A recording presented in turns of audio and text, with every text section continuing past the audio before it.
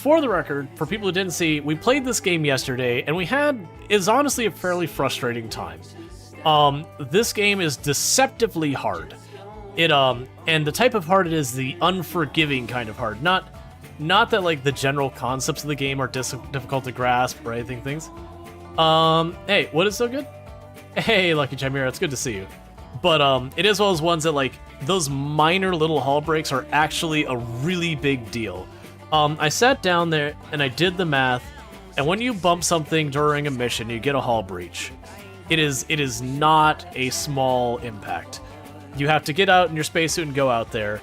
That puts an extra drain on your energy cell for your spacesuit, which ultimately, if you're buying this energy cells at regular price, equates to somewhere in the area to like 50 to 100 bucks. You then have your oxygen energy cell gets used a little higher, more, again, like 50 to 100 bucks of energy is used on that as well. It does do wear and tear on your air filters. I don't remember what the amount is. It varies a lot depending on if you have 1 or 4 or whatever in. And that ends up being like another 50, 100 bucks. You usually take some damage on your cargo, which can vary wildly, but that can be a major expense as well. You do end up losing a couple $100 because of not delivering early or / delivering late. And so you get the idea, is that one little bump ends up compounding really quickly into like $500, $600, $700 on something that might only make you $500, $600, $700 normally. I do think I am going to continue. So for the record, if you're wondering where we left off yesterday you'll have seen that we were horribly in debt and we were doomed game over situation. This is not that save. After stream, I played a little bit to be like, what can I figure out to get better at the game and all that.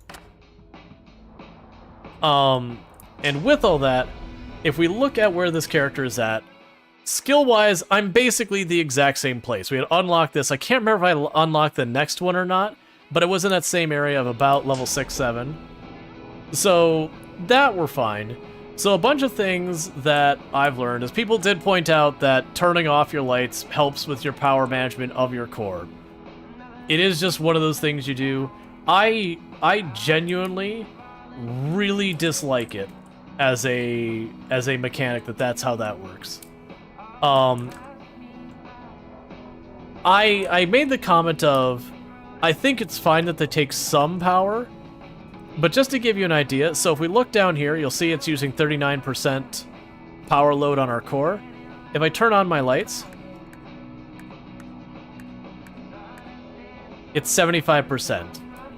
So literally your lights here are a third of your core power on the entire ship. And that's a lot. So in practice, what this means, they run around where I can't see anything on my ship the whole time, because money is just too tight to justify doing so.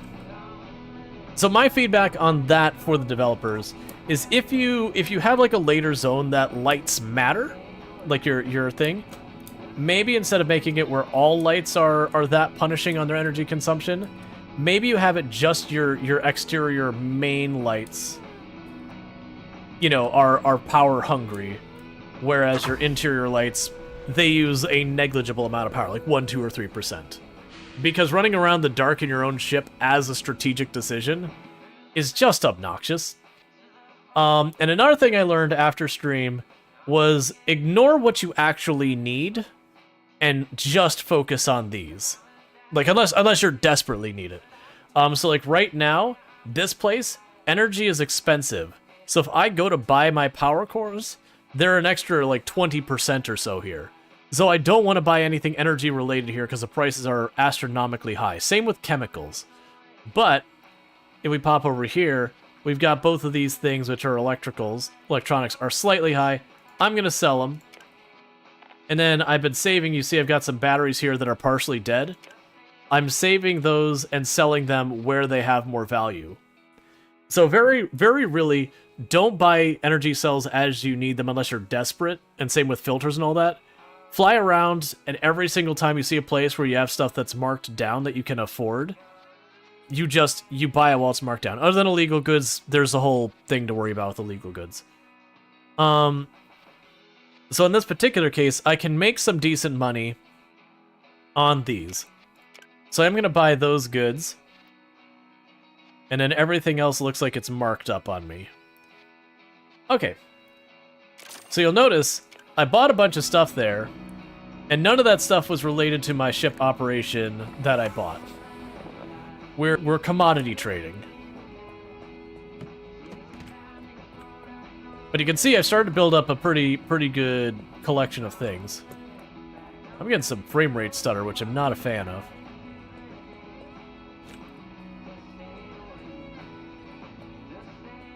And also, if you can put into a container, put into a container. Because literally me... I'm just going to demo this. This is another thing I think should change. So that's got 300 health. I'm trying to sit as close to the ground as I can. It just took 2 damage.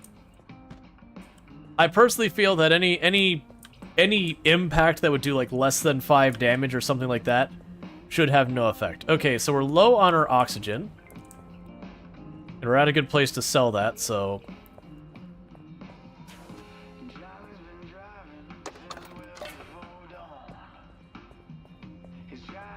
It's little things like that that they really need to give us a little bit more leeway. Let's also take a look at our ECCs. I haven't done that in a while, so...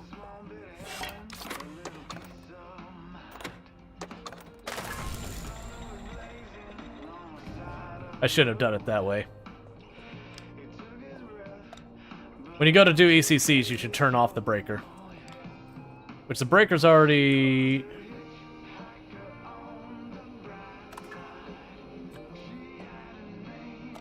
Ah, when I short it, it turns off multiple systems. So yeah, definitely don't pull those in the middle of stuff going on.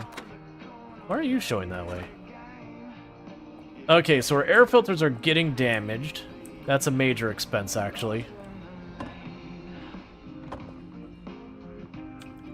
Alright.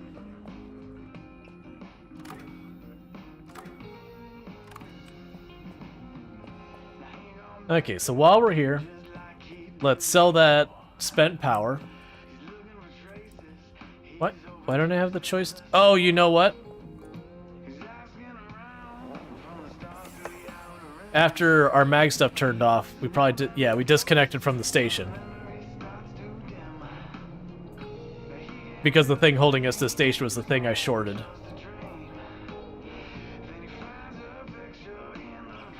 That's fine.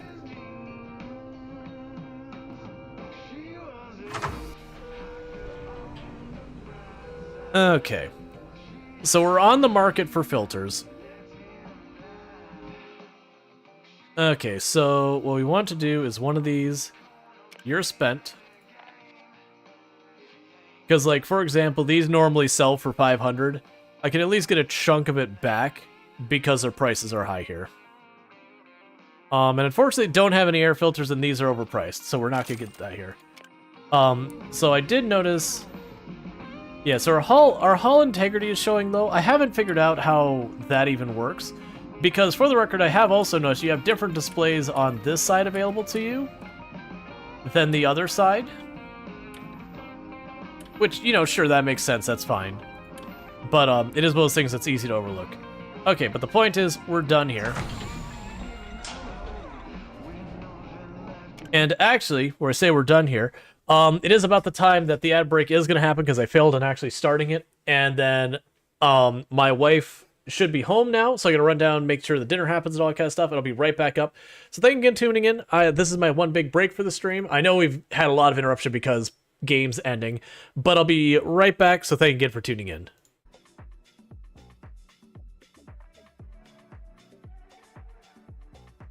To work. Oh, yes, please. Please face that way. Yes, please. You right now. Right now. Oh, thank you. Thank you for removing yourself from the entire rest of the horde. I can't tell. Do you have a gas mask? I cannot tell. I don't think you do. You do have a gas mask. You are just the best zombie. Did I ever tell you you're my favorite zombie? Did I ever tell you? This zombie right here, I mean seriously, guys. You seen this guy? Best zombie in the world. Straight up. Even brought me a snack.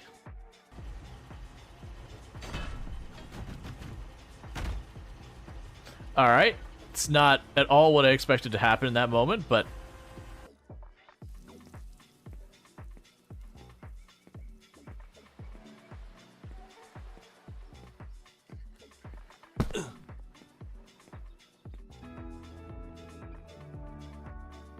Yeah, I don't know about anyone else, but if you have a colony where you've got 12 kids that you've raised there, definitely MVP parent.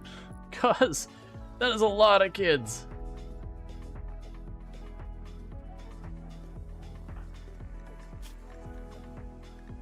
Yeah, so we gotta find a lung, an eye, and a kidney. Oh man, guard, don't do that. Why would you do that, guard? That is unacceptable behavior, guard. How dare you? How dare you, sir? That is not okay. Oh man. That guard's gonna have to be fired.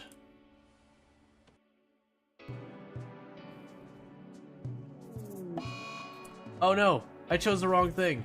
I didn't mean to arrest you. I meant to give you medicine. This is not at all the same thing that what I meant to do.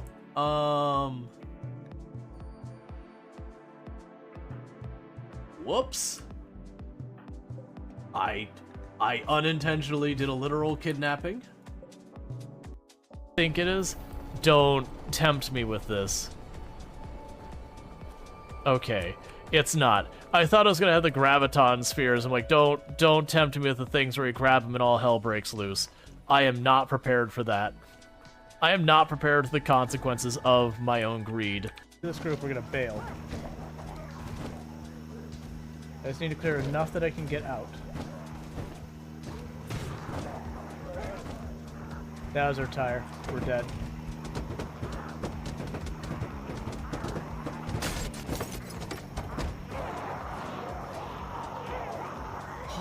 Oh, how did... I'm not asking questions. It's fine. I don't know.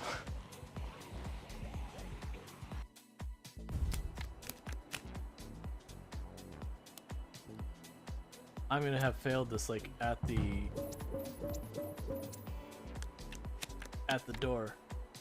Oh, come on, just give me a tower. Figure out excellent news, the wonder has been built, completed the great monument. All of us are very proud to be part of the Glorious Empire. Excellent news, you did a great job. We completed all the goals in the city. We can move on to the next place and create a new city in order to expand our Glorious Empire. That's good, because I was going to literally lose the next term. Great architect, the Emperor, I regret to inform you you have been dismissed from management due to low loyalty. Oh, okay, I won and I lost in the same turn. Excellent, perfect.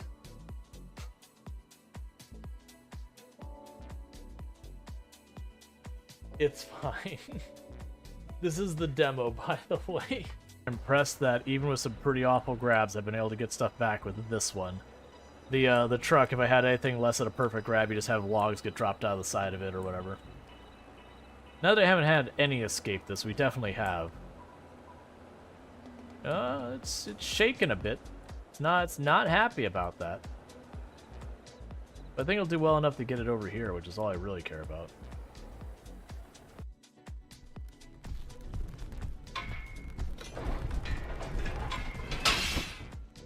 Oh, please step forward when you get up. Please step forward when you get up. Buddy, you and me, let's do the worm over on this side.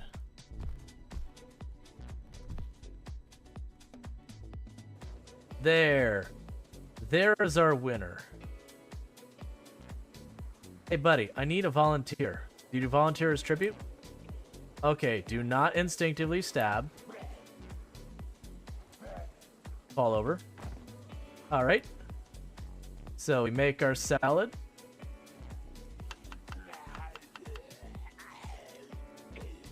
Welcome, buddy. And we have 121,000. Or sorry, 135, 121, so we have beaten our record. We broke an atmosphere and we're descending towards the landing site. Is that a building down there? What do you mean you can't identify it? Hold on. No turning back now. Positions, everyone. Touching down in 10, 9, 8. It's coming from the building? Change course. Set thrusters to full.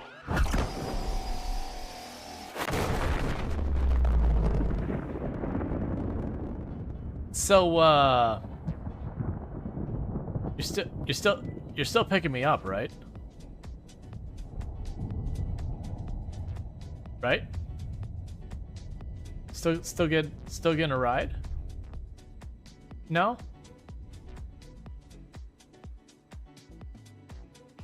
Yeah, so if you didn't gather what the because these aren't, I'm not wearing pants right now.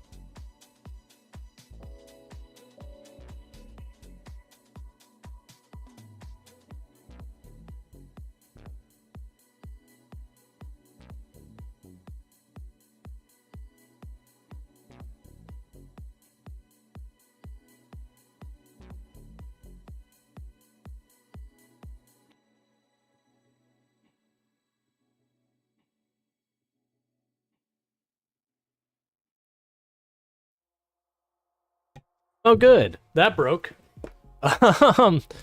Yes. Excellent. That's helpful. I'm assuming it just broke because I could hear the clips going fine for a minute there. So I'm assuming it's just a minute or two that the clips are broke. Anyways, sorry about that taking a little bit longer. We had to figure stuff out real quick.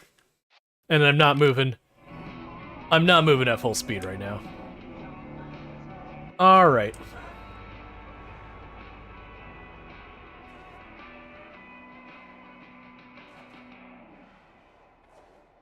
Oh, fine. I've been actually deliberately putting off talking to Eddie. But mostly it's because I haven't been like right here between missions. But I am literally at the station I'm supposed to meet him at. So fine. That is one thing. I think the dialogue's good for when you're playing on your own. But for streaming, it's a bit much. All right. Okay. 10-4, give it a shot. Let me give you the rundown. I need you to take a fragile load over to Edgeburg for me. I know it's only a couple of hops, but I'm tied up here and can't get away just yet. Might not be a long drive, but this is delicate glassware from Cloverleaf Gasworks. So you can't get too reckless. Treat it like a puppy in the backseat. Got it? All right. Got it. You're a quick learner. I like that about you. Anyways, I'll leave you to it and check in when I get free. See how you're going. Good luck. Red Eddie, over and out. So stop the clip where you said you weren't wearing pants. Oh man, I remember the clip. I'm trying to remember what game that was from.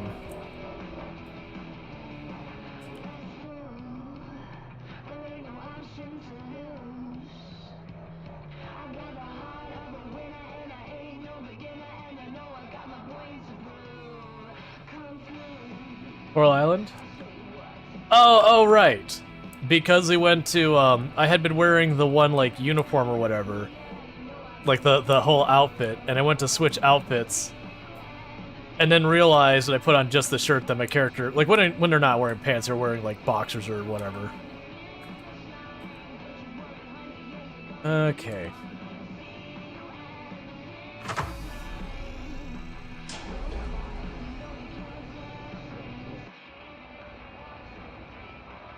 But like one thing I've learned is you really do need to switch your camera a lot. Like you just don't want to play this like it's a typical simulation game. It wasn't from the game, it was just a behind the scenes lore dump. Hey man, it is what it is. We've all known that one boss who's wearing like a suit top while it's on camera for like a Zoom call or whatever. And then you know for a fact they're just in their boxers or shorts or whatever.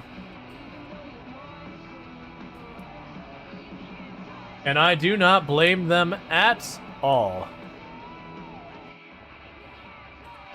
So one thing I also learned that can kind of help with this game a lot is that guy right there, turn it off and let off the gas. Is that a truck or a hunk of space junk? Get your ride out of its funk. Diego's will have your heart swelling with pride over your fresh. Okay, we managed to avoid that one. Diego's paint and ride. So what I've done is I've turned off the flight assist. So now we're just adrift in space. This is Gold Rock Radio.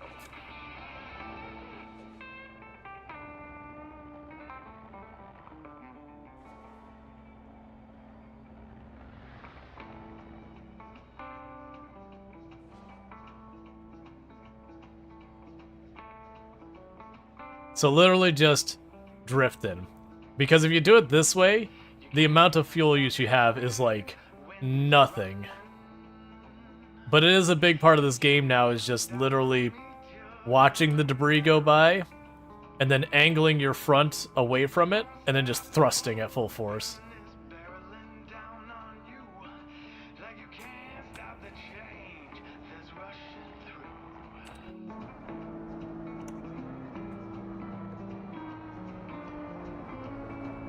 And then I should have stopped that earlier, but as you get close, you just turn it back on. And for those who are trying to figure out what that is, if you ever played Elite Dangerous, there's flight assist on and off. It's that. That's what it is.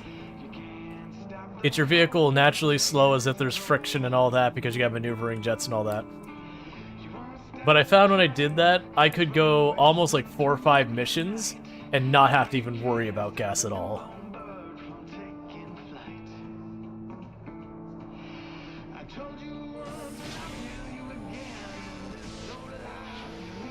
Okay.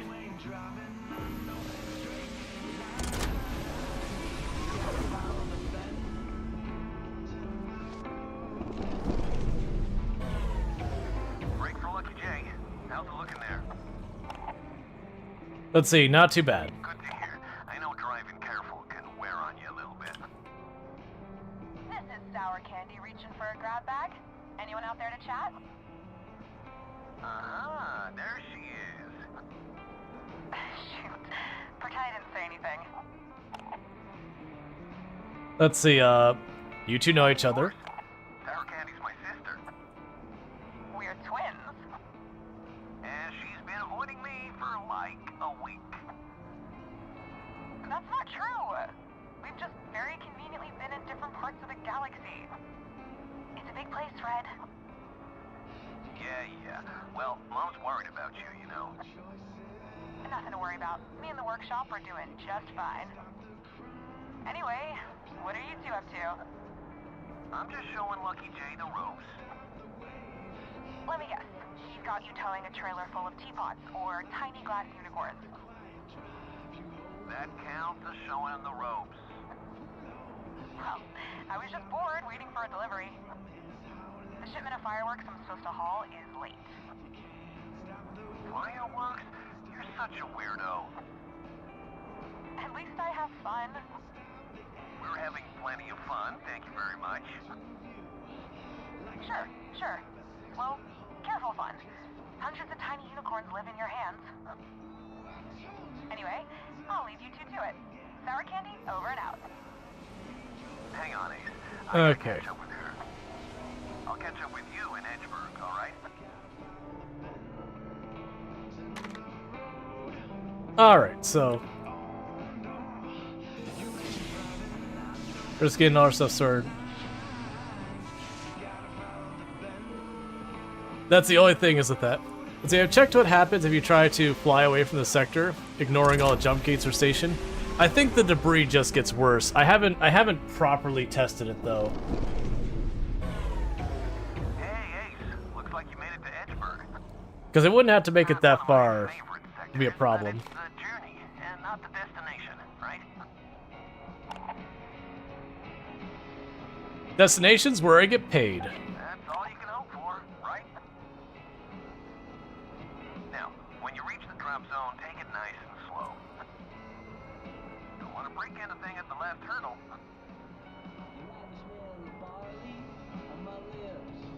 And these are the days So I noticed I can't third person or anything like that while I've got the CV out. So that is, as a warning, if you're someone who the first person gives you motion sickness, this game won't be good for you. You really, really do need third person to succeed in this game. And then, like, a lot of your gauges and all that are only present in first person. So very genuinely, you are forced to go in and out of first person.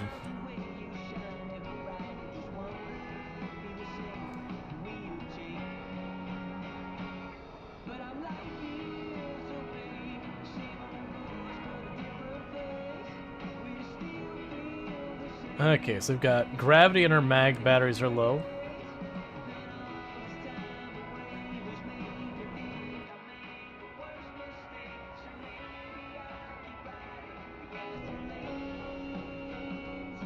Alright. Do you like the fact that City of Space are still built in a grid layout? Yep.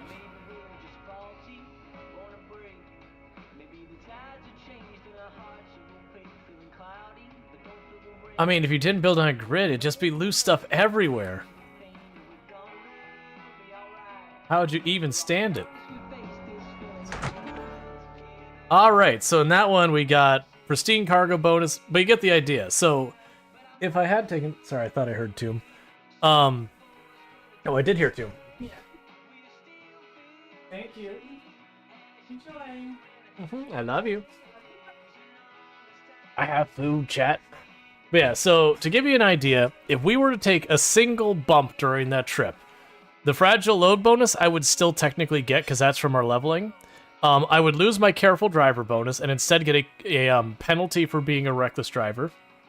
I would lose my pristine cargo bonus and I would take a penalty for, you know, the cargo being damaged. And instead of an early delivery, because I'd have to get out and patch my stuff, I would likely also have a negative for the delivery. So when that's all said and done, all three of these bonuses would switch to becoming... This was to me, but not you. Okay. Insurance stuff. It's insurance stuff being like, hey, that stuff we said we'd pay for it, well, we're not going to pay for $2 of it. Go get with your doctor and pay your $2 you owe them. Or sometimes it's more, but you get the idea. But yeah, so all these basically invert their values, and that's probably realistic. And that's just there. That's not even counting your ship maintenance or energy costs. So you get the idea of why I'm like, they need to tone down the punishment for minor damage. Thanks for the favor. I owe you one. Maybe two, since these fragile jobs can be rough on the nerves. I can make it up to you, though. Next time you're in Emerald Junction, I'll give you some tips on sprucing up that rig of yours. Red Eddie, cutting loose. Honestly, I've got enough power that I can reach the store. I forgot I had my lights on from being at the store.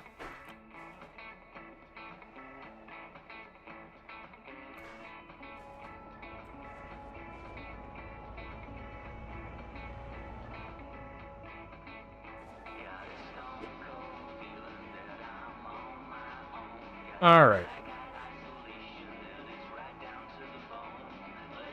So we just went ahead and got ourselves free of that.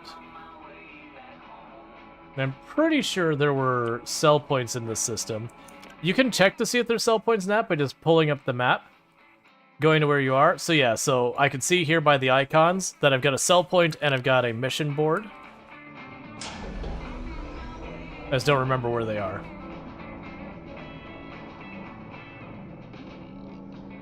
Got a point of interest over there, so that's likely.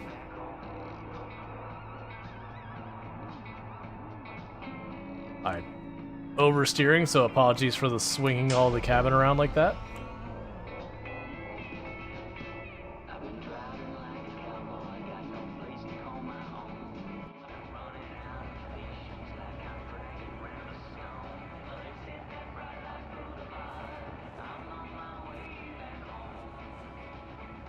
Okay, so it's looking like that's my most likely candidate right over there.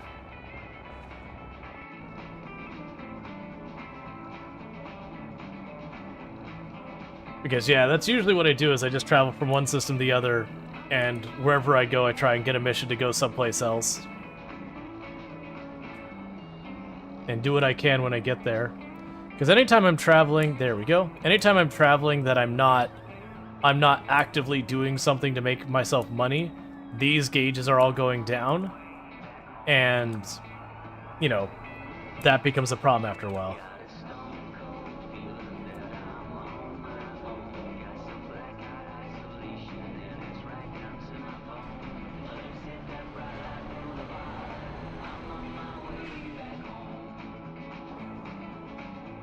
Okay, so we can spin that around.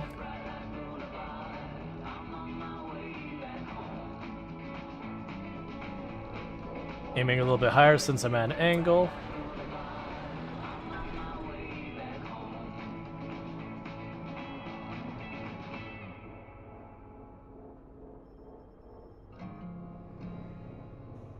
Okay.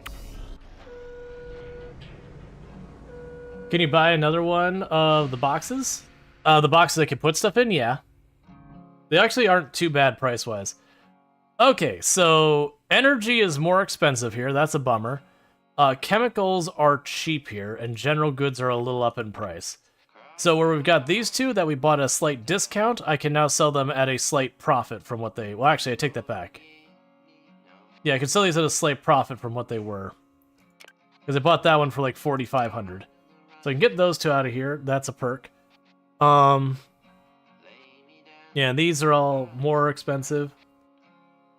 I can buy the butane tank. Sorry about that. I can buy the butane tank and the budget. Those are at normal price. You get the idea. And then we have the narcotics here I could buy at regular price and are legal in our zones. But yeah, so it's like 500 bucks for another hard case. Which honestly wouldn't be the worst idea ever.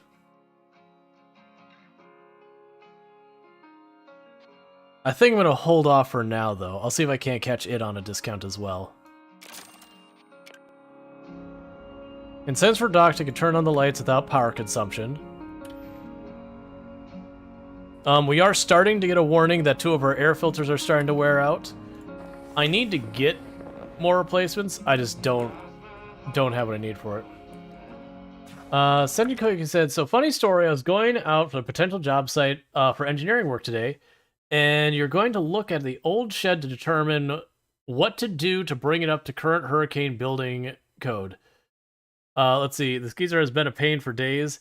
He got a 30-year-old shed for free and went through several storms and described it as a bunker, which is a load of crap as it was only like mobile homes in our area. Yeah, no, legitimately, a job I used to work, one of the things we did sell was steel sheds, and people were like, this will handle a hurricane, right? And you're like, dude, this is like sheet metal. This is sheet metal bolted to nothing. No, this will not handle a hurricane. I just realized we got that broken ECC. I don't think those are marked up in price here, but let's check. ECC. No, they're normal price. That's fine. Alright, so then we take our next... Well, actually, first... So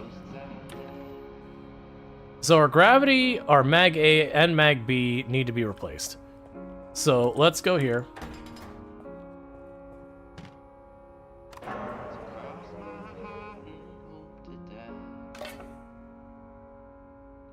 Surprised all those didn't go flying like they usually do.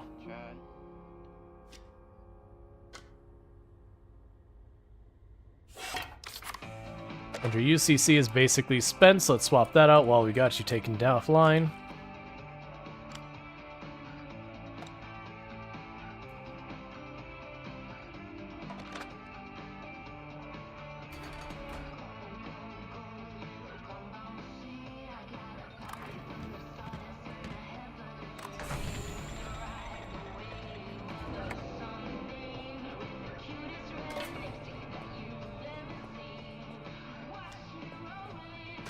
Okay.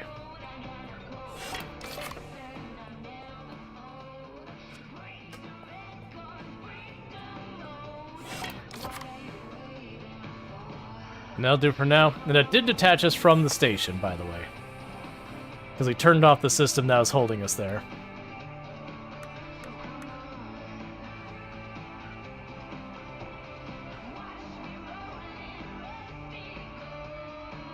Oh, 1 second, we got a problem.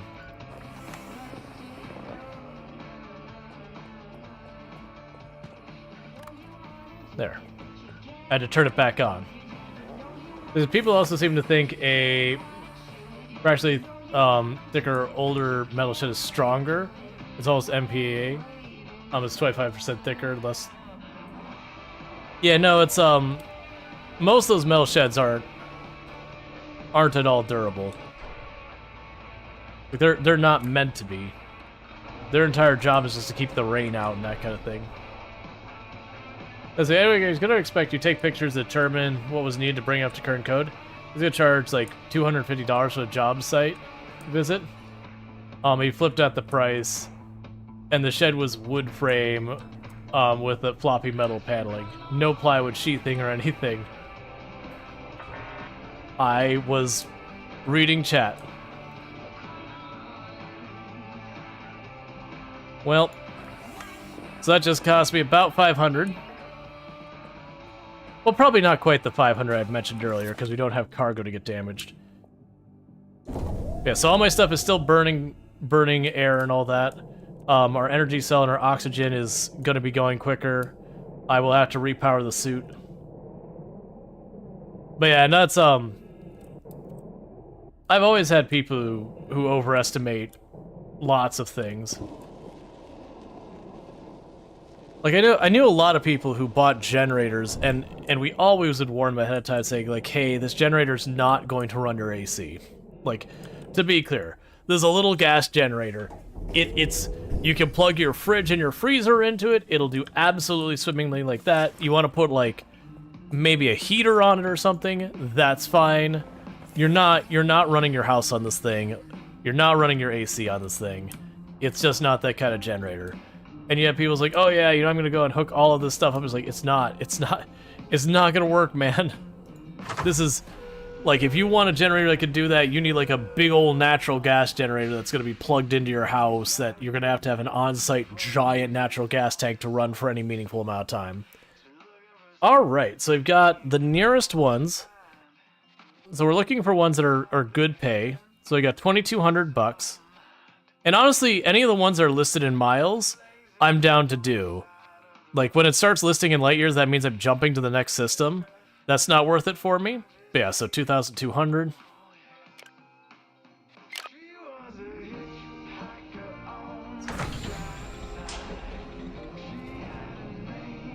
I also did have to laugh at what things that people would balk on the price for. And you'd be like, oh, okay, well, I want a generator that runs this. Okay, that's like $300-400. Like, oh, that's fine. And my air conditioner. Like, all right, well, that's $3,000-4,000 now. And you're like, what? It's like, well, yeah.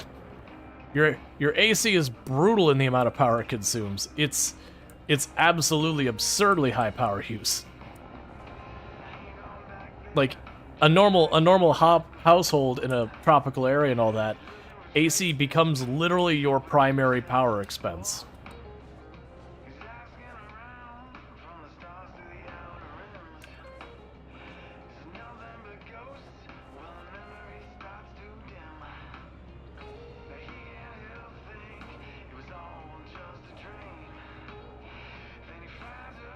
Okay, so let's drop this right down here.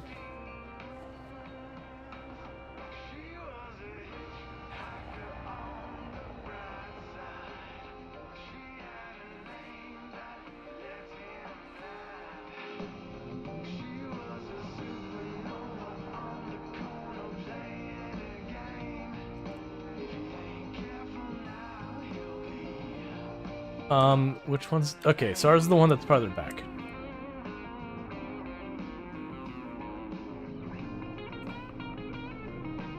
Okay.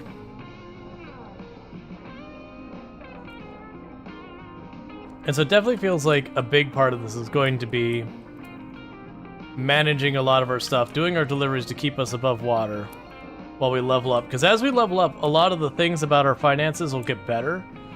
Because each time we level up, it'll be like, okay, well, this now pays this percent, or yeah, like an extra 5% or whatever.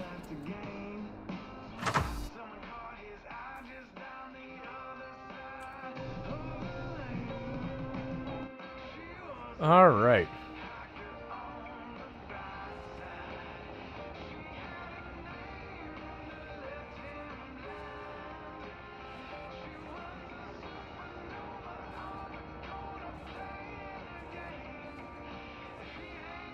But yeah, so like those 5% add up. So the early game is just lasting until you get to getting real money from that.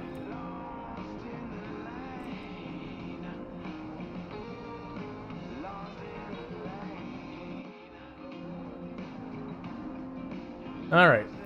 But see, in order to bring his junk shed up to code, and to meet 170 mile per hour accessory building code, you have to basically design a new shed to apply the engineering to the existing shed to build and reinforce it.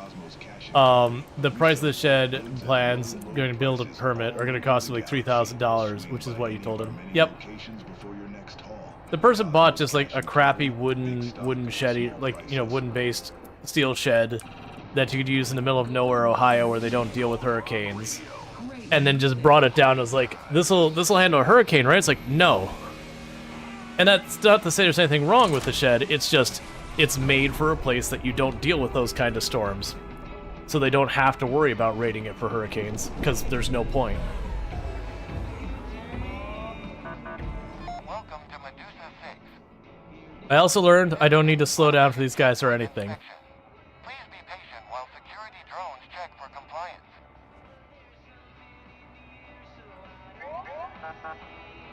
Check complete. Results are satisfactory. Have a great day.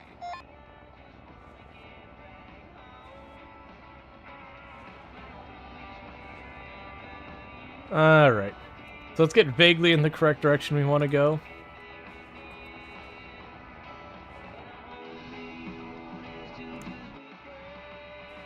And then just set ourselves adrift.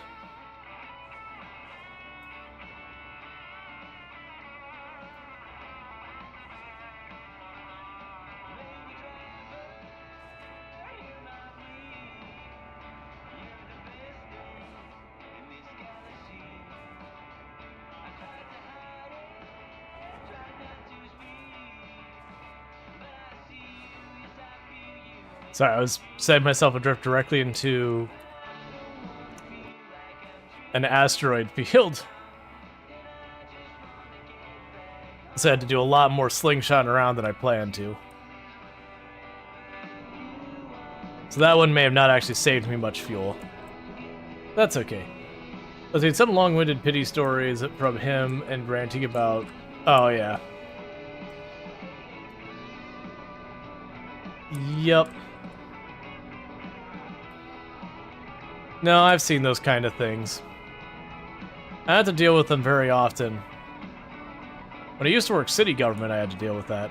Because I did work with code enforcement. So not the people bringing you to compliance, but the people when you weren't in compliance would, you know, get on your case about it. And I would hear all sorts of accusations that, like, oh, code enforcement, they came by and they charged us all some money and they did give us a chance to do anything. It's like, nope, you're lying. That's... sorry. It's like, I work with those people, you're lying to me. Like, don't get me wrong, if you ignore them or you put it off or it's particularly egregious or you're just a jerk from the moment they show up, yeah, you're not gonna be... you're gonna have a rough time.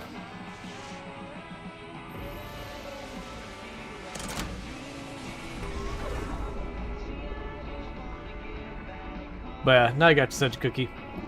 That's, I've seen plenty of stuff when it comes to that. This is an automated inspection checkpoint. Please be patient while we check for compliance with local regulations. But also show you that the UI has the system information collapsed by default in this game, and you really do want to expand it, because it'll tell you, like, what's illegal in that zone, what services are available, that kind of stuff. in a lot of ways, that ends up being very important information that really shouldn't be hidden away by default. Broadcasting non-stop across the galaxy. You're tuned to Gold Rock All right. Radio.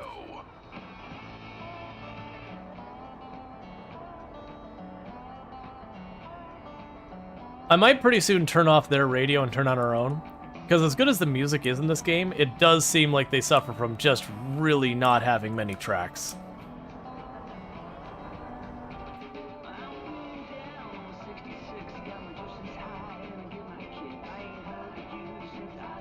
Is he 7'3", he told you? One positive thing is that he loves animals, and that's something. You just miss it for him. Yeah, no, it's, yeah, no, it's... I've had people I've known who are very intelligent people who... unfortunately... consumed some pretty garbage information. And it's been a very upsetting thing to watch them kind of go there. All right, so we got ourselves $2,500, and I realized I left my lights on. It's fine. That's part of the reason why it's like, oh no, I don't. It's just this thing has over. Okay, that's fine.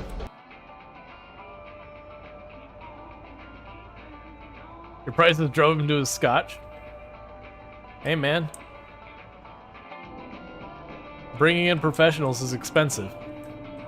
That's just the reality of it. And sometimes you get no choice. Sheep says, in your opinion, all pros of the game feel like the devs playtesting their own game issues. They assume a lot of things you need to have, huge penalties, information is rapidly obvious because they've done 50,000 iterations. Yeah, no, I would agree with that. It does feel like they haven't really had much opportunity to go back and say, hey, how is this experience if I'm playing this for the very first time? Because like I said, as I've learned some of the stuff, it's really, really improved a lot of it. It's still a brutally difficult game. Like, and I feel in a lot of ways, like, it's not beneficial. Because ultimately, if you lose the game, you've got to go through the tutorial again, which is something you wouldn't want to do to a player who's got a bunch of that.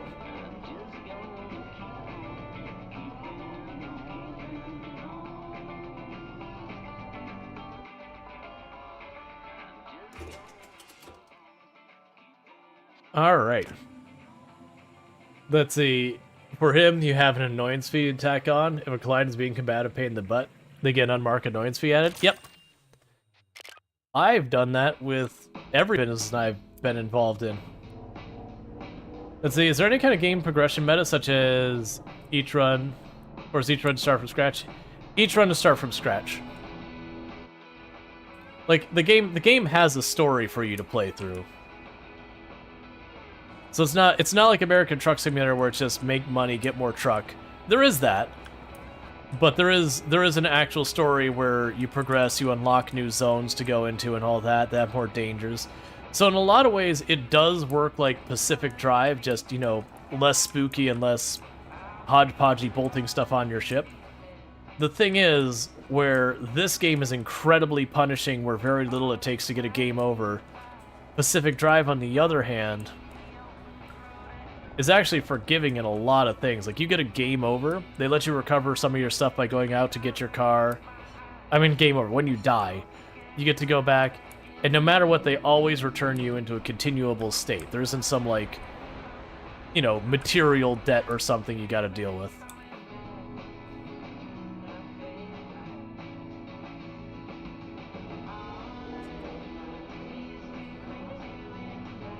Take a sip. What's the worst that could happen?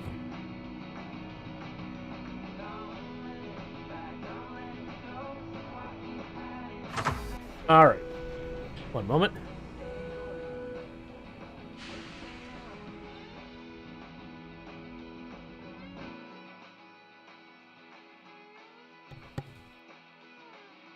Yep.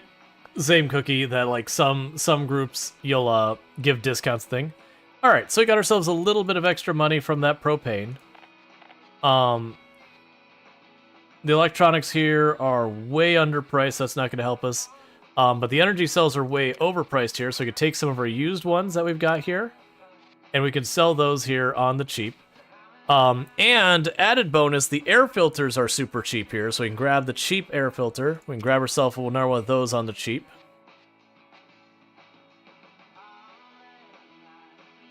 Yeah, so you're shock sensitive.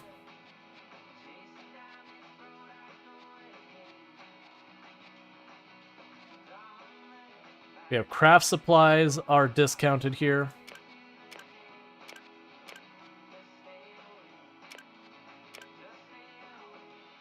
All right. So unfortunately, the power cells here are overpriced, as is the other stuff. So basically, everything that's heavily discounted, we're grabbing, and then we're selling the stuff that, you know, we can get here that's more expensive.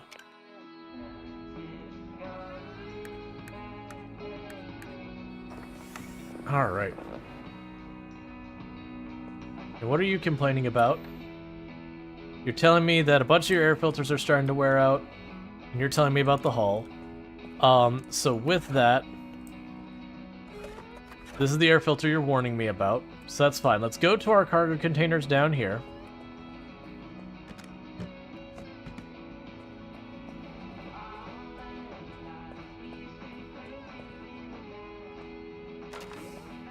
Grab you.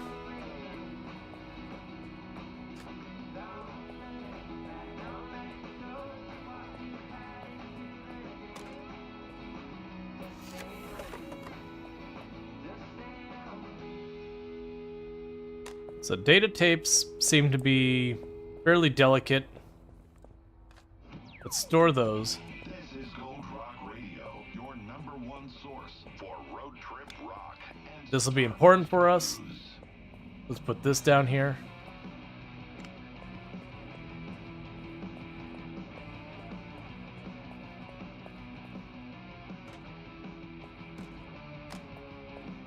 So basically I'm trying to put all these into boxes I can, so I can't get damage bouncing around.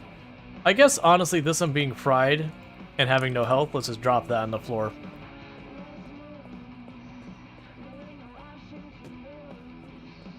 We've got some crafting supplies. And those can't go in the boxes, which I kind of figured. Alright.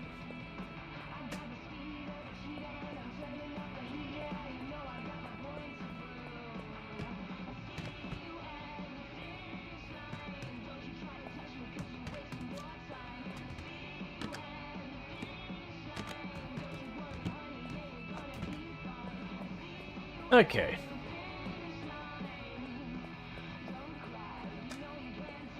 But I need to move all this because you can't open the airlock when there's stuff in it.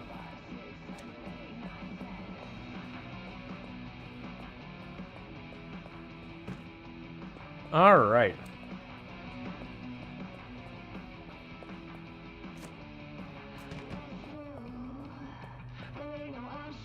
Okay, so our air filters aren't complaining anymore. Our core systems are getting low, but you've probably noticed that last journey, we only used about 12% of it. So with that, we're done doing our sales here.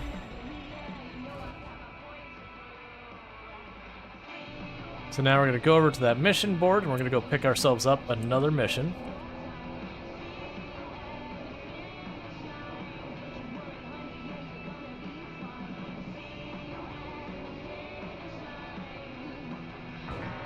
I messed that up bad.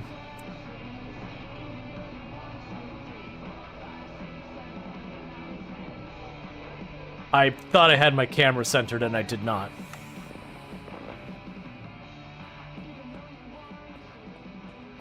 So a couple $100 disappear because I got to patch a hole in my hull.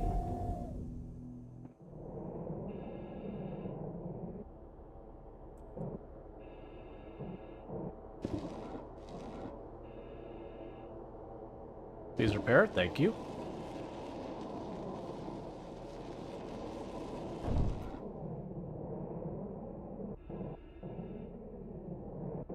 And I'm guessing what happens is as your armor goes down, that's what causes the hull breaches to happen. And your armor goes down just from flying, like you don't do damage to yourself. It's just considered a wear and tear kind of thing.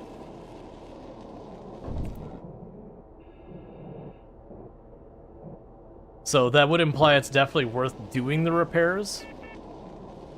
Because, like, for example, I'm gonna lose $100, $200 in the energy cell for the suit.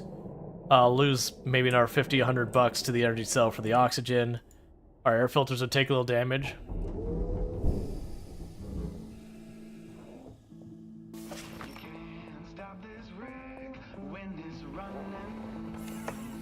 Alright, let's try again without slamming into parked vehicles.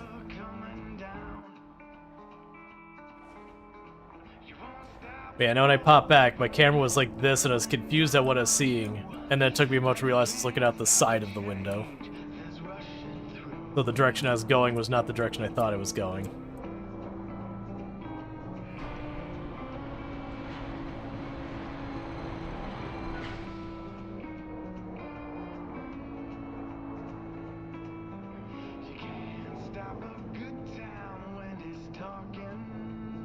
Alright.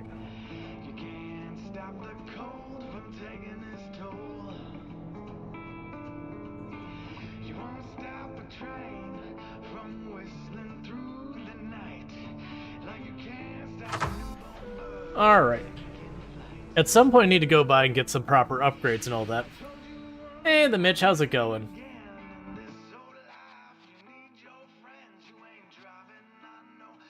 Alright, so we got 1500, 1600, 2400.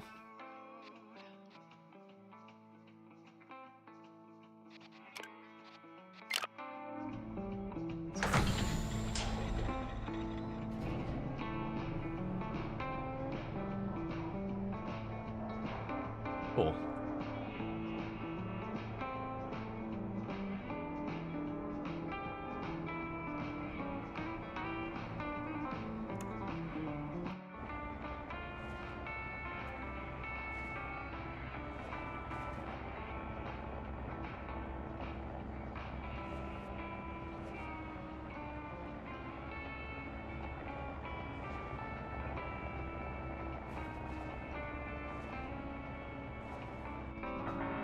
I did not get around it. I didn't see the cloud of stuff till I was already there. I should have switched off the flight assist immediately. So this is going to make me late for my delivery, which is going to cost me a bunch of money. I luckily don't already have the cargo, so it didn't get damaged. We were doing so good with, like, no... Yeah, and this is... I mean, granted, that was a solid hit there.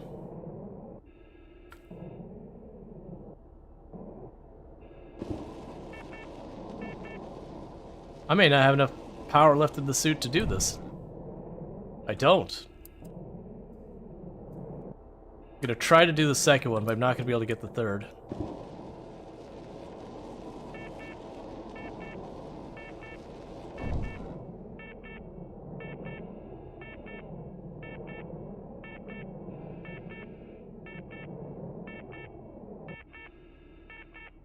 Okay. So we've got a big problem here, because that means I've got a hull breach and I can't even fix it, so it's just draining my money right now. But it takes the suit a little while to, you know, top off. And there's really nothing I can do to make it go faster.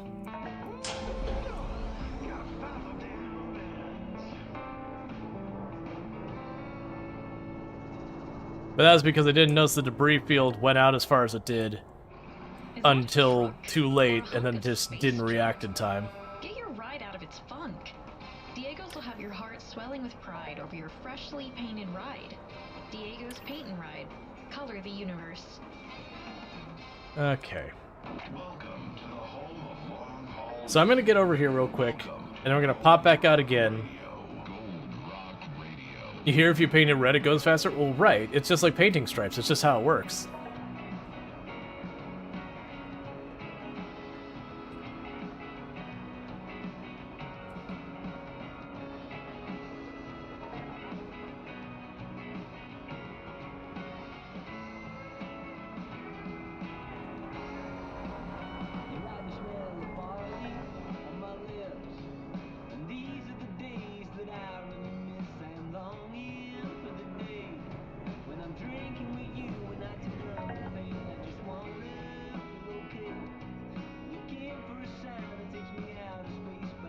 Alright.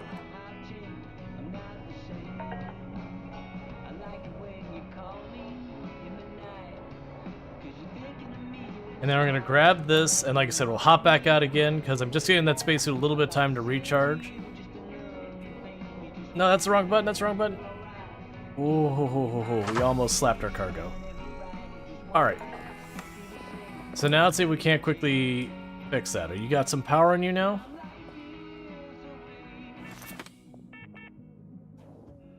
Probably not enough, but I'm going to go with it anyways.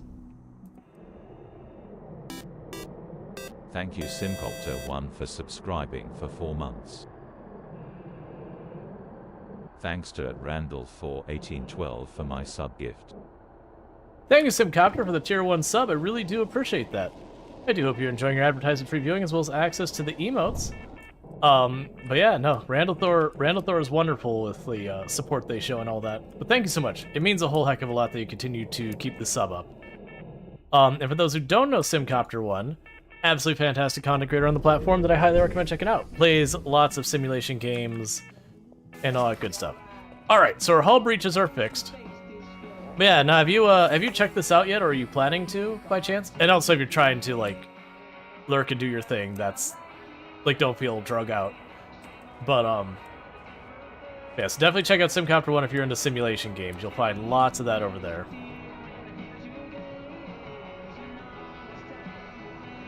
If you are intending to check this game out, it is hard. It is very hard.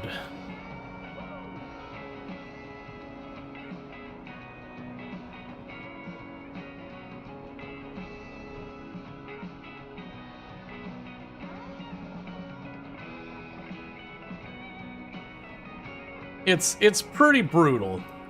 It's a very, very unforgiving game. Like, where that minor hull breach probably made this entire delivery not profitable.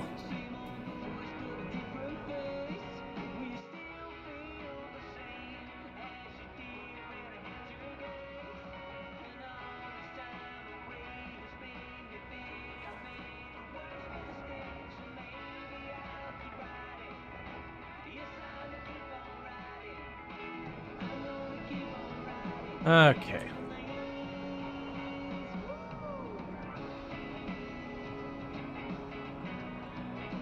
Yeah, so as you can see, we basically fully drained that suit's energy cell with those 3 breaches, which is $600.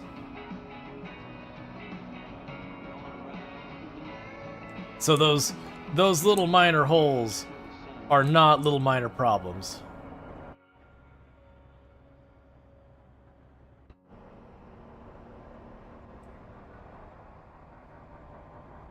Feeling blah about your rig? You should be driving around in style. Here at Laney's Body Shops, we've got all the latest grills and hood ornaments. You know, attempt? Yeah, we died in our Rimworld colony and we finished Coral Island, and I was just like, what now? I did play this after stream because I was just trying to put together my thoughts about, like, you know, wanting to give, like, good feedback to the devs, not just, hey, yo, your game's not fun. But actually go, hey, here's the pain points I'm experiencing. Here's what I think could help. Like that kind of stuff. Like actually giving them something of substance versus, you know, your games suck. Which I don't think is fair. The game actually does have lots of interesting new ideas. But they definitely need to... The problem is when you bump into stuff, you don't just get punished, it compounds way more. You wish there were strafing controls? Yeah, I think they made the deliberate and conscious decision to not include those, which I personally would like them as well. Someone who's played lots of flight sims, or lots of space flight sims, I would like them to be here. But I think they deliberately wanted it to control like a truck where you have, like, you go forward and you steer. But, you know, it is what it is of their choices. I think for me, the biggest things they need to do is there are things the game doesn't explain to you at all well. Very genuinely, I've learned, when it comes to all things, buy low, sell high, like, not even talking your missions, every single time you dock is something at a discount, you got the weight to spare for it, you buy it. So you can use that for trade, and that way you can grab power cells when you can get them cheap as opposed to when you need them. And air filters and all that.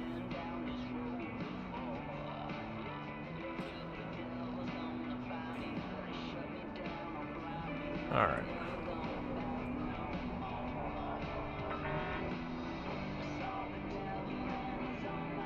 Collision detected?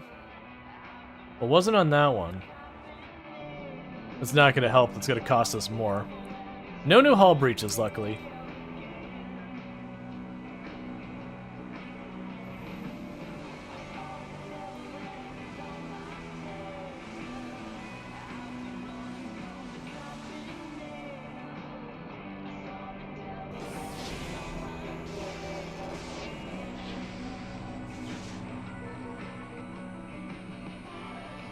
Yeah, I think the reality is this game is just not even remotely ATS. It's just not Truck Simulator. They're just not, like, they're almost completely different genres, like subgenres of simulation.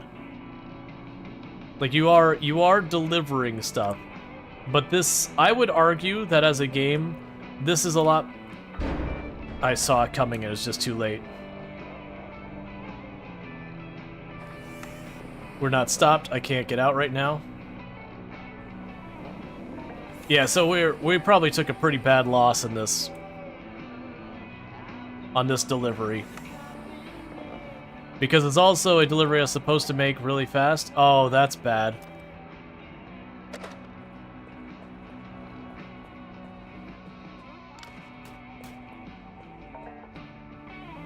My suit wasn't charging because it's switch burnt out.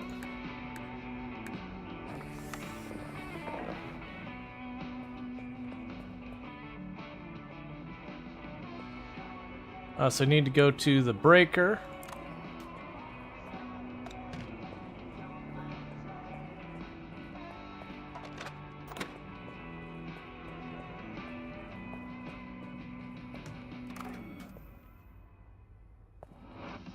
Sit back and slow it down. That's fine, whatever. Rock Radio. How full are you? Oh, you've got about enough to patch one hole, and I saw at least 2 on the hood.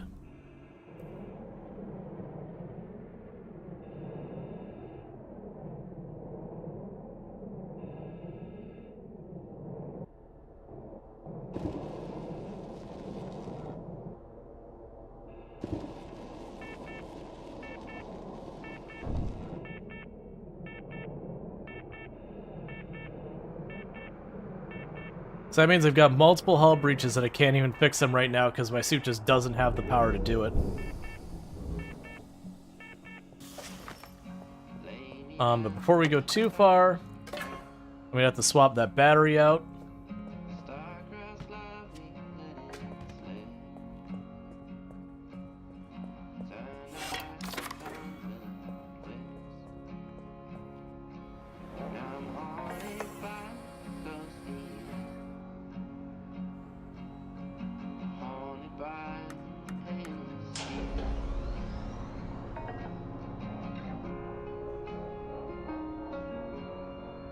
Yeah, those little bumps like that absolutely kill you too.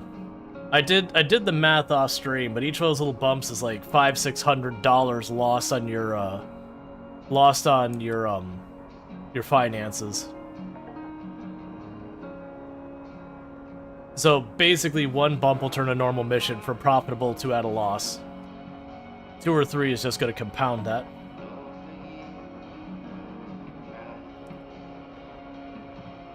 And we are losing air, and this is where it gets to the compounding effect I was talking about. So not only do I have my ship damage I have to repair, that's one thing, but our cargo also is going to have damage, which will cut into our money. We'll get a penalty for reckless driving on top of the cargo damage, and we'll also get a penalty for not delivering on time because I had to stop to do the damage. And then on top of that, that is... Off limits till you have clearance. Come on back once GB has given you her blessing. But yeah, so then we'll also take an additional penalty or additional cost because we're putting more drain on our suit's power cell charger, as well as our oxygen power cell is going to have a higher consumption rate than normal. So it's just one of those things that the issue isn't even the direct damage, it's one thing cascades to the next thing cascades to the next thing. So yeah, so we lost $800 from the 2 hits, not even counting the extra wear and tear and all that we took. And so that mission, by the time we get gas and energy cells and all I considered, we lost money.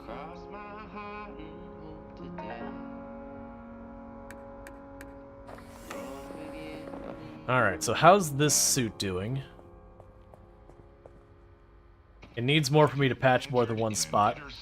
So in the meantime, let's go ahead and pop you open, grab you. Hey, LJ. Without clearance, you won't be able to use gates to the mineral colony. Try again once you got the all clear from GB.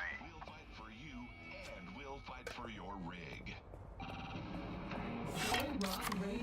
So I've got those swapped. Great times.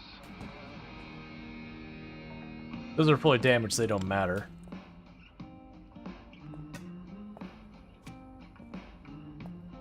Okay.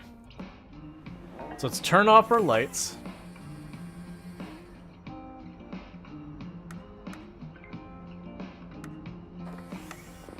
To reduce that. And I'm hoping I'll have enough energy to go out here. And get... Nope, I can only patch one. I wish the suit charged faster.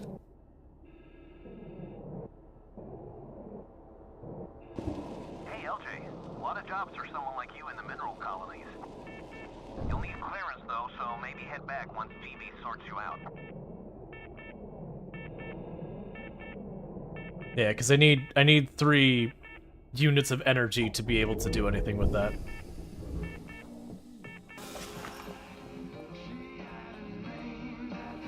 Alright, so let's see here.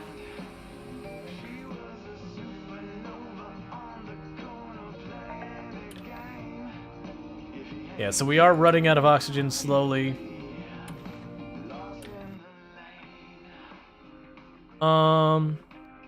What do we have in the system? What is in the system with us? So we are in Emerald Junction, which is the one for red. We do have all the basic services.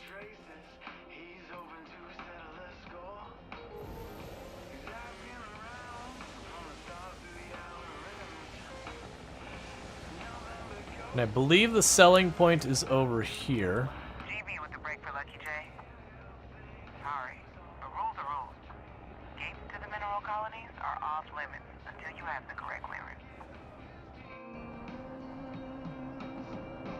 Yeah, so we go to Goodman Tower, we can buy stuff, gas up, and do all that. By the time I get over here, I should have enough energy in my suit to deal with that.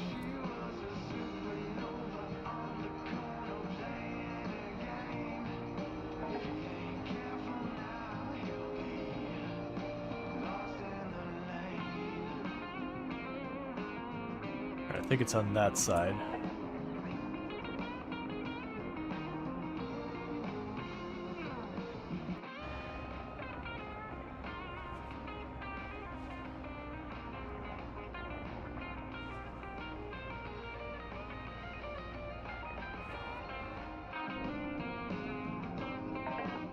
Alright. Let's see if I can take care of the last bit of that. I am stopped, right? I think I'm stopped. Okay, so that should be enough to patch the last hole. I need to go to find the one of the maintenance places and see if I can't repair the armor, which costs 3,000 bucks. But I'm guessing this will continue to happen more and more until I do that. Alright. Okay, so all holes are patched. Man, I've been doing so good for the whole time, and then just this delivery we just got so many hits that we took for no reason. Alright, so with this, let's go get ourselves hooked up to the buy point.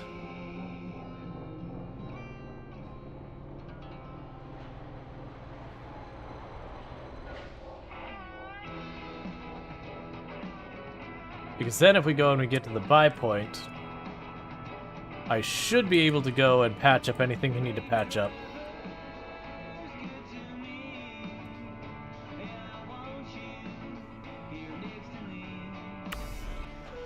Alright.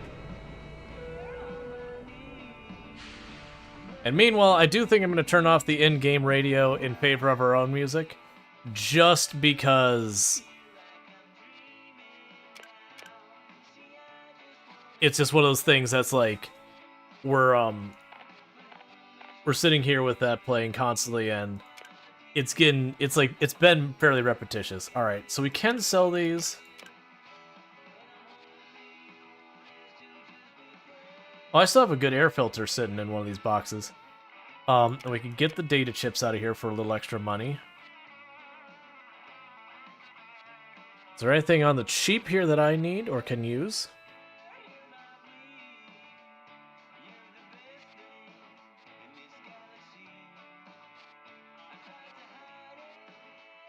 Say to say things got a huge markdown, but it's not looking like it.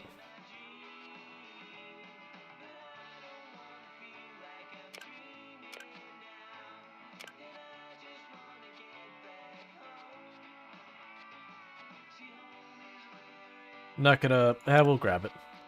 Like, all things considered, we've got good money, all things considered. I'm making good money doing this. We can turn on our lights because they're in here.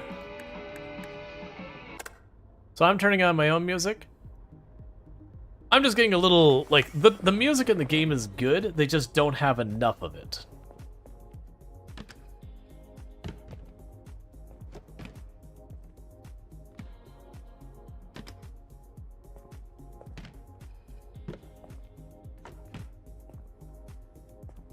Man, we're getting real low on power cells.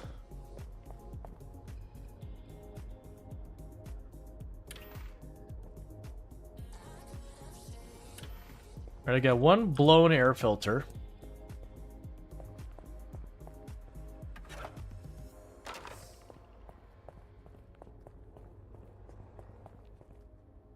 I've got one good air filter.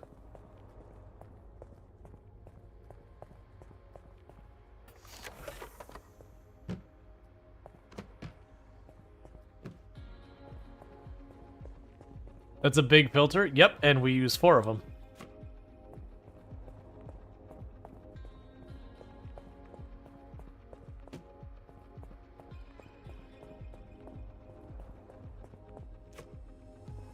I need to find more batteries. Because we're holding off to buy them until I can find them on the cheap again. Because you start buying them at the high prices, it doesn't do you much good. Okay, so next thing to go is probably going to be our oxygen. I'm going to wait till it's lower, though.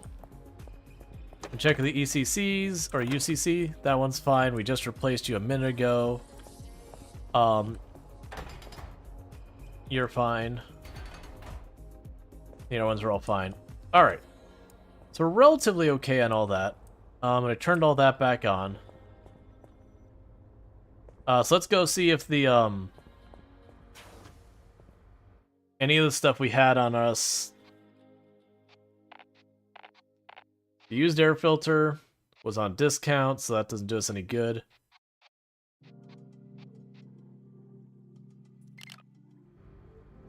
And there's nothing else here we needed, right? No.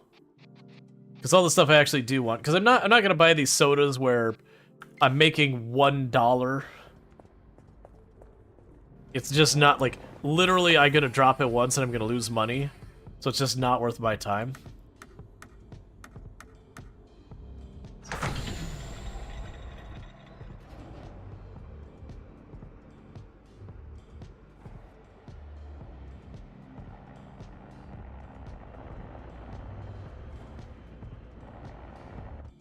And how's my gas? We can go ahead and top off.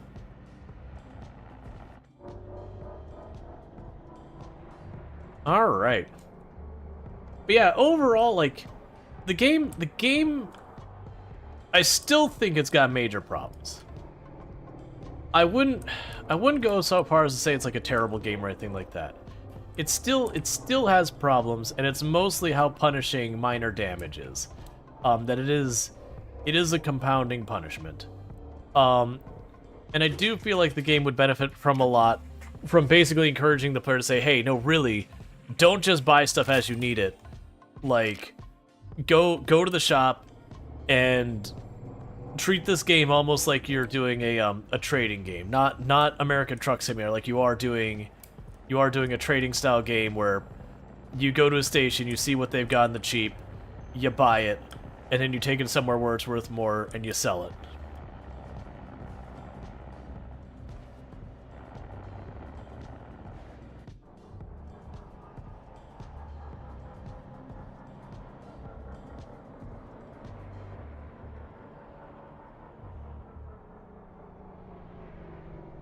I guess we're here for Red Eddy again, so we'll just keep that moving. It doesn't pay nearly as much. Because, like, right now, if we take that loss I took yesterday, we would actually be okay.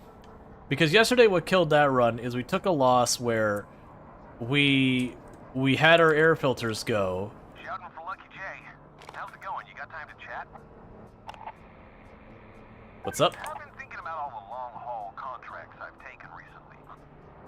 Those are my favorite kinds of gigs, you know? But they rack up the miles pretty damn fast.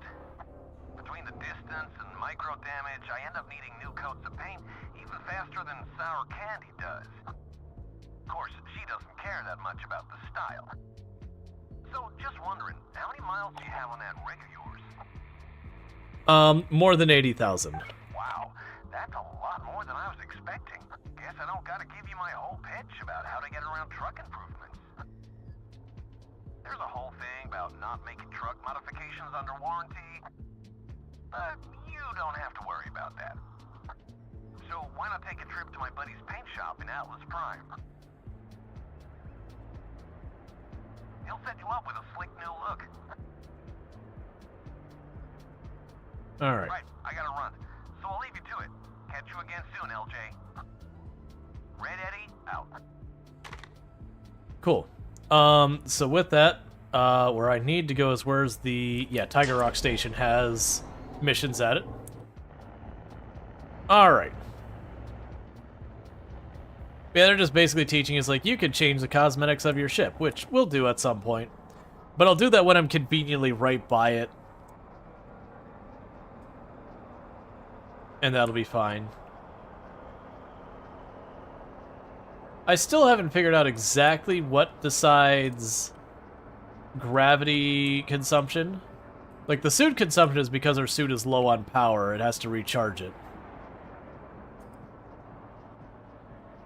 But a lot of the other ones, like, the consumption goes up and down depending on different factors, and I haven't quite pinned down what those factors are. I figured gravity was just how much cargo I have on my ship.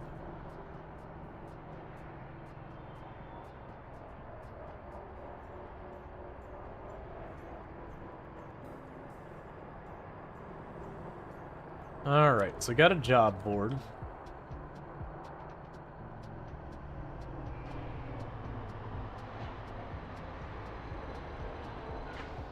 It would be nice if we could salvage stuff. Like, when I say salvage, I know there's salvage as a mechanic of the game, but, like, if you're hurting for energy cells, you could go to a certain zone, and you could salvage with a high probability of finding energy cells. Because that's been my biggest thing, is trying to get a hold of the things I need.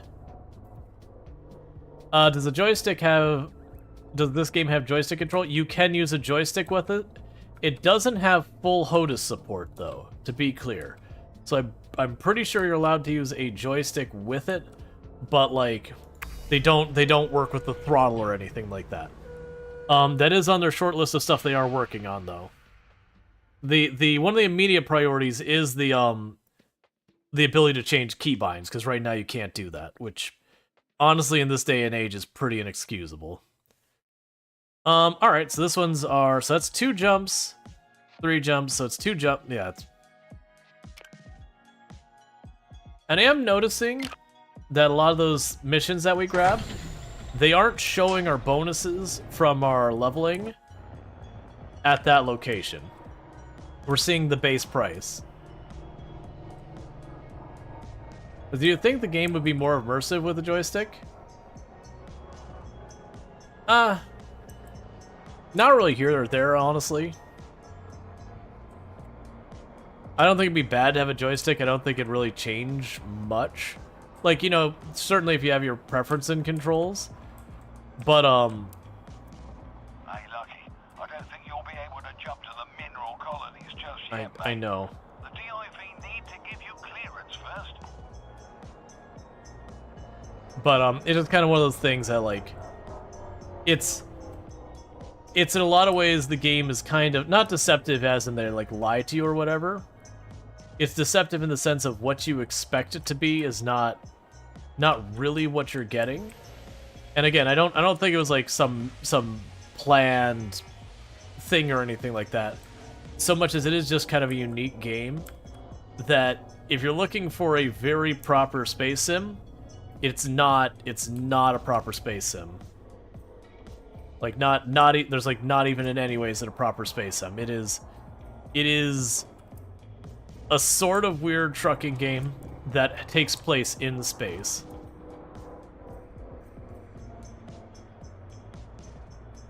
This is Moon Baby with a shout for Lucky J. That gate to the mineral colonies will be off limits till you have. It is not Truck Simulator meets space. No. It is not Space American Truck Simulator.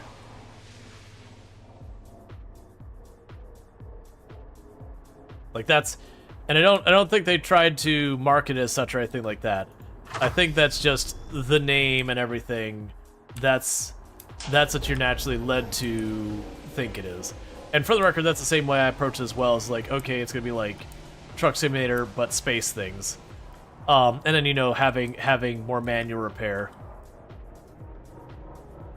If anything, it's a lot more like if you ever played like the space games where you have to, you know, go, okay, this good sells for less here and more for over there. Let me go run over there and grab it and do that. It's got a lot of that kind of buy stuff low, sell stuff high, but you're still doing like American Truck Simulator style missions at the same time. But if anything, I'd argue this is a very resource management intensive game and a very unforgiving game.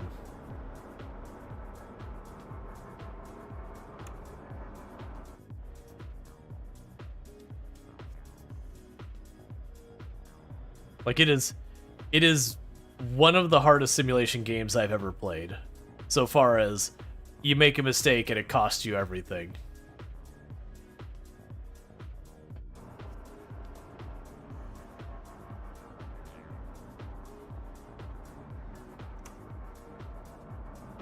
And I play a lot of simulation games on some of the most brutal settings they allow.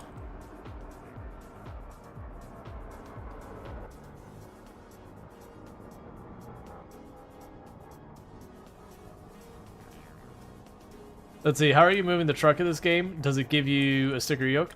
So right now I'm using mouse and keyboard, so like just typical WASD. The thing that makes it a little bit weird is there's basically a gas pedal and a brake pedal. That's the reason why it's not a space sim in the traditional sense. Is that I've got a button that's go, and I got a button that's, you know, the opposite direction.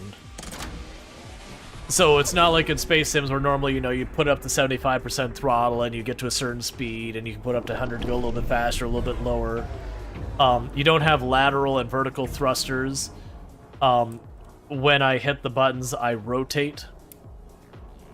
So if you have a situation where you'd want those thrusters to go straight sideways, straight up, or straight down, those aren't options.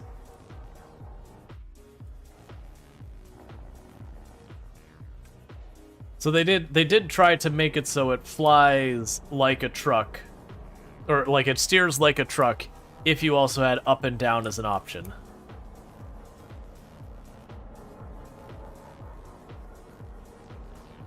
Which kind of means if you're expecting it to play like Truck Sim, it's not quite right, and if you're expecting to play like a Flight Sim, it's also not quite right. It's its own thing. I'm not, being fully transparent, I'm not a huge fan of the control schema in the game. I get what they're going for.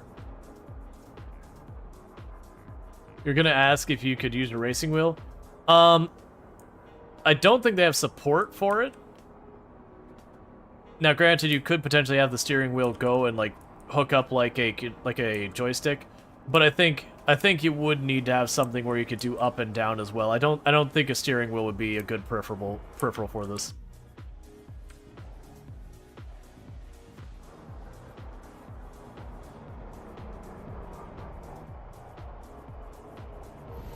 Like, honestly, mouse and keyboard is pretty solid for this. Like, all things considered. Like, there's definitely some simulation games where the mouse and keyboard feels like it's just really not as good. But this one has been just fine.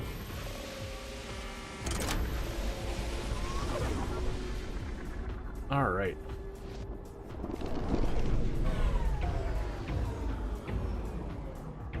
I will say, the different systems you go into are absolutely gorgeous.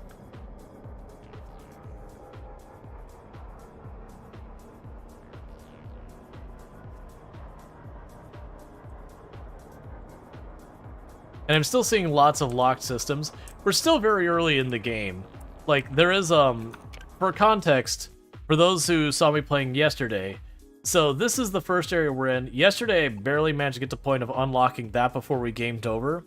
And then it would imply there's this whole area up here, that area, and then one super dangerous area way over there. I'm assuming it's super dangerous. So, like, we've seen only a little bit. So I think, like, a lot like Pacific Drive, where you have, like, the outer ring, the middle ring, and then, like, the inner ring. I think you've got a similar mechanic to that, just 4 layers instead of 3 layers. That we did see that the normal space doesn't have anything exotic going on with it. Whereas the inner parts, we deal with, you're dealing with stuff like, there's the electrical storms that if you get too much electrical buildup, it'll blow a fuse that if you've got the shielding things, it just blows that so you can control what goes out and you just have to replace it. Whereas if you don't have it, random systems in your truck get destroyed, which is certainly not good.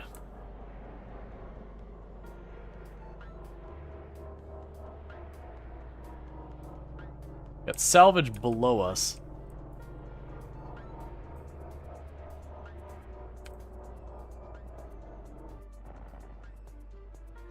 I'll have to wait till later.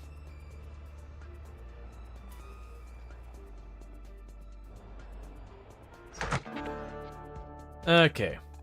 So we got our full payment out of it, so that's good news. I'm going to go to skills and get more long haul stuff. So that's a big one. And I'm honestly tempted with this game to literally go for the EVA suit there, and then the EVA suit here. And I thought there was another EVA suit over here, but I guess, oh, it's down there.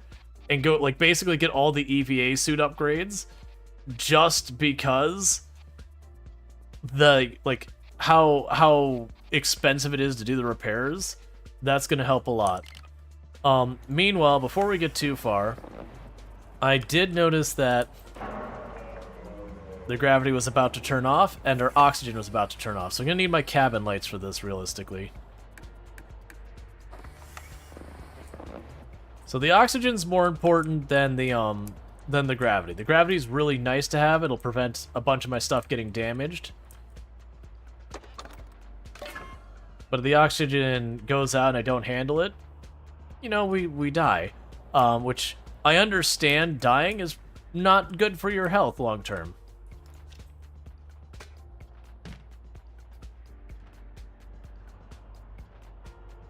I actually don't think I have enough power cells to bring it all online.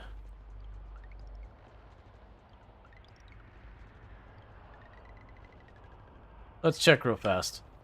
No power cells there. That's the one I just emptied.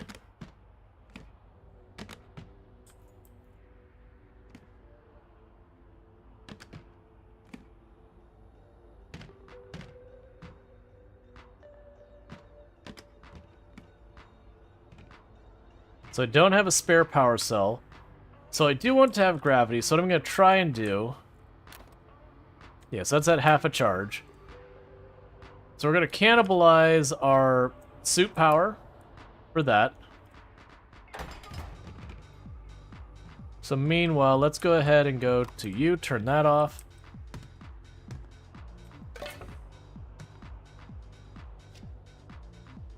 So I am unfortunately just going to have to buy a power cell regardless of what price it is. Because we just don't have any availability. Yeah, you get to walk around. This is a big part of the game where it's talking about the resource management. Is dealing with all this stuff, which is you actually fix your ship by going through. You can see I'm flipping breakers, I'm powering stuff up and down. Alright, so I need to get back out of here. Okay, so I need power cells. I'm at the point where I can't wait for good prices. And air filters. I've got one air filter that's starting to go bad. Okay, so we've got the job board over there, and I think the store was also over there.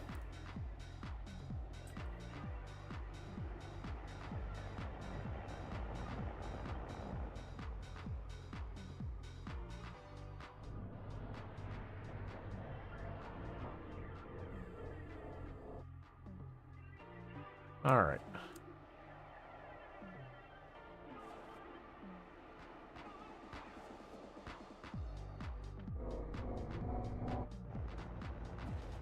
Yeah, so that's a job board.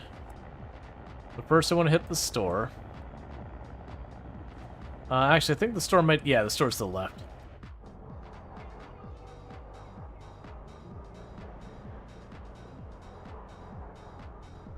Yeah, so this game is very unforgiving. Where we went from I was sitting at a very big surplus of all my materials for, like, keeping my ship up and running, to now we're cannibalizing systems to keep other ones online, because I had 2 bumps.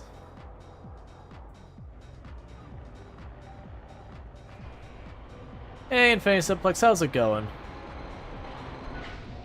Alright, so let's turn you around.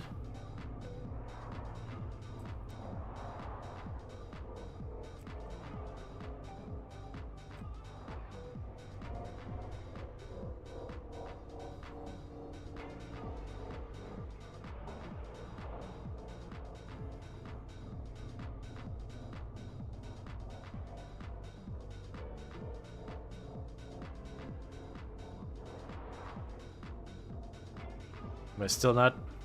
Yeah, still too steep of an angle.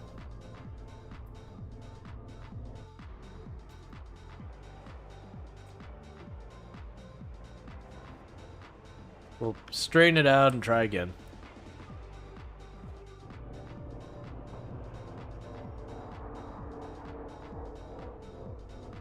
There we go, so now we're pretty straight on.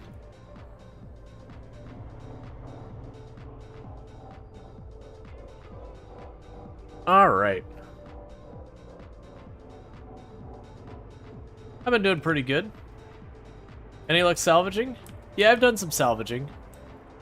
We saw some stuff earlier, but I didn't have the power to stop for it. I was in the middle of doing a delivery. You got a lot of illicit goods salvaging that you just have to be very careful about where you go that you don't get caught with them, because they'll charge you double the market value as a punishment. Alright, so those are up in price right now.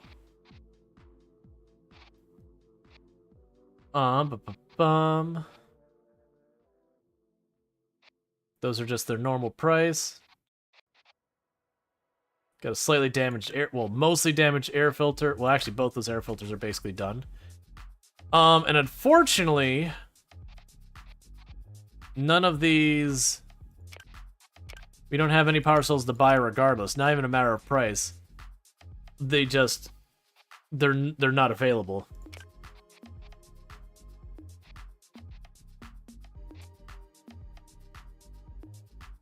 Yeah, micro stabilizers. I'm gonna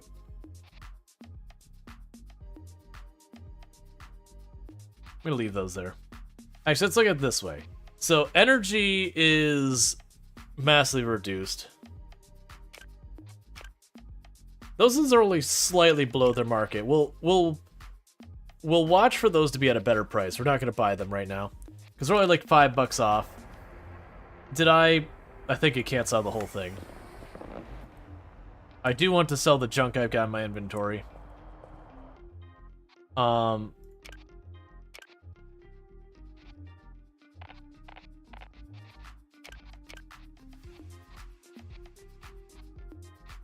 the rest is all here. So unfortunately, they didn't have any energy cells for me to buy. And I'm honestly getting pretty desperate for energy.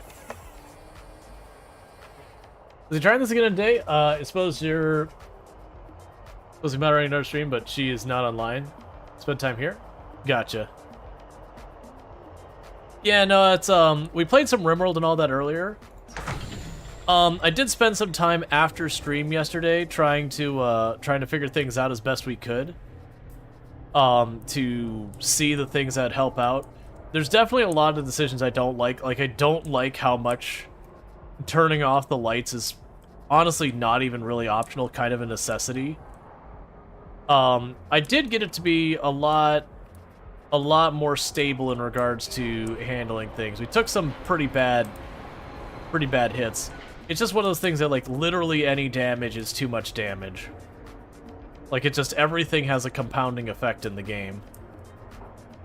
And that's so much about is, you know, buying things when they're cheap and selling them when they're high, not just when you need and all that.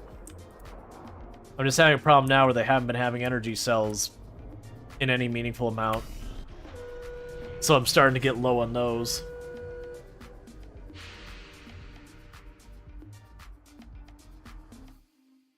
Alright. So we got 2,200 up there.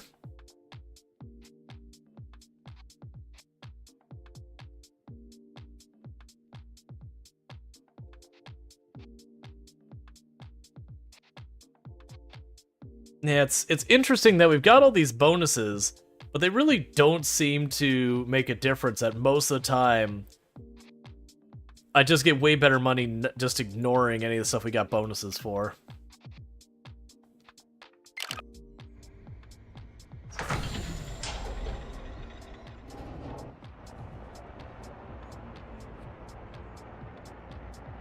Okay. So you can grab this and try and run back over to one of the other systems. But if we don't start getting some energy cells soon, we're gonna be in trouble.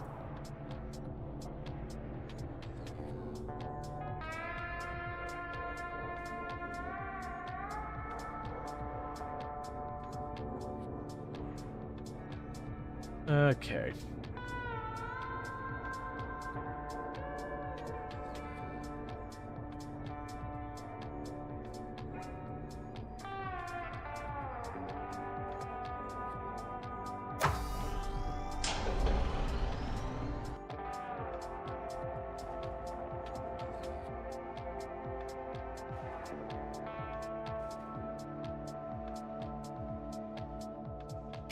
I'm gonna turn off the in-game music as well. We turned off the radio just because there wasn't enough songs on it. Like, we'd already heard all the songs many, many times over.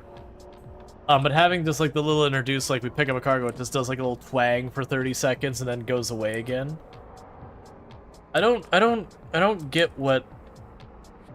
Like, I understand music can be expensive and all that. I really wish games would put more into it.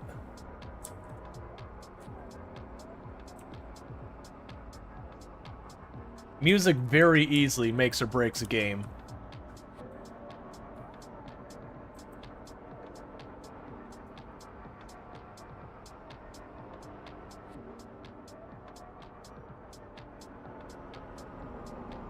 All right.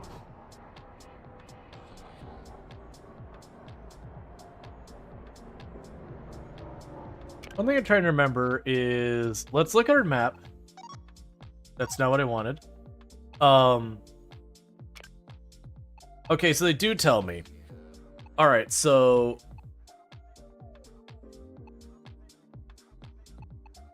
It's weird that that one collapses there. But yeah, so what I need to do is I need to watch some of these ones that say like electronics cheaper and all that, and make it a point to go out of our way for them.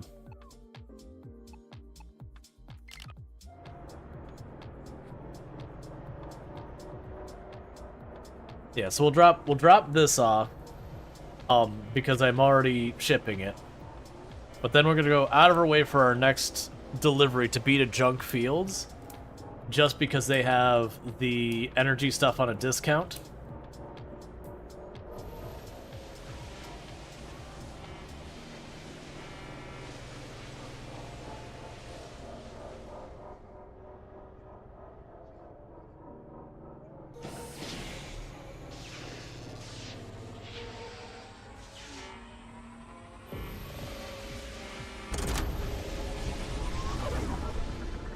And I need, honestly, all the batteries I can get.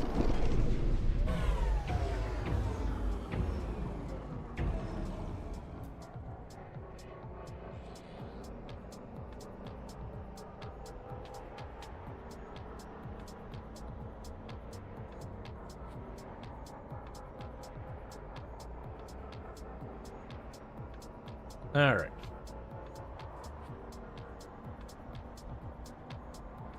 That may be what you do is you go to the shop, buy what you can, and go, okay, where does this sell worthwhile?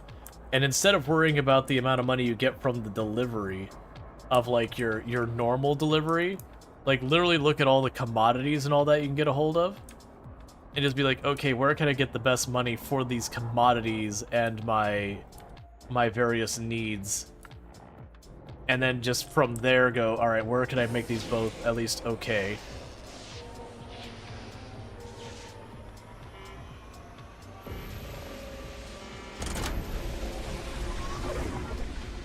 And see how much that works for us.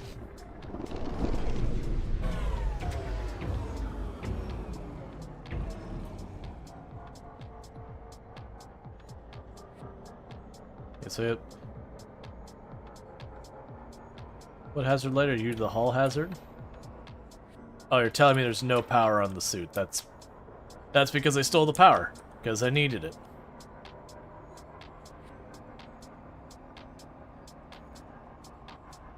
I'm probably just gonna have to buy the power thing at cost here,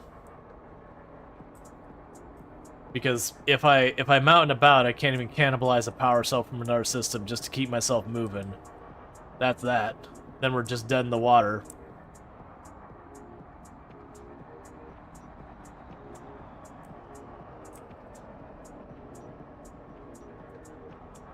Okay.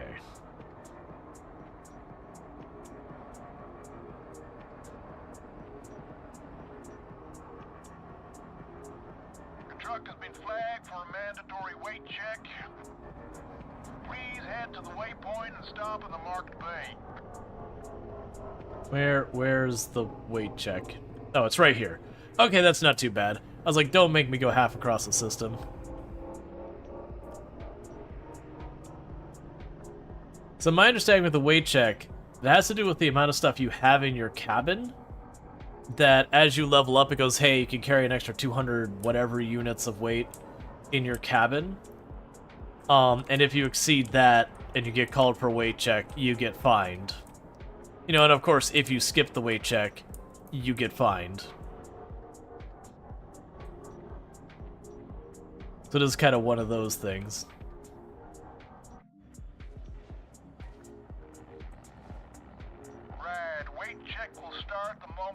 Comes to a standstill. Sit back and stay still. We'll finish this up in no time. Alright.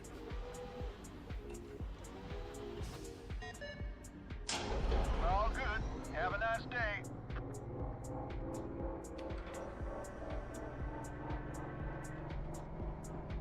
Alright, so then we need to get to the drop zone.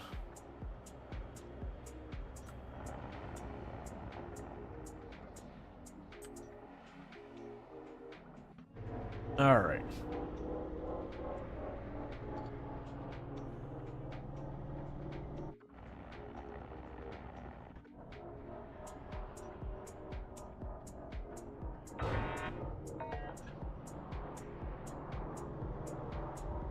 Well, there goes having really good pay delivery.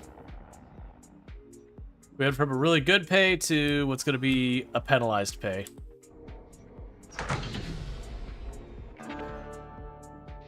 Yep. I mean, actually, that wasn't too bad, all things considered. I was expecting that to be far more punishing.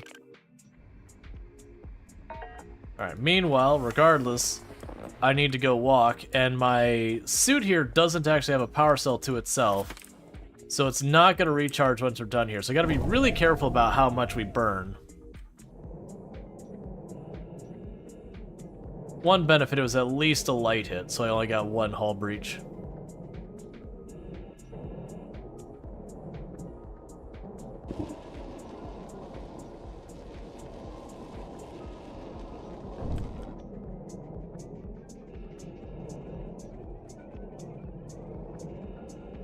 Alright.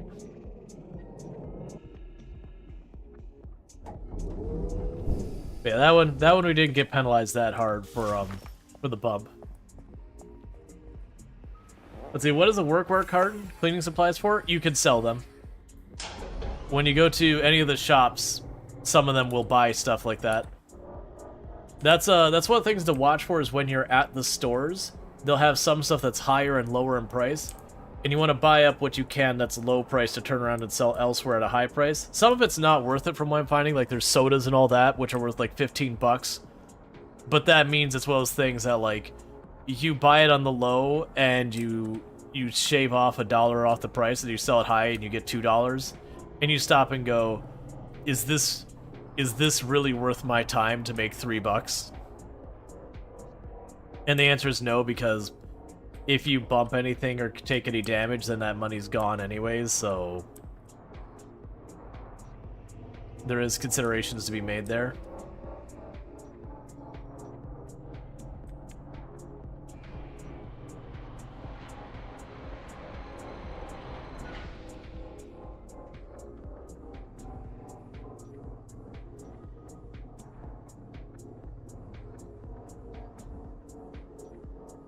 All right.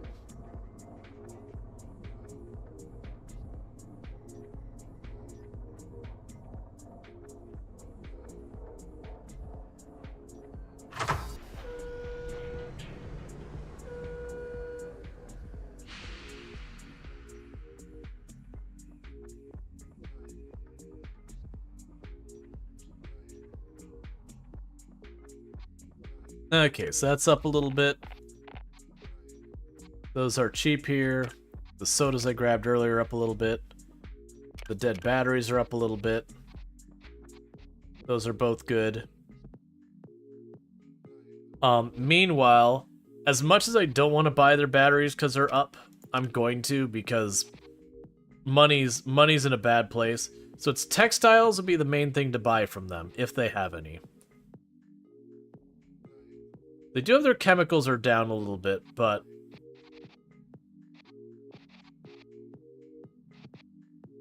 I'll get them. No, I won't. I'm looking at this and thinking it's only 40 bucks if I go and successfully deliver it. Okay, so we are going to buy the 2 batteries. The good news is we are getting some money back from the other stuff we had from the last place. And we're docked, so we can do this.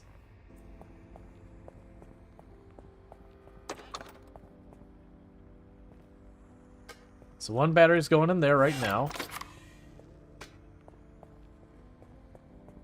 And the other battery's going into one of these boxes.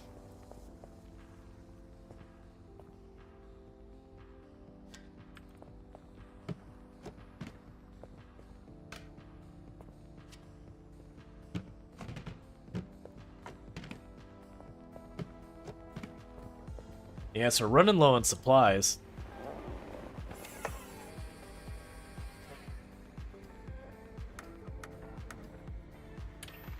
And I've got 1 air filter that's basically done.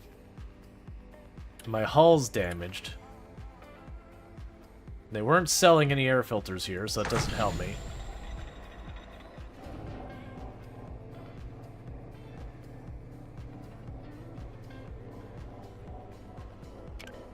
Alright, so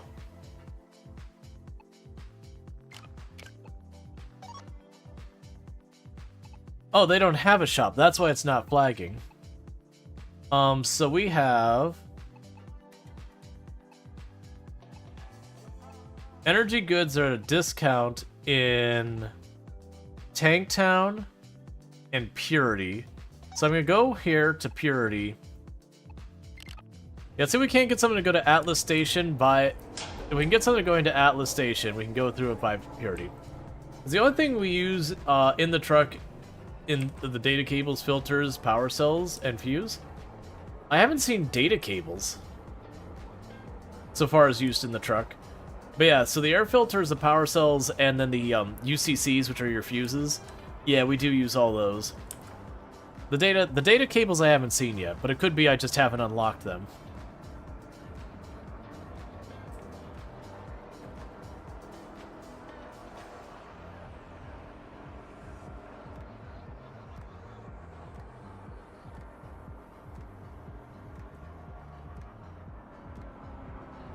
Yeah, so I'm hoping we can get a mission to Atlas Prime, because that'll get me to where we've got our next objective, and then I could go via Purity, and Purity...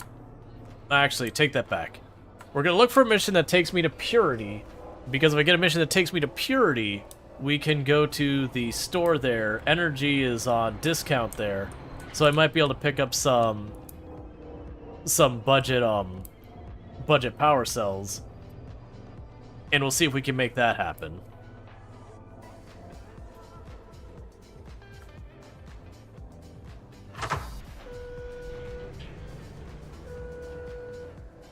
If not, Atlas Prime would do as another option. Okay, so you're going to Onyx, Atlas Prime, Onyx, Emerald Junction. So literally, it seems like none of them... Well, no, they do have a one jump, but it's unfortunately the wrong direction. Alright, so we're going to Atlas Prime. So we got 2060.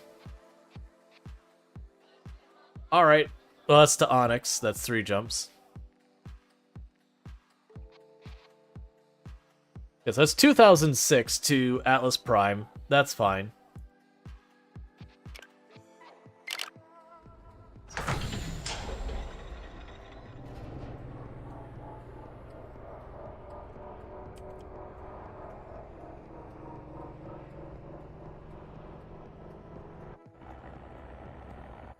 So let's grab this one. It's got multiple flags and all that. Let's see. Can you use the fuel canisters or do you sell them? You can use them.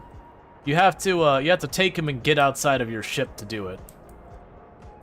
If I recall correctly. I was pretty sure you could use them. Yeah, no, you could definitely use them because there's a fuel amount to them. I just don't remember where you top off. I want to say it was outside the ship, but I also haven't had to do it. This is Sour Candy with a break for LJ. I don't think that gate will work for you just yet. Try again after GB grants you clearance to the mineral colonies.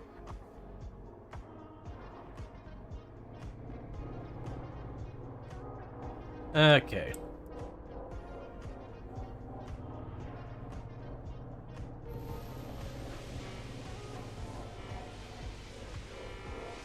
And I do want to make sure... I haven't had a chance to go by and do any of the upgrades. I definitely want to get some of the upgrades for us. And I think what I'm going to try and do is instead of focusing on any individual upgrade, we're literally just going to grab a little bit of everything.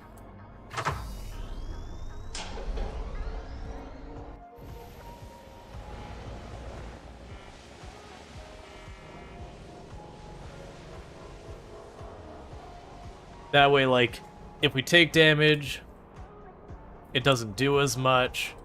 We get a little bit more fuel efficiency, a little bit more energy efficiency, a little bit more. You get the idea. Because I also figure it'll probably be the ones where we get the most. Let's see, does this feel like Elite Dangerous trucking, or is it better? I would say they're not really the same thing at all. This is not a space simulation, like flight space simulation kind of game. Like, that's the first thing I'll preface this. This steers like a truck that also can go up and down. And we're Elite Dangerous when it comes to trade. It is very much going and saying, like, take this to A to B. Unless you die, you're going to make money. and if you're doing your own purchasing, then you're focusing on the pricing. This is not that. This one, you can do deliveries and lose money because of just, like, if you take so much as the tiniest scratch, that's all it takes to push you from being profitable to not. This is actually a very difficult game. Like, it's a very punishing game is the way I'll phrase it. Elite Dangerous is definitely the more fleshed out game when it comes to all that kind of stuff. This is also a game that has a story to it. I'm just mostly ignoring the story right now.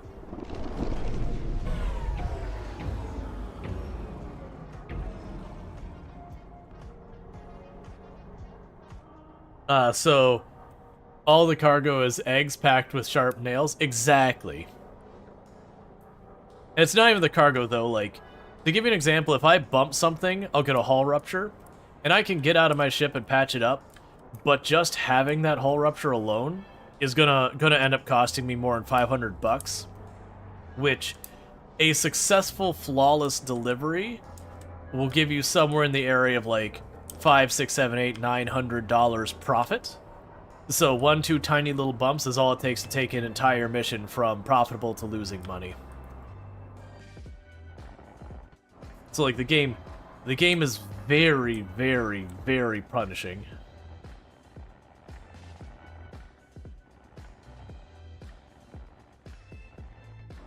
Yeah, and Elite has tons and tons and tons of activities.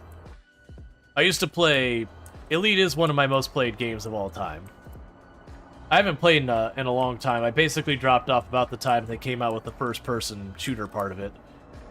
I just was pretty unhappy with the launch of that and was just like, eh. Trucker, was all I like to do in it? Yeah, I would argue this isn't a centrally trucking game. This is a resource management game with trucking elements.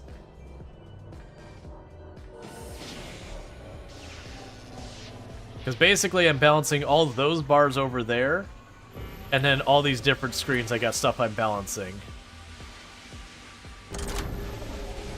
And it just... trucking is the formula which the resource management is around. That you, Lucky J? You heading over to Diego's? Sure am. His liveries are top tier. Specializes in custom styles and has a huge range of colors to choose from. Oh, and if you ever venture out from the core systems, you might see more of his paint shops. Crazy that he used to have one little garage, and now he's got a whole chain. Anyway, I'll quit chatting your ear off. Have a great rest of the day. This is Moon Baby, in the clear.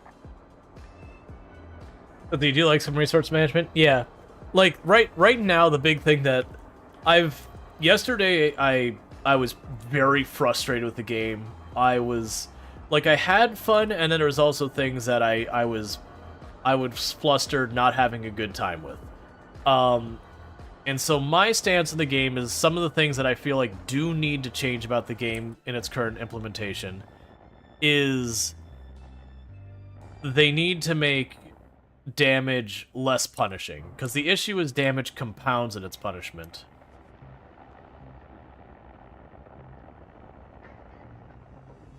Did I actually manage to miss that? No, I did not. Alright. Because, like, where I just bumped that piece of debris very lightly, it has caused a hull breach. And that alone means automatically from that point... Okay, that's actually pretty bad. Automatically from that point, the fact that I had to break out the spacesuit is going to cost me $200-300 worth of energy cells to recharge the spacesuit afterwards. And then on top of that, my delivery will also have a major penalty against it. That would normally be a bonus, so it'll be several $100 other dollars I'll be out. We will have an increased consumption of our oxygen energy cell, which is going to be another couple $100, like $100 or so out. And then on top of that, my air filters will get more worn because they're running harder, which is another couple $100 out. So that's just the problem. Is that little bump there? When you bump is a piece of space debris. There's space debris everywhere in this game. So that little bump there literally sets us back hundreds to like many hundreds of dollars. So that's my problem right now, is that even the really minor bumps like that are actually really rough because of how many different things compound.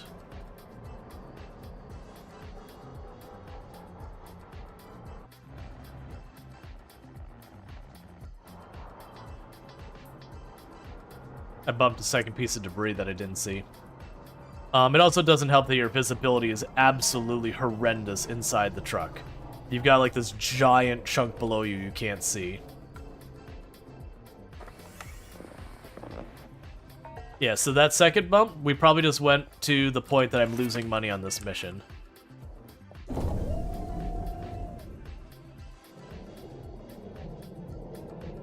And I might not actually have enough energy in the suit to repair this.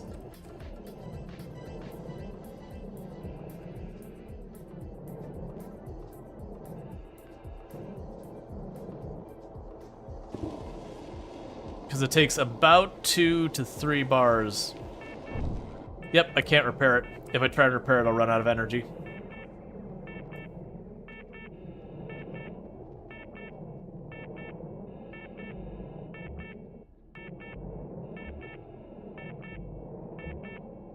So I just have to live with that hull breach for a little bit. Which means it's effectively a big money counter draining down. Don't do that. So that's my only concern. And I know I need to repair the armor to help. Yeah, so we got our warning indicator on our air showing that we're at a deficit for air. But until that suit recharges, I can't do anything about it.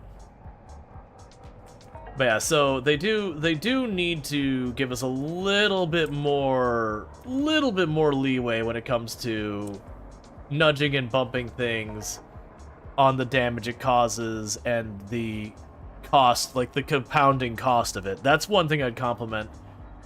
Because like, it's fine when you're doing, like right now I'm doing a fragile delivery. I actually don't mind the fragile delivery, that being the consequence, being like, hey, you're doing a fragile delivery, getting damage really cuts into your pay. That's okay, because that's you're opting into saying, hey, I want to do one of these things that's about precision and being careful and all that. Just the same, yeah, the ones that deliver fast, that it's way less doing that. Let's see, maybe it's one of the things. Yeah, no, there's upgrades. I've actually found finding the upgrades to be pretty inconvenient. That's part of the reason I wanted to kind of go this direction in the first place. Is I believe the upgrade location's here.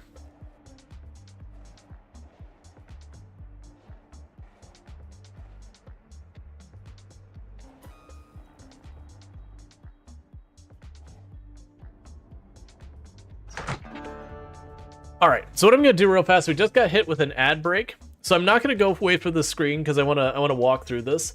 But I'm going to quickly step away from my computer for the ad break real fast because I'm hungry. So I'm going to go ahead and make that happen and I'll be right back. So thank you again for tuning in. I'll be back in just a minute.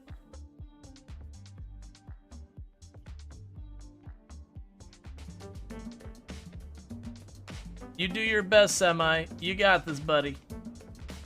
They're totally dead. Alright. She's like, staying in the relationship, getting paid. Getting out of the relationship, also getting paid. Yep. No matter what, if it involves any type of romantic situation, getting paid. She was like De Beers with those diamond ads. She's like, if you want to break up, you have to have a weathered stick.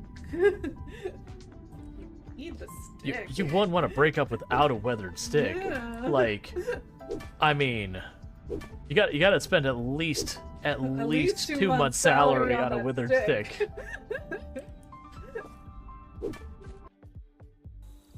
So yeah, so I'm trying to just continue. It's freezing. Can we have a heater? No.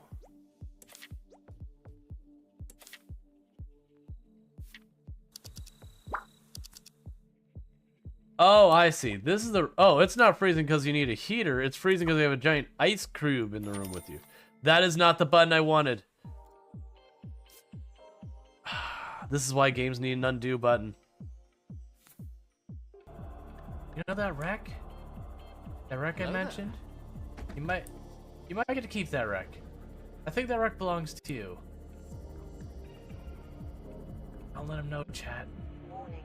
Maximum depth reached. Hull damage imminent. Don't tell him, chat. He thinks we're leaving. He thinks we're leaving, chat. He'll never know.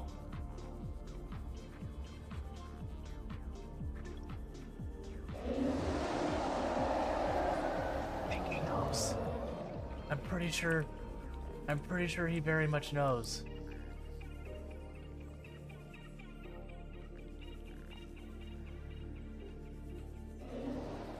Oh, you scared the crap out of me, Sand Shark.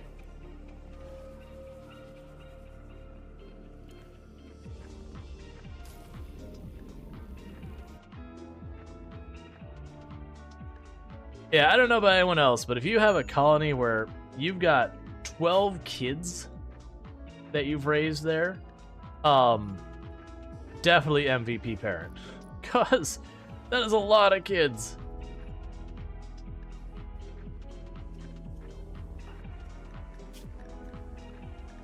Yeah, so we gotta find a lung, an eye, and a kidney. We're sneaking eating a little bit of dinner and all that. But to give the outcome of those 2 hits. So, just from the mission, this is the end screen from when we turned in the mission.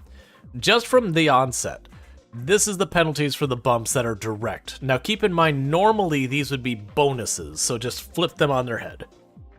So that would mean, just here, we've lost about 500 bucks. But on top of that, our energy cell consumption is increased for the suit, the oxygen. We've also worn out our air filters at a higher rate, and all the other things. So it very much does mean taking one of those bumps just compounds and compounds, compounds and compounds, and all that stuff. So it is really bad when you take those hits. So we did get a skill point. So this will make it so we actually extend our EVA time, which is why I was going this way. I'm honestly genuinely debating immediately trying to go for the next EVA training to just continue reducing our spacesuit power consumption, because the more I do that, the far less damaging that'll be to us. That should be barely enough to finish that last hull breach.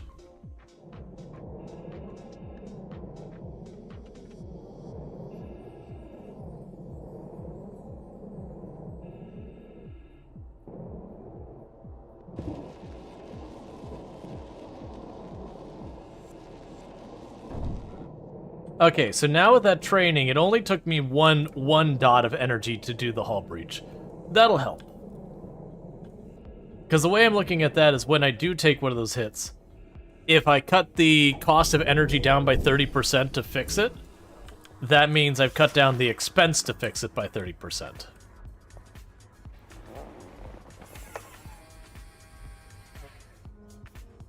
Alright, so we've got a quest to go to the paint shop that's literally right next to me, so I'm going to do that. And then we're going to start hitting up the shops in town and everything going on here.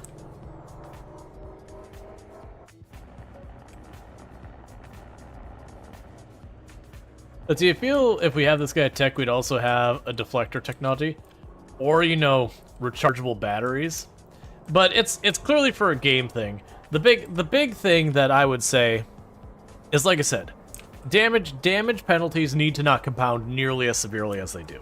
That's probably my big stinker on that one. The other thing is there's lots of things about the game that they don't really explain, and they kind of set you up on a bad footing.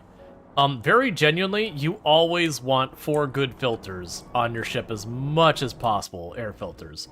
And I think they start you with 2 or 3 of them, but like, the game doesn't treat as being missing one of those as like that big a deal, like not worth making a big stink over. But very genuinely, they just wear out faster if you don't have them all in there.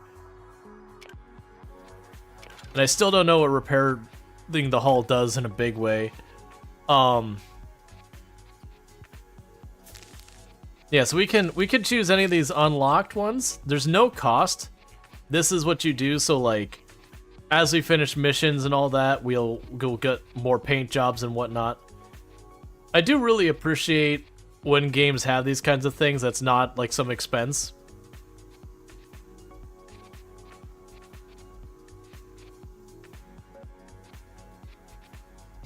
Because it also gives you direction to be like, oh, well, I want to unlock the next thing. Okay, well, I gotta drive more.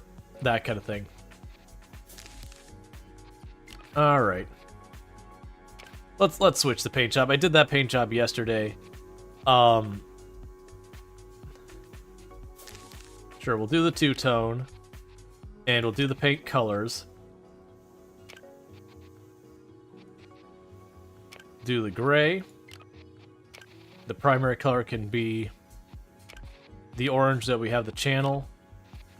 Secondary color could be the orange you have for the channel. Make it a dark, like bronzy chrome. Good enough for me. Hey, Lucky J. Diego mentioned you'd stop by. Looks like you got a new paint job. Diego's handiwork's pretty good, huh? Just swing by one of the paint shops when you want to change things up again. Let's see, you didn't like the demo as there was debris everywhere around the highway entrances you couldn't see until you hit it. That's still a thing. As you can see from the debris going by to my side there.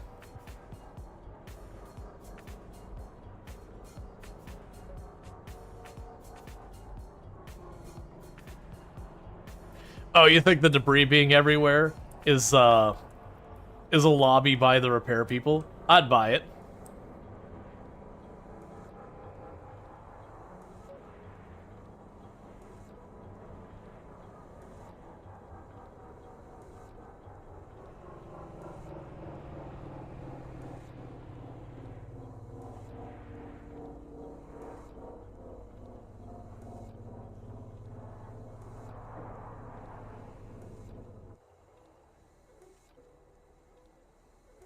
Okay. Let's make sure it's pointing toward the right one.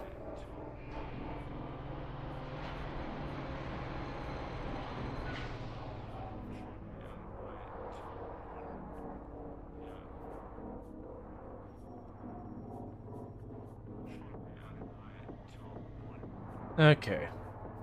So I went a little wide to try and straighten it out. I think we're still way off target.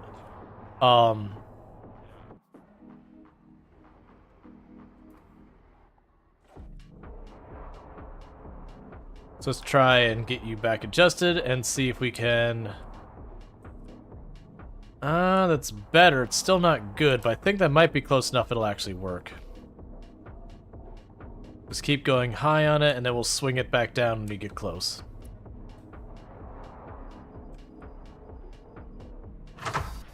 That was good enough. But yeah, no, there's still the debris everywhere that makes it a really big thing. Garbage collection here could be lucrative since you seem to find a lot easily.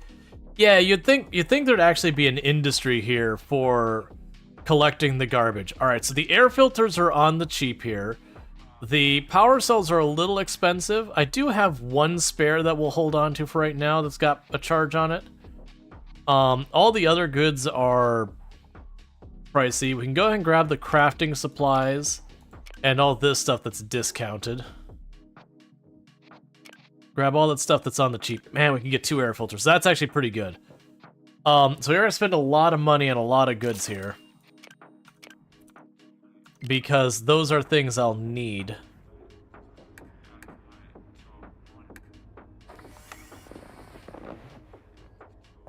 All right.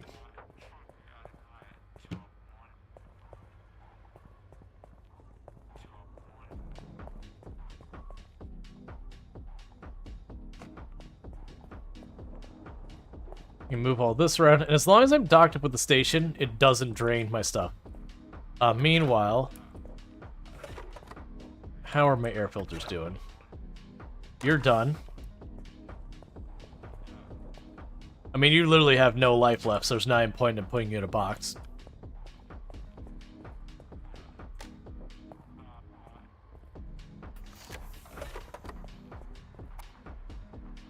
You're in pretty good shape. You got a little life left in you, but you're pretty worn. So I've got this spare for when it goes. Alright.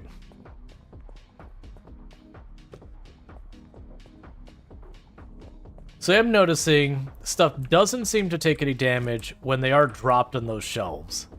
But when gravity dies or you take a big jostle, they fall off the shelves and then they get damaged, which isn't super surprising, but, you know, kind of sucks.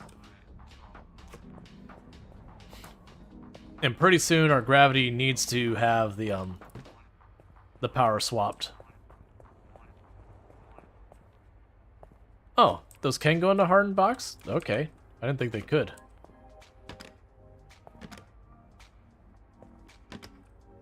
And unfortunately, we could probably do a little bit longer with the gravity. I was gonna say, unfortunately, the gravity battery cell needs to be replaced, like, now, but it does have a little while left.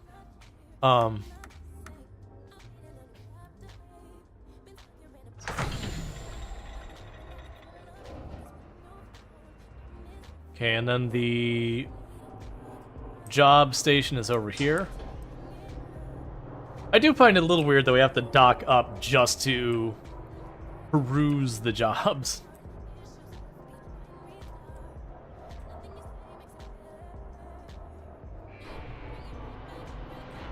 Slight change of plan. I'm not going to go to the docking station first. I'm going to go to the Atlas Prime Auto Essentials, and then I'm going to go take a job.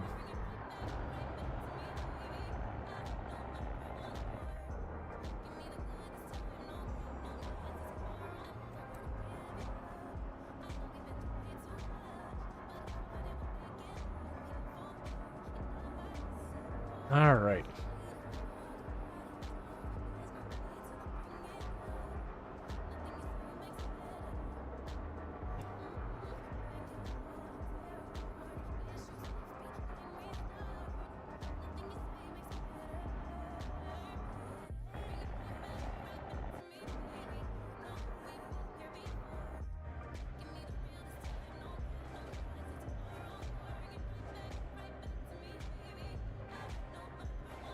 Just all the debris.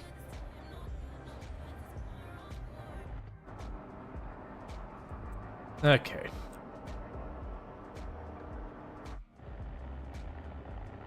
It wouldn't be so bad, but you can't see the debris.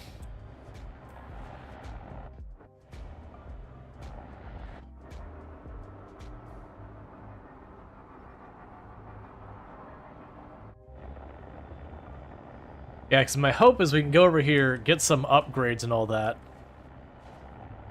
And maybe that'll help a bunch. You've yet to salvage materials EVA style? Yeah, you can. Mostly it's trade goods, commodities. So you'll find like beer and stuff like that.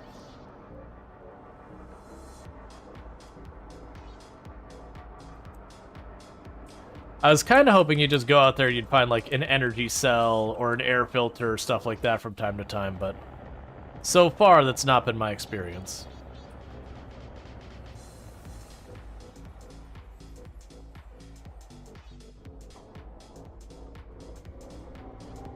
Alright, so let's dock up first and see what we can buy. And then after that, we'll take some of our remaining money and see what we can do to put it to use.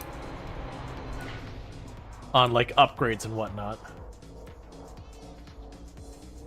And I've done some EVA stuff. The problem is it's not like you can go to a zone and it's just, you know it's there. It's an opportunity thing where you go by, you happen to see a spot, and snag it while you're there. And honestly, they give you a lot of, like, contraband, and just... There's a lot of issues, like, once you take contraband on your ship, you can't get rid of it. It's just... It's there forever. Okay, so these are all priced system-wide. I don't really want to get a second battery, but I know I need it. We can get you on a discount, we can get you on a discount. So get those now.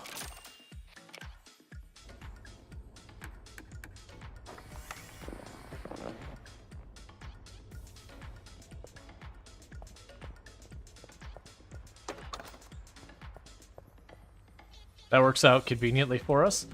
So yeah, so this is busted.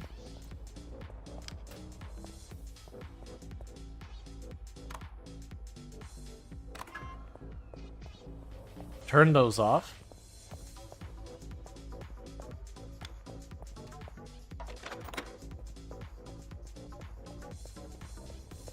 And now I can turn them both back on.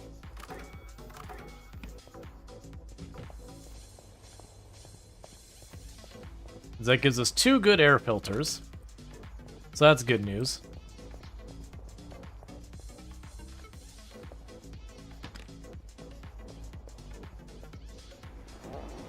Alright.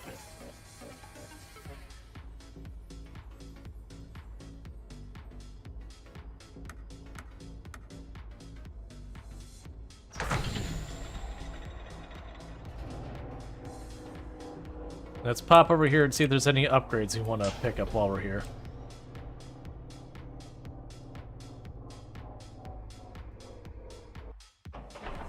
Alright. So this is the first time I've actually taken this truck and gotten an upgrade. So, the last time I went and did a whole bunch of stuff that was like all about the thermal insulation and all, well, not that. That passive discharge rate, impact resistance. Yeah, so it's stuff like fuel efficiency we got last time. I'm gonna get 1 point in fuel efficiency. I'm not gonna worry about the other ones yet. Structure, we're going to reinforce our ship a lot. All the way. So yeah, so we've got 100% more impact resistance. And then I'm also going to go and get the mag dampeners. I can't afford it. Okay, that's fine. But basically I'm taking the let's mitigate damage as much as possible.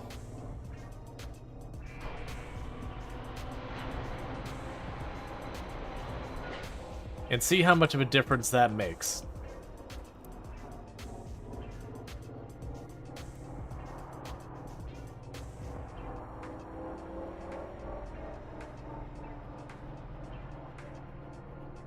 That's purity. I'll just go straight to purity. I was gonna loop back and grab a mission, but it's like, you know, that looping back for that mission is like 2 miles as is. So I can just go this. Well, actually, no, there's a station right there.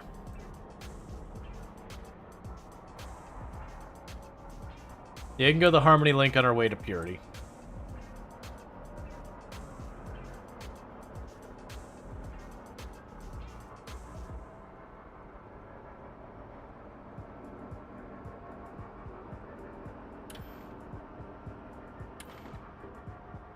All right.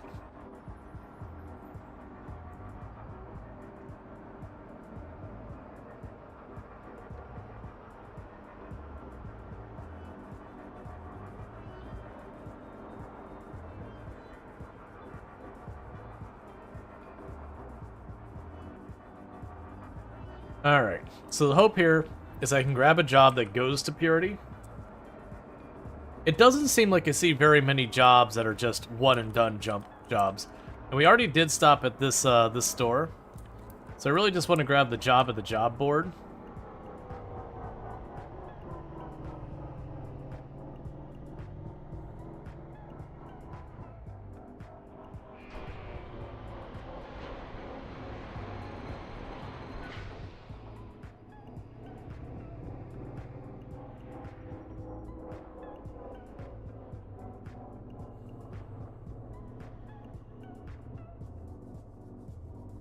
Okay.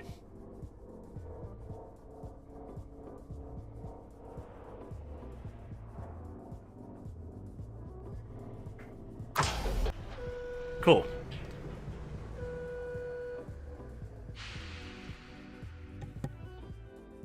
Alright, sorry about that. So do we have one? Okay, so this one, we've got 3 different types of bonuses. 1 jump. The payout, the base payout doesn't show us very high, but it is the destination we want it to go to. So I'm going to try it and see how much of a difference all these bonuses make. I don't think it's going to be good, but my hope is it'll at least be worth it enough to go there and deal.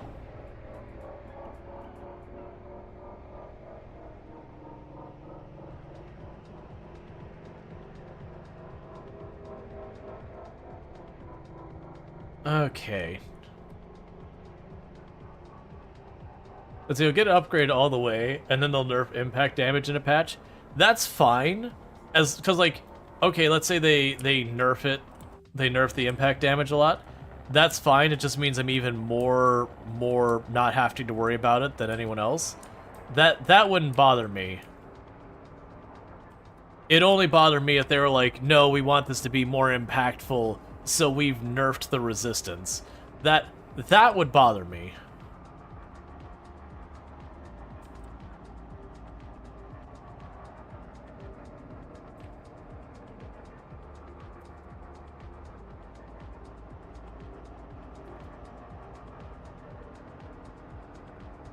Okay, so we're just rushing through here to get back to grab the cargo. And then we'll go to Purity. I'm hoping we can do the Purity thing before the gravity needs to be swapped. I don't think that's going to happen, though. Yeah, no, genuinely, I bet you we get to the cargo thing at about 5%. Which means it'd be, you know, about 1 or 2% shy of what I need to be able to get to the other side and do all that.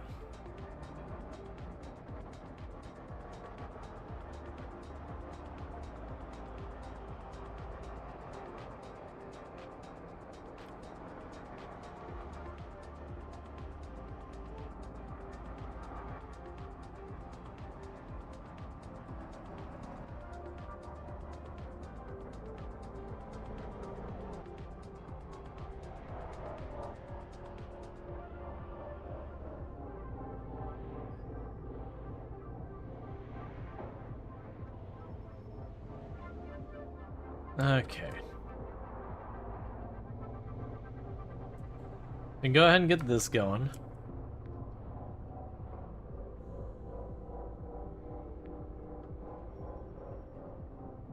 Hey, Jaywalker, how's it going?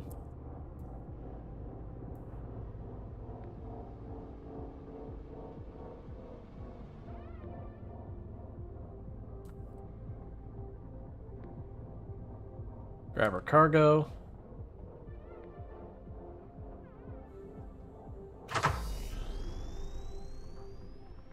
Alright, well, before I do anything with that, I gotta swap out my thing for gravity.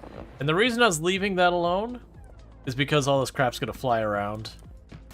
So there's my one spare cell. So let's open everything up so it's ready. So gravity off. Grab the near empty power cell. Oh, well, stay there for a minute.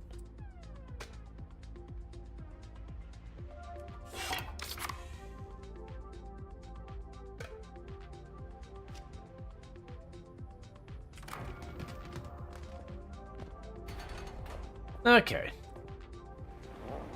Hope this game isn't as cursed as yesterday. So, after stream yesterday, mostly because I wanted to be able to give the devs, like, meaningful feedback versus, hey, I played your game, it was a bad time. I did spend time after stream, like, really tinkering with a bunch of stuff, being like, okay, for the things I'm experiencing that aren't fun, like, what can be done to improve them and all that. And so the big thing I found is damage compounds.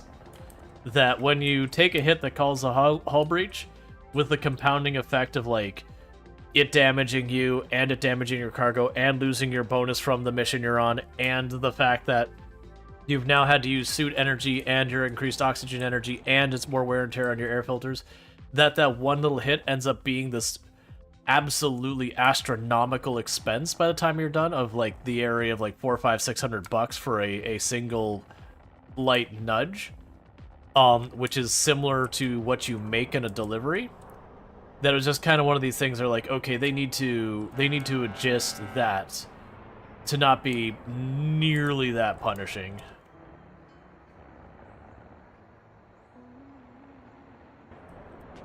And on top of that, I did learn that you should always stop at the shop in every single system that you're not actively hauling a trailer through, and buy anything that's cheap, and if you have commodities that are high, sell it. Alright, Darth, you sleep well. Thank you for tuning in. So it does end up being this whole thing that I think approaching this game not as, you know, American Truck Simulator in space, but as your typical, like, space sim trading game where you have to buy stuff cheap and sell it high kind of thing is a more correct way of approaching it to be more successful. Because then you're already going, oh, this is cheap, buy it now, even if I don't need it. Okay, like, don't sell my used up stuff until I'm in a system where I can get a little bit more money out of it, and do, like, a lot of that.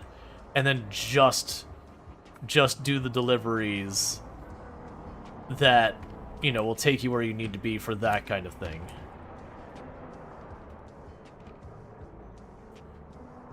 Oh, I just realized something. One moment, let's go ahead and stop. I got stuff bouncing around in the back there, which is bad, because that's a bunch of commodities all getting damaged right now. Because your ECC broke.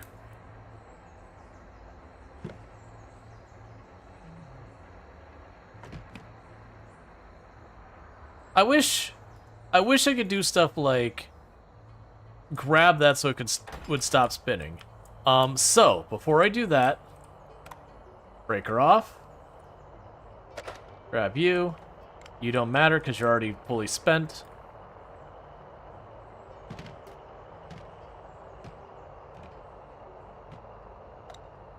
Grab you.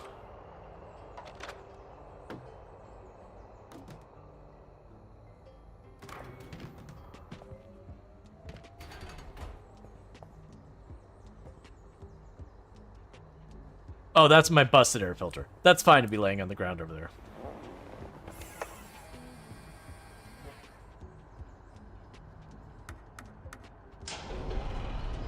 Yeah, I looked down and was like, wait a second. How is my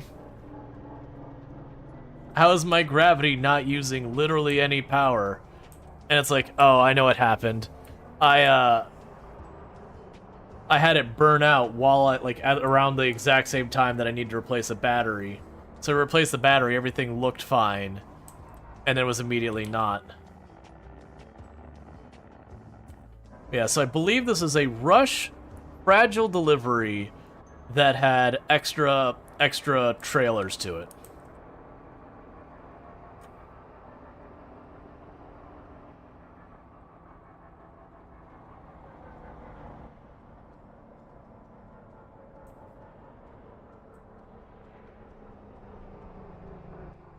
All right.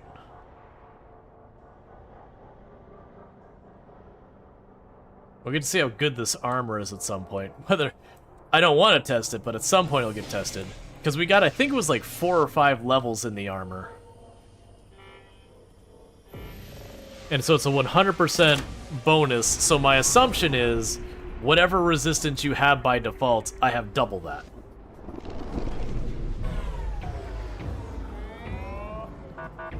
Welcome to Purity. This is an automated checkpoint inspection. Please be patient while security drones check for compliance.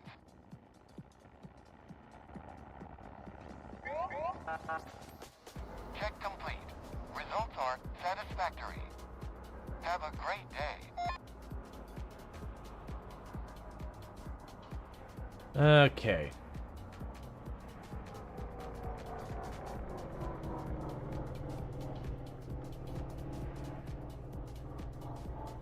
I have no idea what that abbreviation is, Darth.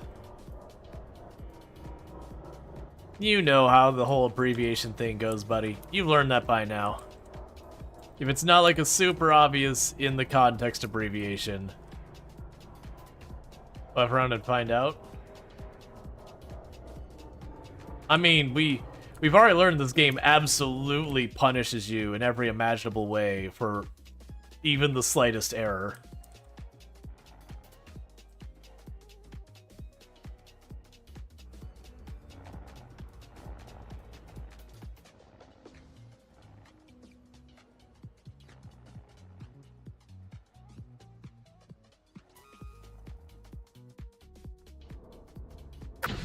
All right.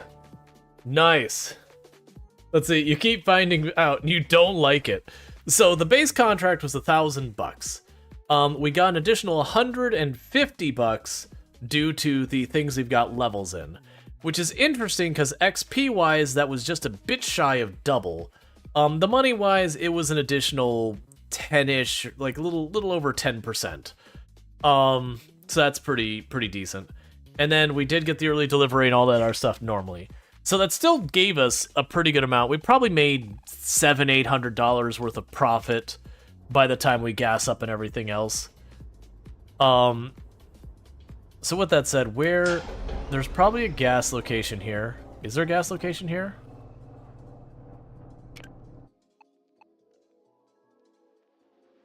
There is not. We do want to go out of our way to stop at the store here. This system, energy... Well, actually, let's check. Because I think these change over time. Yeah, so this system, energy cells are on a slight discount. So if I can catch them on a little bit cheaper, that'll save me money in the long run.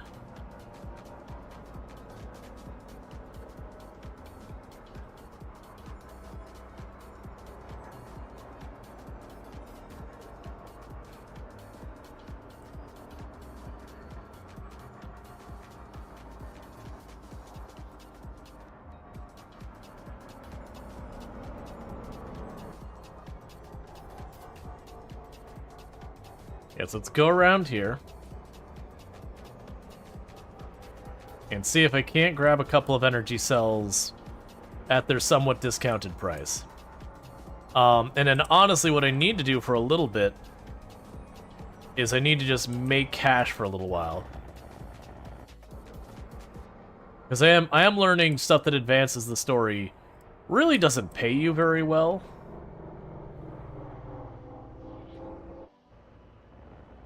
So you kind of advance the story at your own expense.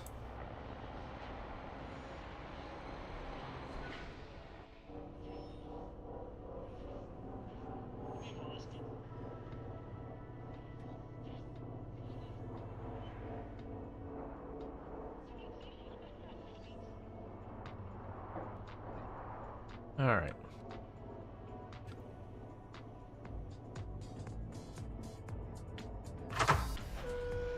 Cool.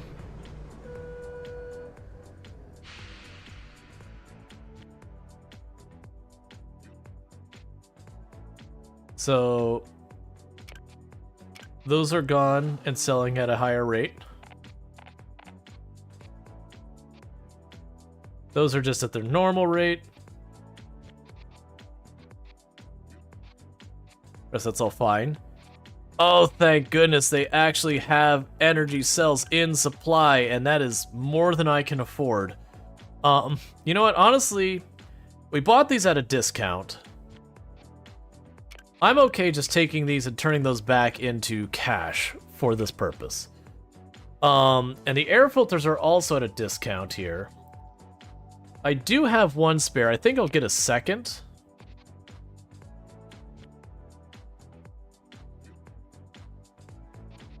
Yeah, I think we'll do that. Oh, right, yeah. I think it'll be good. I mean, actually, you're not a great discount, so maybe not that one. The other ones I'm willing to do. But that one, for what I'm getting, is not as much of a discount as I'd like.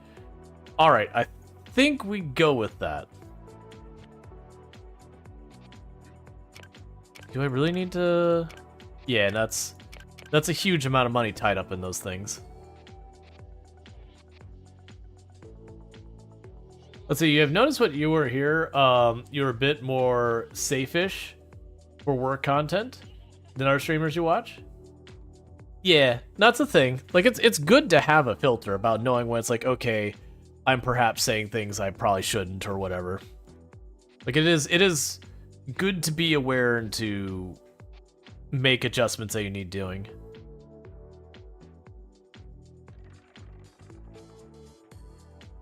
We can buy multivitamins and all that. Alright. Yes, that'll be 4 power cells and an air filter for us, and we will make money. What I'm juggling in my mind right now is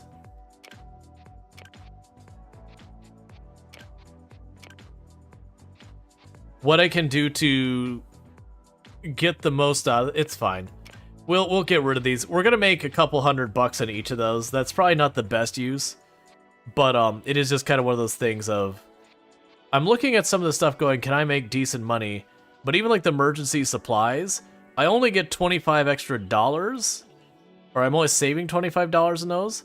So it's hard to really make good money on that one. I need more double down arrows where it's like instead of here where we have like the -20 or plus whatever. Because if I can get ones that are like -20 and then +20, it means I get like a huge bonus up between the 40% difference. That's fine. We're clearing up a bunch of junk that's filling up our inventory. It's getting us power cells that we need. Let's go collect all these things that have been piling up everywhere.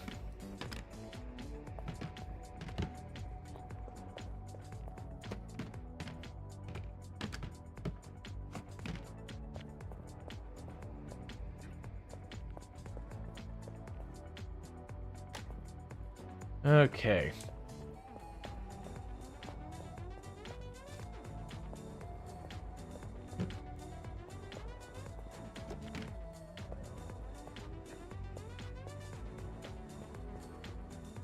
Because it did buy 2 of the low-end batteries that we use from 99% of our stuff, and 2 of the mid-range batteries that are really nice to not have to swap stuff constantly.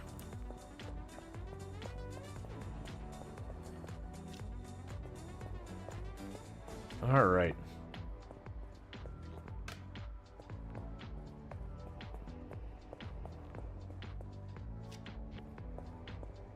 If I want more than this, I really do need more containers.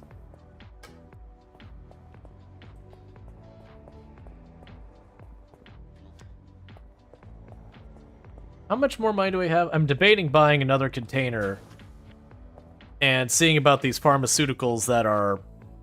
Okay, so I've got 5,000, so if I buy another container and we get the things that are double discounted pharmaceuticals and emergency supply kits, that we might be able to make a little extra on that.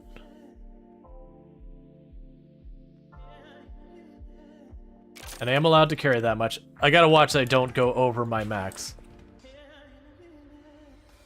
Alright, so first I'm gonna take the emergency supplies. These look like they don't go into containers at all.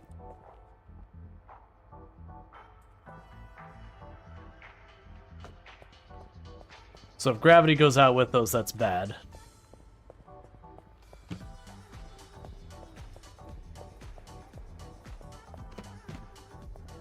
Alright.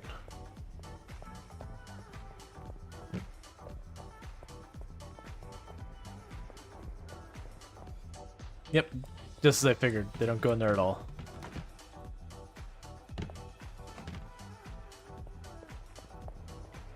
Okay.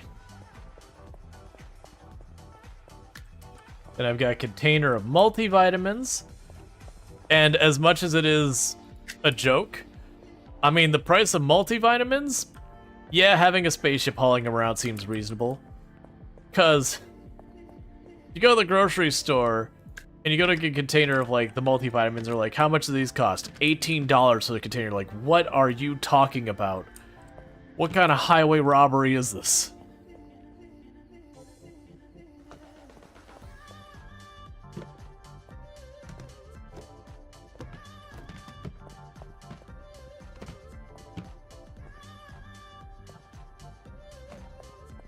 I wish this all stayed in those shelves better.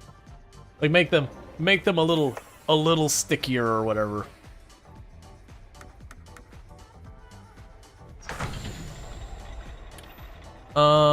Okay, so I need to remember to swap that air filter on the right. Meanwhile, we're gonna meet with Red.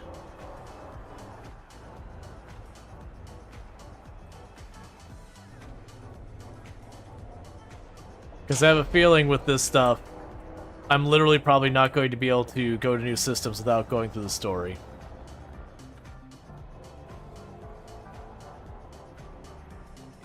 Red Eddie calling for Lucky J. You around, Lucky? I'm meeting some friends in Storge City later. Want to join us for a little R&R? I'd love to, but I don't have clearance. You don't? I guess it's hard to get clearance these days without EMP shielding. You see, the DIV won't let you travel those sectors without knowing your truck can handle it. I don't need permissions.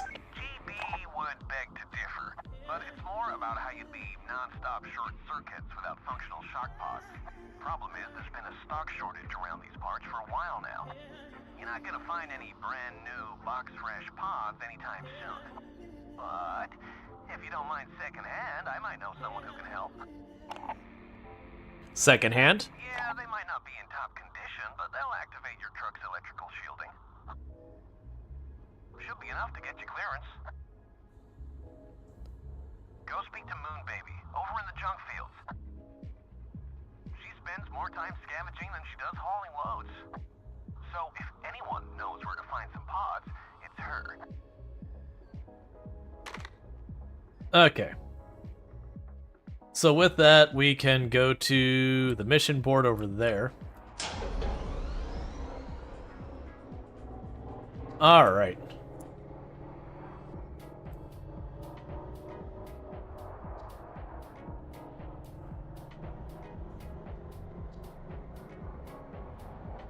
Another thing that, like, while you're in those dialogues, all of your systems are still running and draining and all that.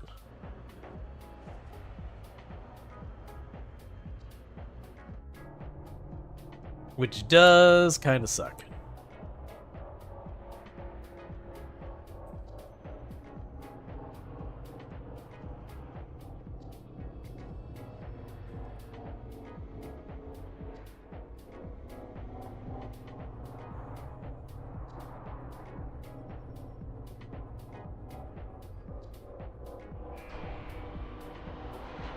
Yeah, this game has salvage in it.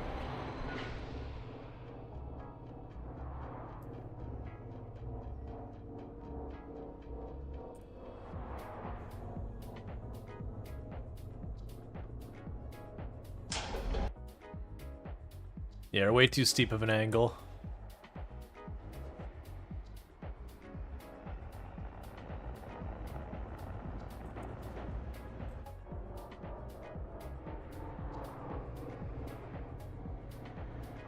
Alright.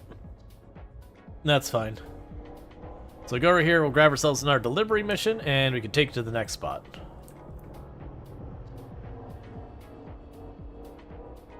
I still do need gas pretty badly. But that's fine.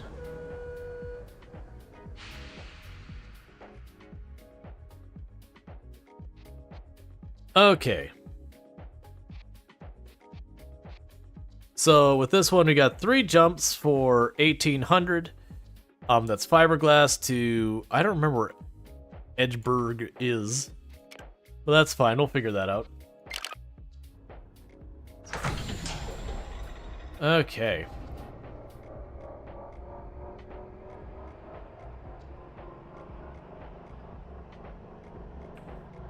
Yeah, no, I definitely enjoyed a lot of Space Engineers back when I played. I used to go real hard on that before streaming. And I've poked at it a couple times on stream over the years, but it's one of those games that does only okay on the viewership and all that for me. And then on top of it, like, I don't know. a lot of those games, I like to set them into like the realism, sweaty, try hard, everything's a grind kind of mode. And a lot of times it really doesn't make for good content.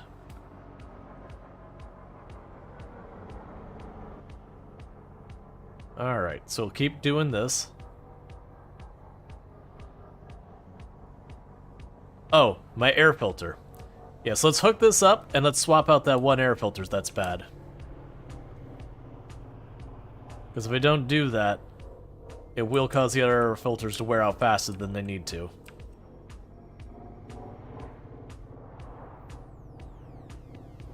Because I definitely found running 4 air filters to be way better than running anything other than 4 air filters. It doesn't just split the load, it actually reduces the rate any of them take damage.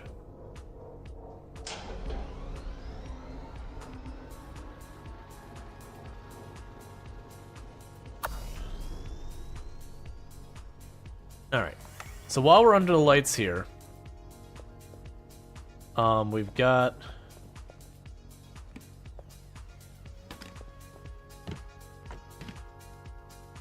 There's our good air filter. I think it was one of the ones on the right was bad. Not you. There we go. And it's bad, so it doesn't need to go into a box.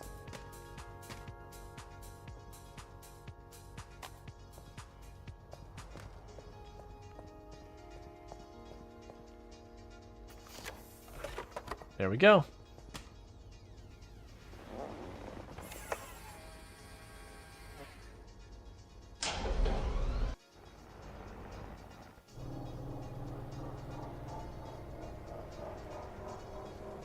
And with that, we'll go over to Atlas Prime. When we go through Atlas Prime, I might have to take a quick pit stop for gas. Oxygen... The oxygen, power cell probably needs to be swapped soon. The oxygen power cell, as well as ones when it runs out, as long as you get up and swap it out without waiting too long, that's not catastrophic in the short term. You just have to deal with it before oxygen gets too low. The same with the suit.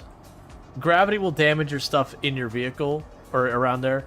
But if the mag A and B or core A and B fully deplete, that's severe. Because like the mag, you'll just literally lose coupling with your cargo or the station or whatever. Which leads to a very likely failed mission.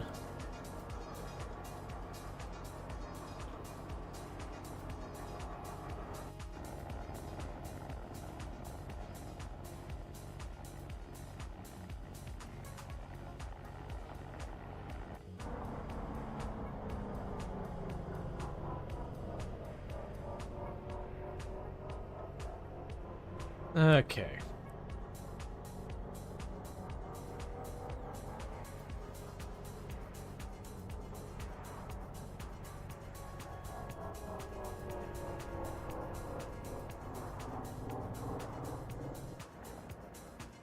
Made sure I wasn't going to catch that sign on the way by. Alright. So you're hoping this game will eventually get needing to obey the hours of service, sleeping cozy back there? We'll eventually get needing to obey the hours of service? I don't necessarily need that. It would be a fun gimmick if you could like pull up to, you know, the shop or whatever, and if you're like, oh, I need energy cells and I don't have them, you could potentially just go to sleep while docked, and you know, you'd lose time, but you know, they would have a new inventory the next day or whatever. I'd go for something like that. Okay, so it does look like the fuel location is kind of, sort of, ish on our way over. So that's good news. But yeah, no, I could go for the idea of being able to advance time by sleeping, and that, you know, the shops would reset or the missions would reset, so you're just not happy with what's there. But you'd only be able to do it like while docked at a resting area. That way, you know, you wouldn't drain all your power while you're just not even doing anything.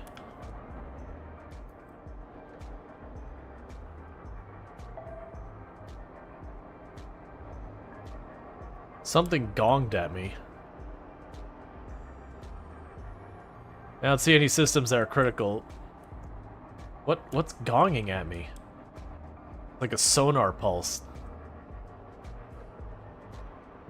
You know, I think that'd be good. Because one of the things I found that another thing that they really do need to fix with this game is say all of your air filters are no good and you end up suffocating for it. What is gonging at me? Oh, I think it's warning me that my fuel is low, which is where we're going right now. Yeah. It's warning me I've got an estimated 10 miles of fuel left.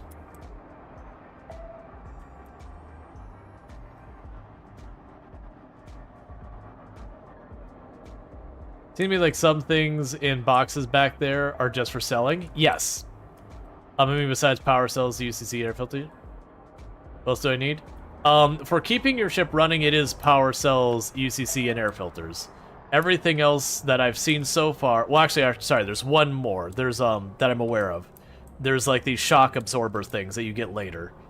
But, those aren't at the beginning. You'll unlock the system. That's actually what I'm about to do right now as I'm heading... I have the quest, I should say. But, all the rest of the stuff are commodities to be sold. And you will want to sell those.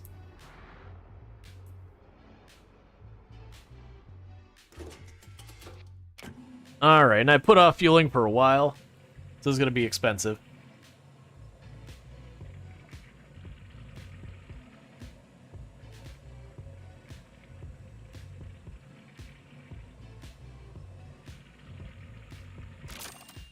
$1,300.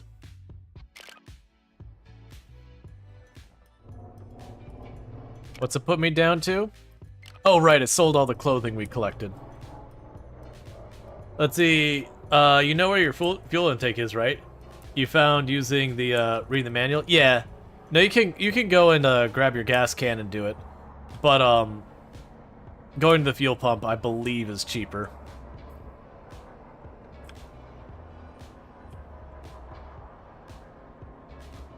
Do you just do you sell power cells with depleted charge? Correct. As far as I've seen, there is no way to recharge a power cell. That you use it up and then you sell it back.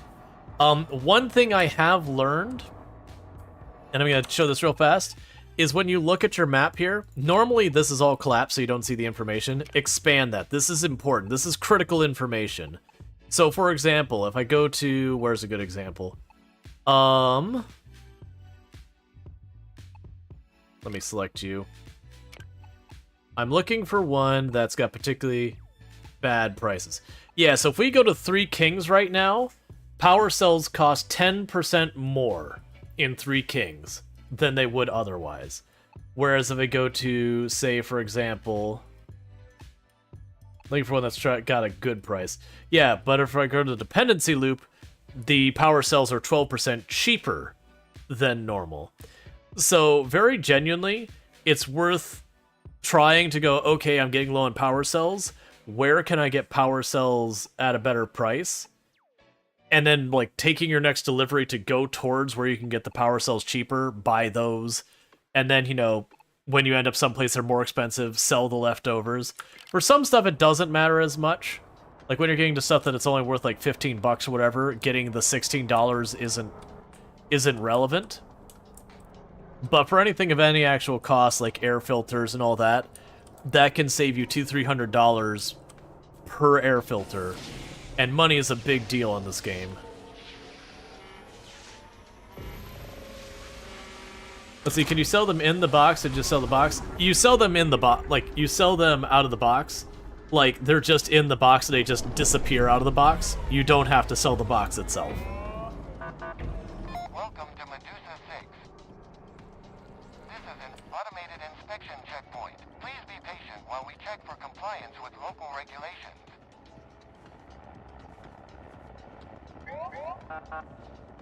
Inspection has concluded. Result is green. Alright. Enjoy the rest of your journey. But yeah, so I don't know if later we get any fancy tech to mitigate some of those things, like give you, like if we're going to compare this first example against like Pacific Drive. Pacific Drive, you get the thing that when you get electrocuted, you can recharge your car battery. I'm not aware of anything like that in this game, but I also haven't gone to late game or anything like that. So it could be a thing. I'm not aware of it being a thing. I'm going to guess it's not a thing. My guess is what'll happen is we'll get more financially efficient as we level up and all that. 1 second, I need to deal with the oxygen real fast, and I don't want to slam into something.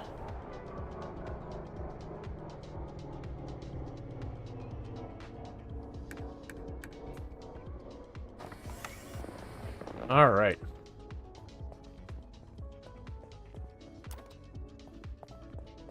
So let's check. I've got a box open down here. Let's see, man, you had so much fun stealthing the mail slot, running illegal stuff in Elite Dangerous. Oh, yeah. Stealth mode activated, start hearing that pop, like hearing that heat build up. I really enjoyed when they had like the wrecked Thargoids, the stations that got wrecked by Thargoids. I enjoyed taking the Orca and just going there, picking up as many refugees as you can, and then like turning around and blasting out there while your ship's overheating the whole time.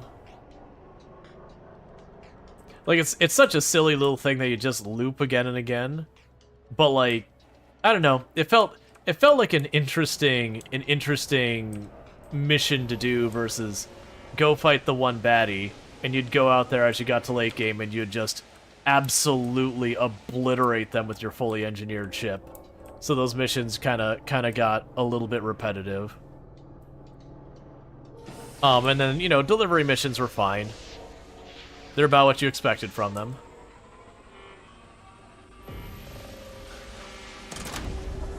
But yeah, so those missions where it's like, you literally want to get in and out of that station as fast as possible because it's actively on fire, were a lot of fun.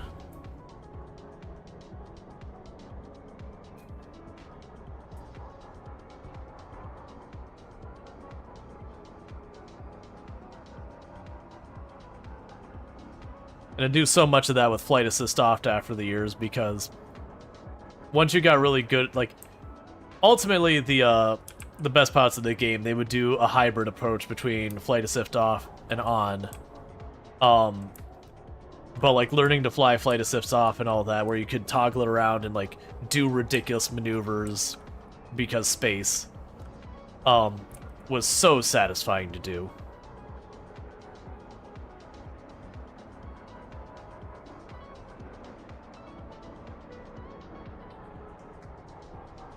All right.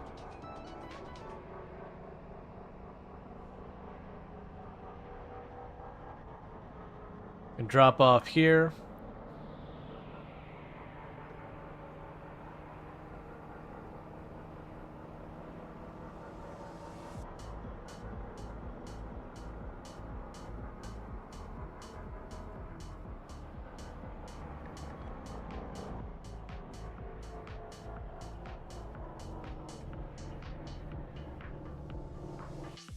Yeah, definitely a lot of the game, like, even when you're going to do, like, a mission, it almost feels like you try to not just go to do the mission, that you try and get deliveries that would take you to the mission location, so that, like, you're always doing something to make your money. Alright, so yeah, so we get an extra bit of money on that. We got a little bit of a long-haul bonus on that, too. And that's another level.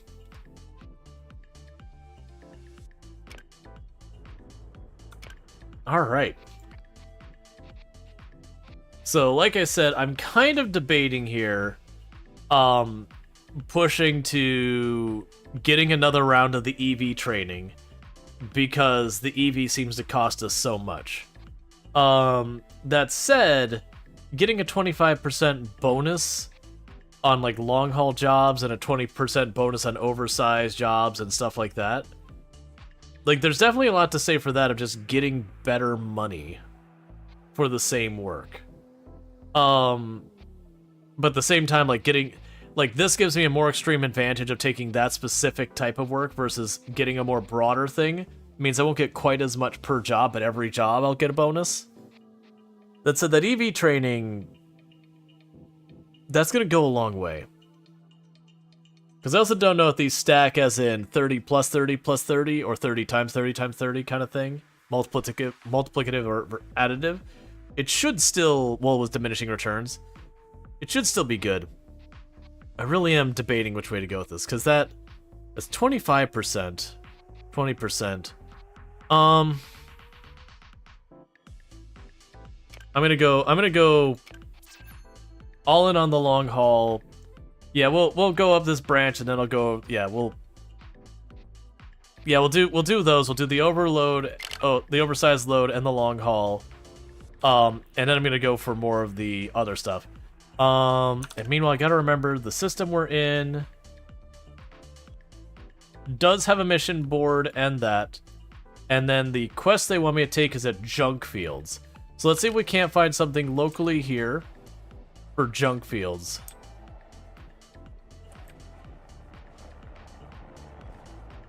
You're curious why there's not more ship flight controls, yaw, and all that? This is not a space simulation game.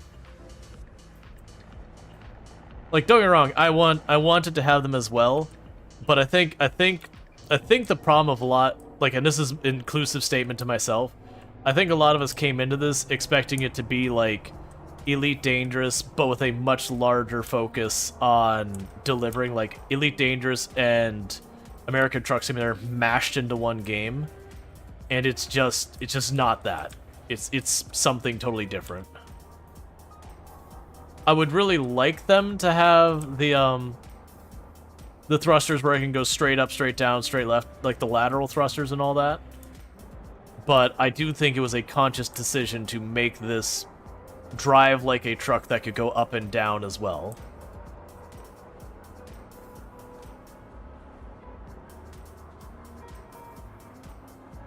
I don't necessarily think that's bad, but I do think the game would have benefited from... I don't actually know how they could tackle the expectations thing, to be honest. Being like, hey, this isn't a space sim. It's a trucking game that thematically is in space. Oh, I'm going too fast. But also, this isn't like the trucking games you've played. It's a resource management game. Like, it's made itself so unique that all the common comparisons you'd give it are not good. They're like thematically correct, and that's about as far as they go. And for the record, I do actually personally feel like the game does have a lot of stuff it needs to work on. And this has been a thing that's been coming up again and again and again. I know I've been repeating myself, but we have people coming in and going and all that, checking it out. Minor bumps and scrapes need to be way less punishing. There's a compounding effect on the punishment it gives you, where a single nudge ends up being an absolutely absurd amount of cash. Okay, so our trade goods, none of them are worth anything of substance here. Cool. Energy is extremely overpriced here. I will take the slightly discounted ECC. And honestly, most of the other stuff here isn't really discounted enough for me to care too much. I mean, that is 50 off.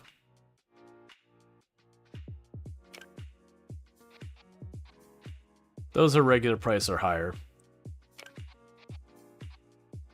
Okay. Oh, and you're overpriced, but you're a dead battery, so we can get rid of you. And same here. So we can get a bit more money out of our extinguished batteries. Alright, Luxray, you have a good one. And I've also made the comment, these lights over here should not drain your battery hardly at all. Like, I'm okay with it being a not zero amount, but like, just being able to see around inside your own ship, I don't like that it's a conscious decision to not do that. Because the cost of power is so high. So we got ourselves another UCC for, we're gonna fry stuff because it was on discount here. That's not what I meant to do. I meant to actually grab the filter off the floor. But we're docked up, so we're not wasting power right now. Because those are spent. So I'm just going to wait till there's a place where they sell for slightly more.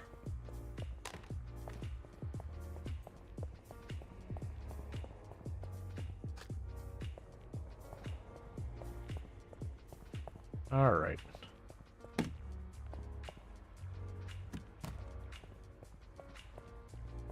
Cool.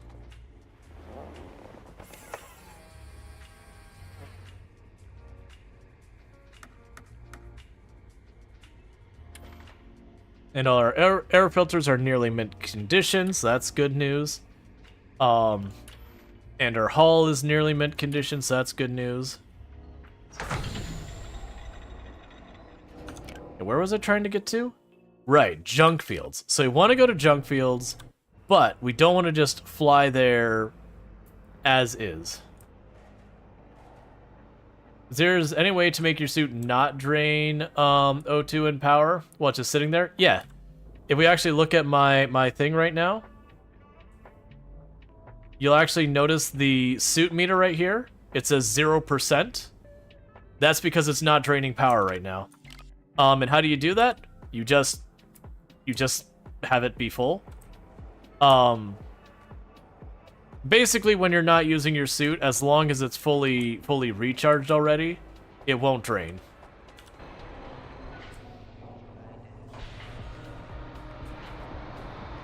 Once it tops off, it'll stop draining.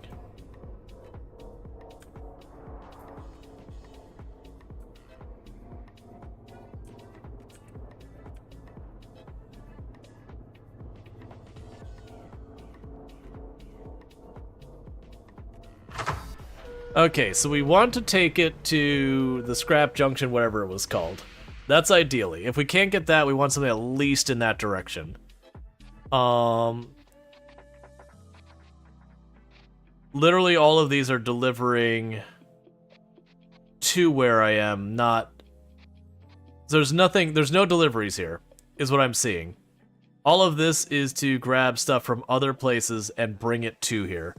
So we're not going to worry about that. We're gonna just leave.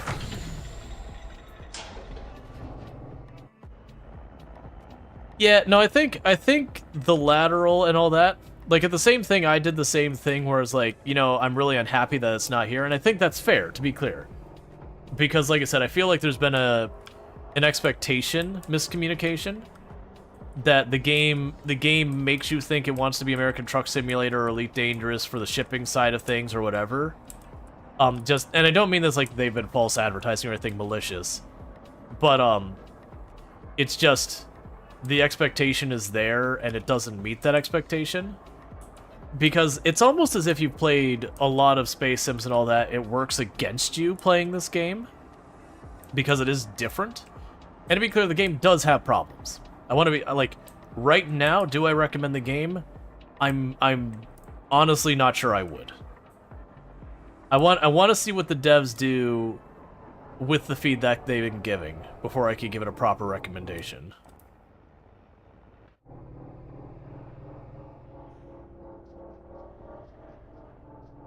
You can turn flight assist off. It's right there.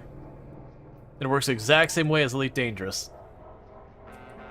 You turn it off and you just drift. So if I point that way and I get going just a little bit,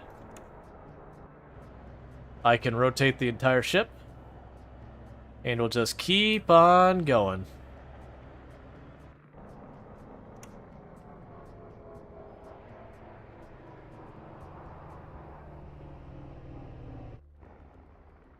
I almost goofed there. You gave 1 hour refund, you're gonna keep your eye on it? Yeah, that's fair. Like, very, very genuinely, the difficulty level they've given this game, and it's not difficulty as in like strategy and that kind of thing. It's difficulty as in you make a mistake and the punishments are extreme. I feel like they need to tone that down a little bit. The things I've said I would like to see them do is, one, your minor impacts, your little light little teeny tiny nudgy nudges shouldn't be as punishing as they are. Where, you know, you ever so slightly tap something and suddenly you've got 3 hull breaches. And it, you know, it shouldn't be that bad. And honestly, you even getting the hull breaches isn't the worst. It's the fact that hull breaches do have a tendency to have a cascading effect where you get the hull breach, that results in you using more energy on your suit, which results in you using more energy on your oxygen, which also results in you getting a reduced pay, which also reduces you in having a longer delivery, which also results, and you know, by the time you're said and done, that little minor scrape has just gobbled up $500, $600, $700, $800. Yeah, I am gonna take the expressway on this one. No, I'm not. I don't have cargo. We're gonna go check what the mission board has. So I feel like that's the one thing, is the compounding punishment for minor mistakes shouldn't compound nearly as far. For those who weren't watching yesterday, I did lose a delivery because my air filters are going, I didn't notice them in time. And the failed mission cost me $15,000 between the $9,000 penalty for failing the mission and then the $5,000-ish for repairing the ship. But then I still had all my air filters were gone, so I had to replace what I could, which cost me at least another $5,000, $10,000. And so one failure ultimately set me back $25,000 and some change. And it was just like, it's game over. There's no coming back. All these missions that I had, one mission I botched, and there's no recovery. It's just too much damage. Because you only make a You make a little bit under 1,000, a little bit over 1,000 for most missions. I imagine once you get late game, those numbers go up. But it's just one of those things that you're like, I can't recover. $25,000 in the hole, I can't recover from here. And I'm talking profit, not revenue, by the way. Because you look at the mission and be like, no, that mission pays $2,000. I'm like, right. But by the time you're done with it, you know, you've spent a couple $100 in gas. Your energy cells, you burnt at least a couple $100 in energy cell stuff. You've got your maintenance of your ship. You get the idea. So it is one of those things that they've got to adjust some of those consequences to be not quite as brutal. Okay, so I can sell you at a slight profit.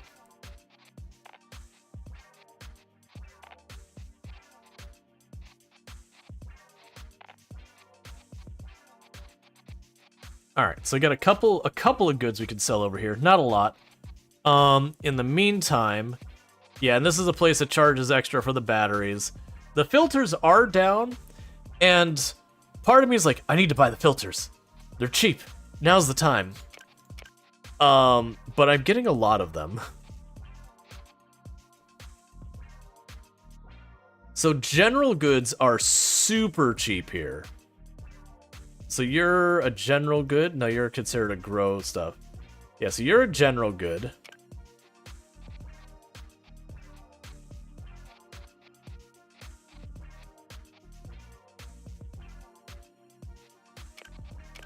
And then pharmaceuticals are relatively inexpensive.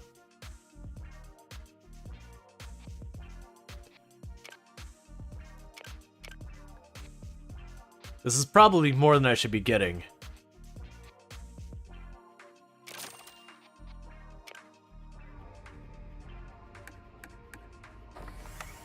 All right.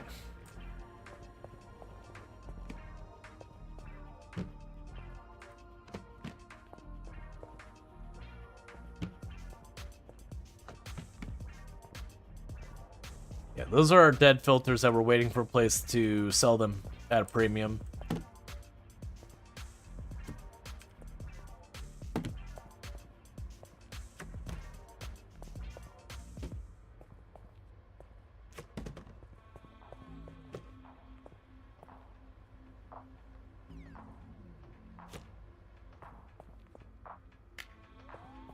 All right.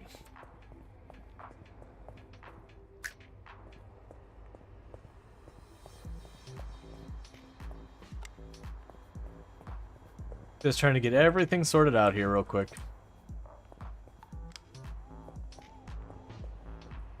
you can grab all of this and keep building up. That is one of those things that all the stuff I have in here is effectively a buffer, so even when my cash is low, it is one of those things I'm like, oh, my cash is low because I've got these things piled up everywhere. Yep, so we are now dealing in, like, painkillers and all sorts of stuff. And I definitely appreciate things I can put into the hardened cases over the others where I don't have to worry about them being damaged.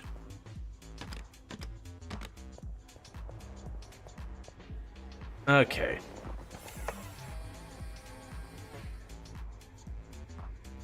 Yeah, let's go ahead and replace the, one of the core batteries. Cool. So go ahead and pop you open so it doesn't get damaged.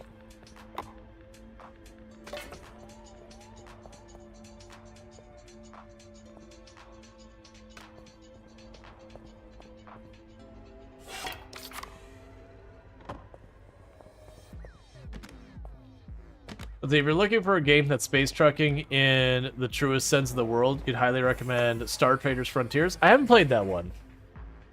Oh, wait. We're in a system that energy cells are overpriced. We could sell our dead energy cell here for a good price.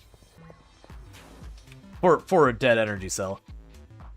Yeah, so if you go here to the one that's drained, normally I would get, I think it's like 100... So, like, this is one that's most of the power's gone. I think normally I get like 100 or something like that, but because its price is a little up, we're getting a little extra. Not much extra on that one.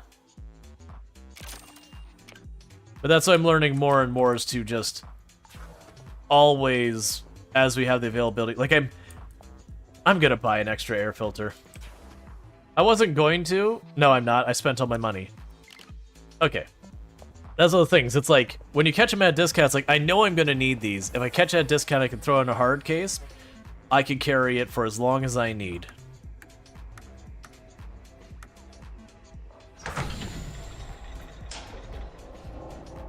Oh, and I also forgot there's a second station here. I don't really have... Or a second shop here. I don't really have... I'm not gonna worry about the second shop. I don't have the money to buy a thing if I wanted to. Alright.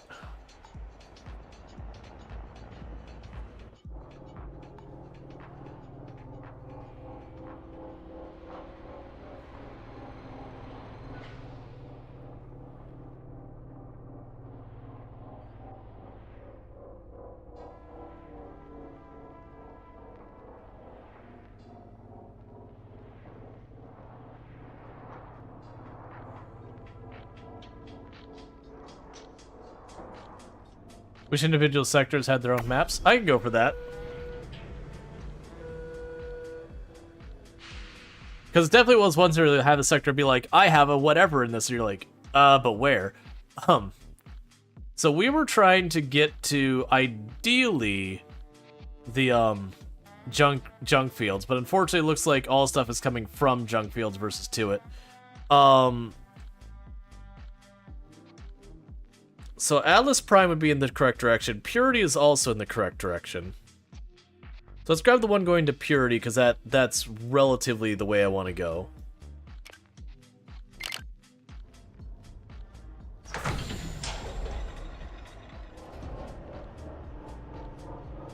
Alright. And our fuel is still good. Most of our power cells are doing alright. I am noticing... So, like, if we notice, my gravity power cell, the price does seem to go up based on the amount of cargo I have in my ship. Which, I mean, sure, but also that's kind of a bummer. That's yet another calculation you have to go and say, okay, well, I can only make X amount of extra dollars on this cargo. Is it worth me putting an additional power drain on my ship? And it gets tricky to equate going, okay... Is this something I am benefiting from, or am I burning money? It's also a thing that effectively punishes you for over-preparing and having too many power cells, because, like, alright, well, literally I'm going to make your power cells drain faster if you have too much of this stuff. I don't think it's actually that bad, but it is just another thing where you're like, come on, man. Is that really necessary? like all of the other things that you make me juggle is like literally me hoarding a little bit too much supplies. Really something you need to stop me from doing. Because there already is a consequence that you have an amount of mash you're allowed to carry inside your cabin.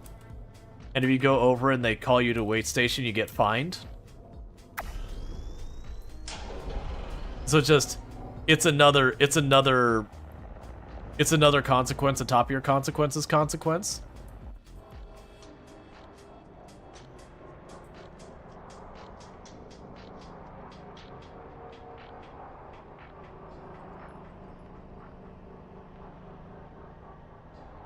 Alright, so let's get over here to Atlas Prime. We can drop this off. Well, we go to Atlas Prime to then Purity to drop it off. From Purity, I could probably get a mission to Junk Fields. If not, I'll probably just fly over to Junk Fields. And then we'll have to start worrying about the electromagnetic shielding stuff. Alright, so let's slow our roll.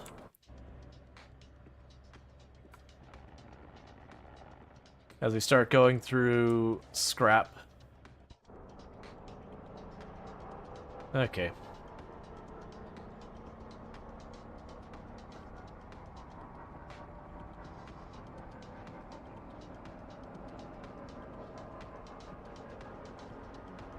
I do wish for a lot of this stuff, it was more transparent what's causing it, like where we can see that our gravity is up to 128%.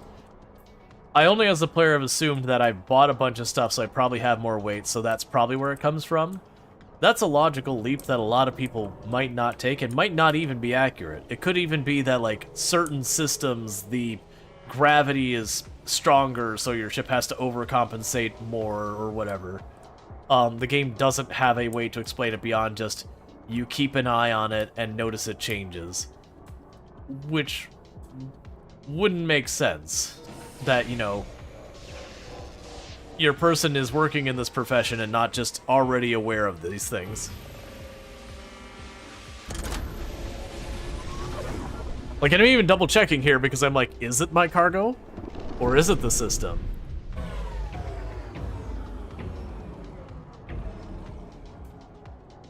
Yeah, so it's gonna be the cargo because it's still in effect.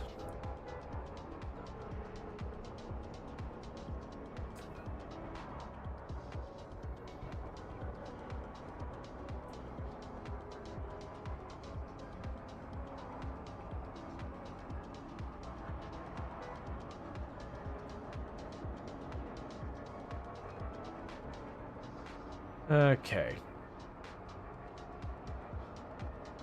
Let's start heading up towards Purity.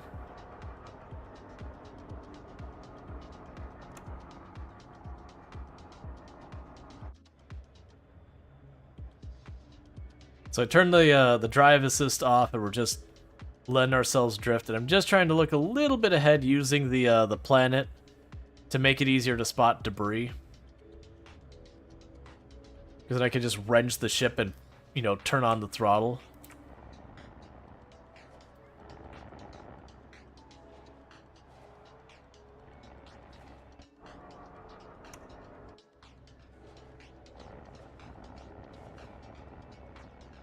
Breeze a bit thicker than I want.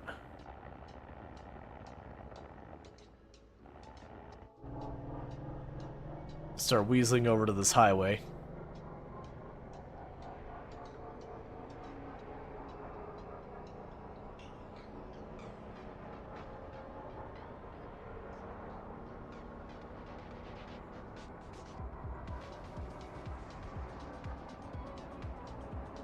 Because also now I'm turning in towards the direction of it being dark, which makes it just harder and harder to see debris.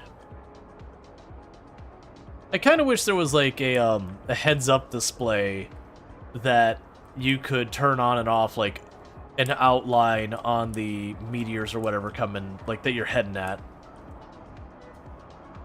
Like I don't need like the heading and am I in a collision or like all that kind of thing. Just make it so they got a little bit more contrast. Because they're really hard to see. It's especially bad when you're a content creator because you got a big bright light shining in your face the whole time as you're trying to do it.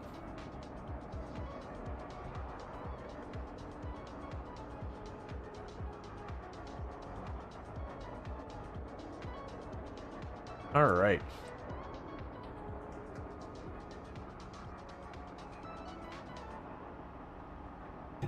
Okay, sorry about that. And as a reminder, tomorrow there isn't a stream. That's my, like, normally Thursdays and Fridays are off.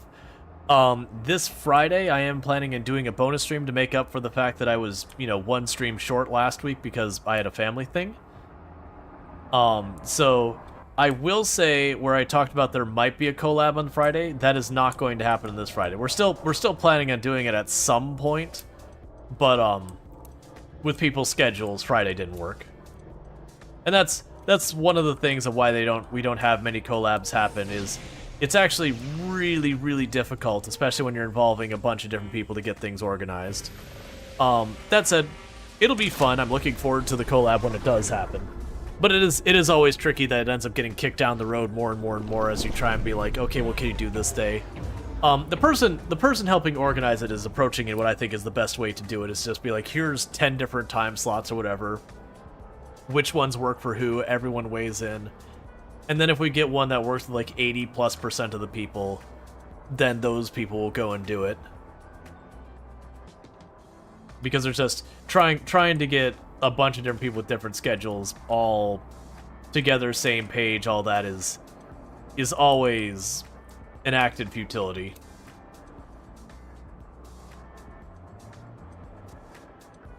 And a lot of times I'm the odd one out so far as my schedule being the hardest to work with just because I keep fairly unusual hours.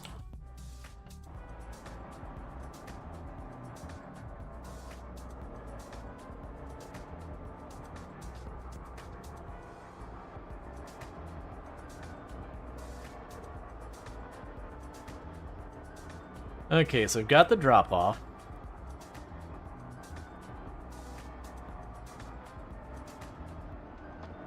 And I know we got a lot of pharmaceuticals and general goods on our ship right now.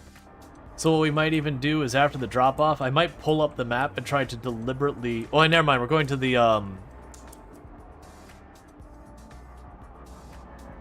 junction, whatever it is.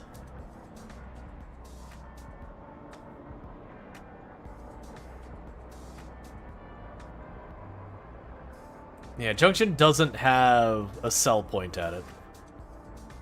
Or a mission board, the scrap junction. Scrapyard, that's the one.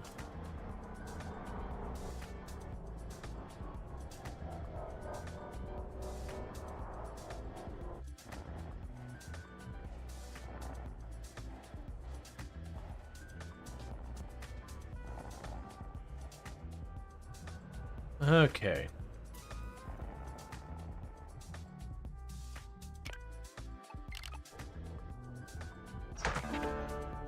Late delivery, don't care, got paid. Yeah, of all the penalties, that one's pretty minor. Alright, so what we're going to do is I'm in Purity. We want to get the junk fields. I could probably find a mission here to do that. So let's get back to the stations real fast. See if we can't sell any of our progressively increasing stockpile of junk. And if we can, we will. As well as pick up a couple of things. And then on top of all of that, see if we can't get a mission that takes us directly there.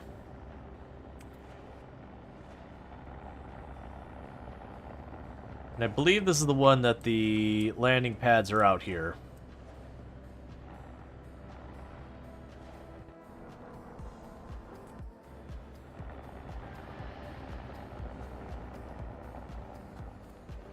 So that's the mission board. Want to get over here. Then our gravity is draining way too fast.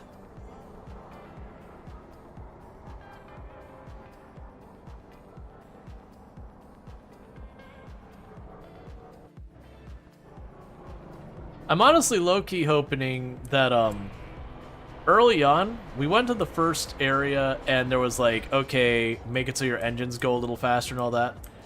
I am kind of low-key hoping that as we open up the solar system, that maybe every region, like, that you open up, that there's a different person who gives you, upgrades and gives you different options, so that we could get an upgrade that, like, makes our gravity generator more efficient, or makes whatever more efficient, to slowly make it more and more economical to do the shipping and all that.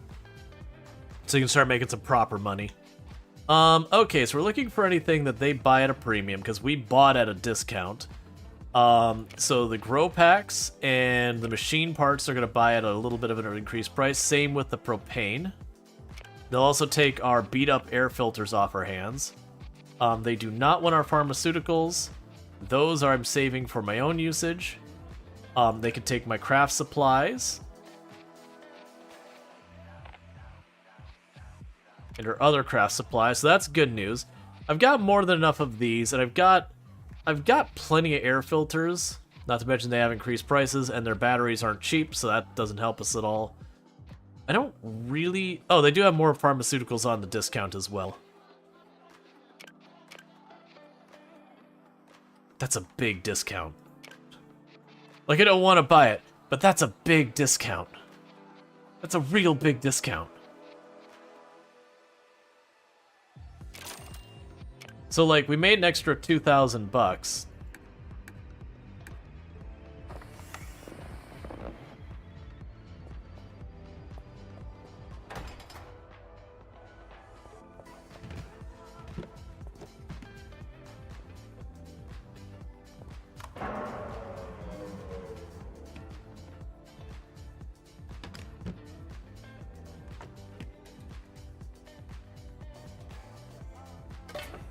Okay.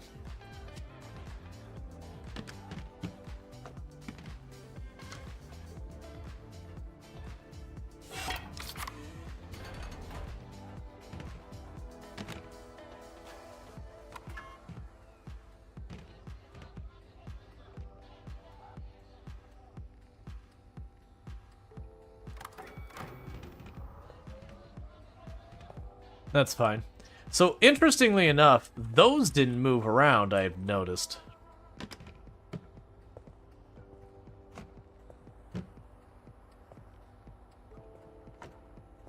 Which I know when I put the other things on those shelves before, they definitely did.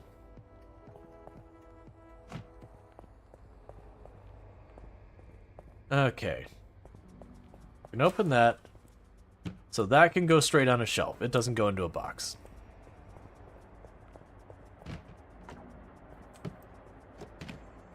I could put 2 of the pharmaceuticals in here. I definitely need to find a system that is buying drugs. Because I am building up an entire pharmacy worth of medicine on this ship pretty quickly. And a bunch of electrical scrap and all that. That's slowly adding more and more weight to the ship.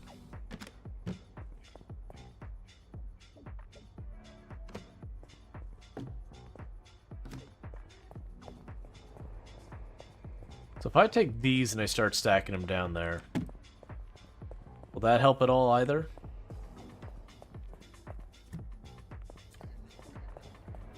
Alright.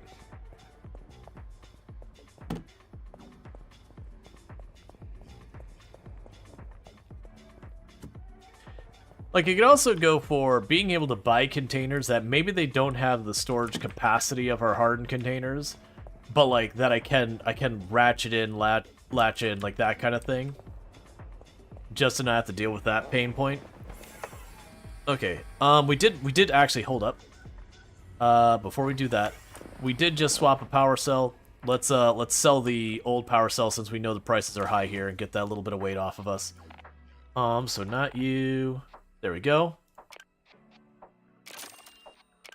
Cool.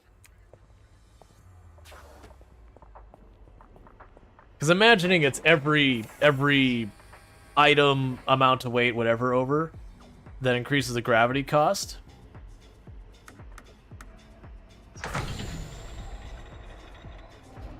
Okay, and the mission board is over there.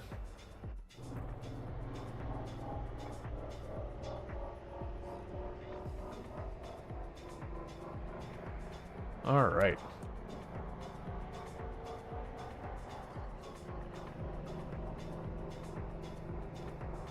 Okay, we're trying to get a mission to the scrapyard.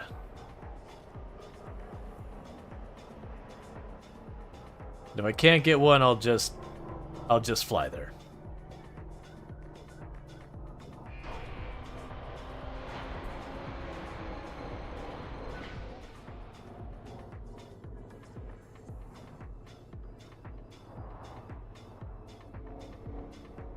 All right.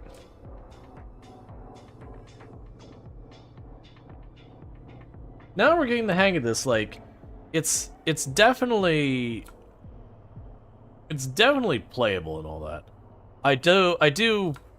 Oh, and that suddenly reminds me, another thing that we learned, and I haven't been doing it this whole stream, and I need to do it now, is save often. You only get one autosave, and if you like really mess up, that's just kind of it. None of these are the right direction.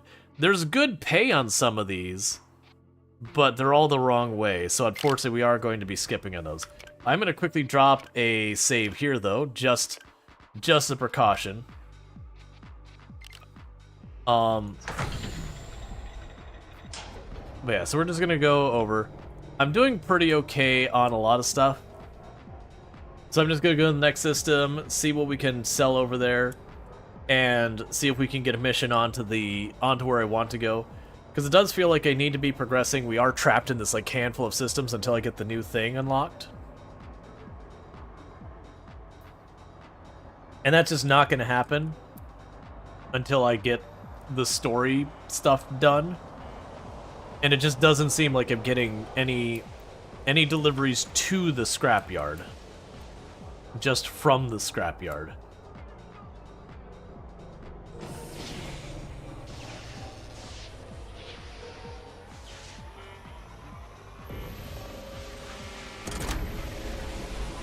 I've also found going out of your way to circumvent the expressway when you don't benefit much from it is worthwhile. Because you have times it tells you to take the expressway when you have a 2-jump trip, but you can also take a 2-jump trip the other way and not have to go through the expressway. It's worth taking the time then to go the other route. We're gonna skip the job board, because otherwise I'm gonna go to sell and then have to backtrack to job board. Let's see, now that No Man's Sky dropped a small update that added fishing, you're probably going to get distracted back into that game again. Yeah, I had people mention the update adding fishing. That's neither here nor there for me. I did miss the last expedition. No Man's Sky is one of those games I'm torn on, because it's definitely a game that has done okay on the channel. It's done badly too. Like it's been a mixed bag on how people have received it on the channel, which is fine. That's not unusual. But it's definitely a harder one to know how. Like, there's some games you know that like when they have a major update, you're gonna play on your channel, like cool, easy peasy lemon squeezy. I'm like, this is gonna do numbers for me. Like, and those are the easy games. Like RimWorld has a major update. I can feel very good that it's going to be good for the channel. Project Zomboid has a major update. I can feel pretty good that it's gonna have, you know, good numbers for the channel. But then there's stuff like No Man's Sky. It's like, is it gonna have good numbers? It's like, I don't know. It's not been consistent. There's definitely been times it's been good. There's definitely been times it's been bad. Timberborn's kind of in the same thing. That sometimes when we have a big update and I play Timberborn, people seem to really enjoy and have a good time, and then there's other times it's pretty eh.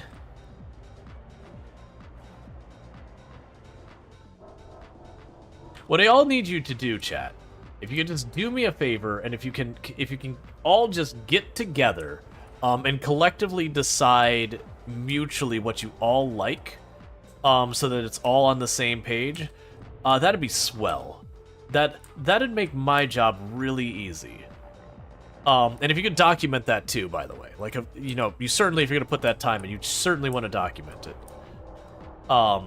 We could all get everyone on the same page. We could all universally decide that everyone likes the same thing, and then I could just deliver that thing. Obviously that's not how any of that works. If only You get a family of 2 people, and you're not going to get consistent results on what people want. Because it changes. It's impermanent. But it certainly would be convenient. Everyone likes RimWorld. That's not actually even true, Jaywalker. Like, actually, very genuinely, if you look at RimWorld's numbers on Twitch lately, not the channel, but on Twitch as large, RimWorld's actually been pulling in some pretty low numbers lately. It'll probably come back up when the Rimmanship or whatever it is comes back up here soon. In my mind, they do. That's fair. Alright, so we're going to sell all the pharmaceuticals. Let's see, you mixed the bug hunting expedition, but you did grab the Iron Vulture. Yeah, I mixed the bug hunting one. No, actually, wasn't the bug hunting? No. May have been the bug hunting one. I missed whichever the last expedition was. I got the one before it, though.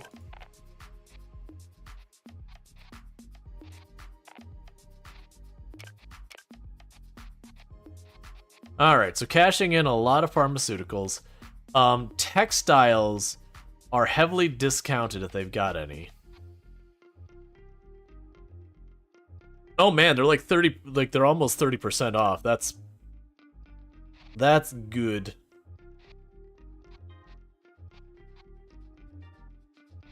All right. So with that, we're going to offload a bunch of stuff that we did make a decent profit on all of it. Because I got, basically all of these, I'm getting like 40, 50 out of it, which doesn't sound like a lot, but when you compound it by that many, isn't too shabby. And then I'm going to pick this up, and this is big because that's a $400 benefit on that. The rest of the stuff here isn't that exciting. But that just seems to be a big part of this game, is just getting all of those ones and twosies. Yeah, and the green crate there is going to always be commodities. Like, the other ones I'll probably end up mix and matching as I need more for whatever. But that's what I'll do, is the green crate, always commodities.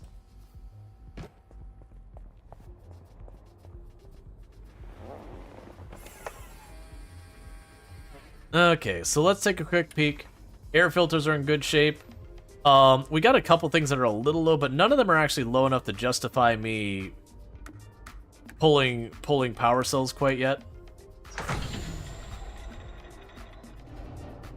Alright, and then we're just going to go over to the junk fields, because we got a quest there, and if I were to go back to get a delivery to maybe go to junk fields, unfortunately, while the junk field portal is right here, the quest board is like the other side of the system, so I'd have to backtrack to then not see what I want to then go across the whole system again, so we're just going to take it what it is.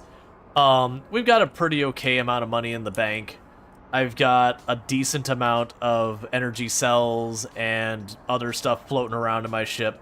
I could certainly use more in the energy cell camp. We're still sitting at 128% gravity consumption. So I am curious what... It's very clearly a threshold system. Where, like, when it comes to the weight... You know, once you've passed your weight by a certain amount, you then hit 128, and then I'd assume if, like, we get even higher, maybe it bounces up to a higher amount. So it definitely seems to be along that line. Alright, so we can get dialogue here. And this is not a system to fly fast through.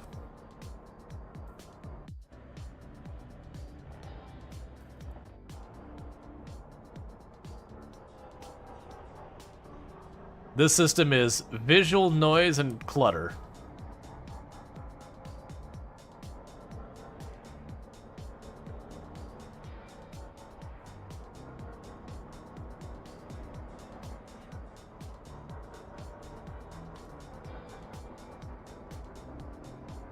Okay.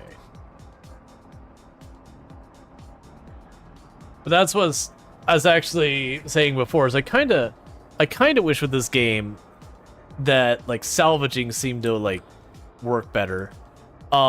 There's a couple things I think would help salvaging a lot, is the ability to, like, take the containers out there, load up all the stuff in the container, and put in your ship. It would also be nice if there was, like, a side a side panel I could put my goods into that to ship it in, versus having to cycle the airlock every time. Red gave me a heads up you'd be heading this way. Said you're looking for some shock pods? Well, I'm pretty sure I saw some around these parts the other day. Now, let me see. Here, try these coordinates. Just be careful out there. Real easy to rupture your hull while exploring this neck of the galaxy. Okay. So last time I went to the one straight in front of us there. I'm going to go to the closest one first, because I don't know if it's going to be one of these things that one of them will give us what I want and the other ones won't. But we'll see here.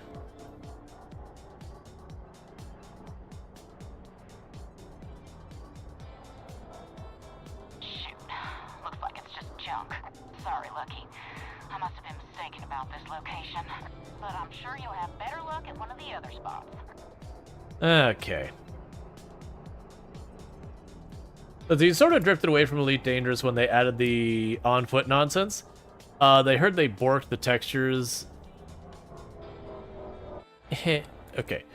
You heard they borked the textures of the planets, but upcoming new ships might drag you back in. Yeah, I kind of fell off at the same thing as when they started going for the first-person shooter part of it. It was kind of one of those things that's like, okay, realistically, the most likely outcome.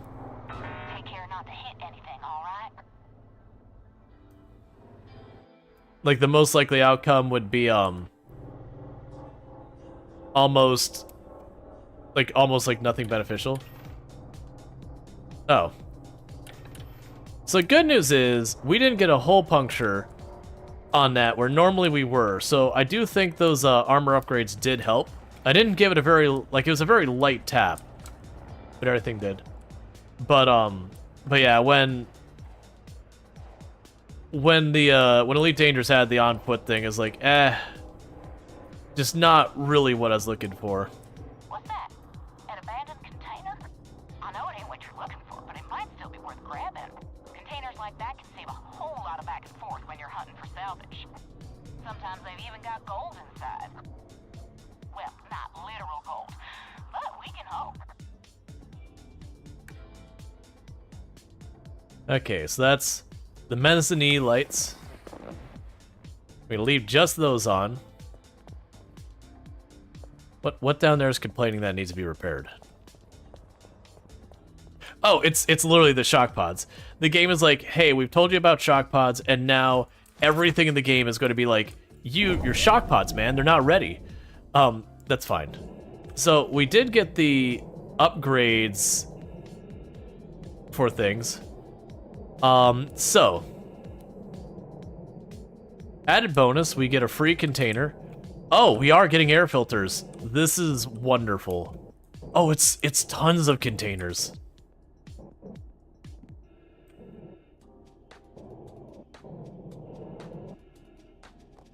And mint condition. This is what I've been wanting to find from these kind of things.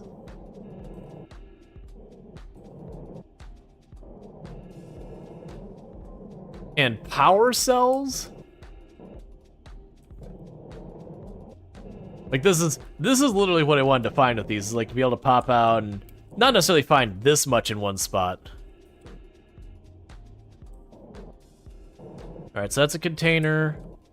That's another container. Is that what we got? Is 3 containers and those 2 things? It's looking like it. I am very happy with that find.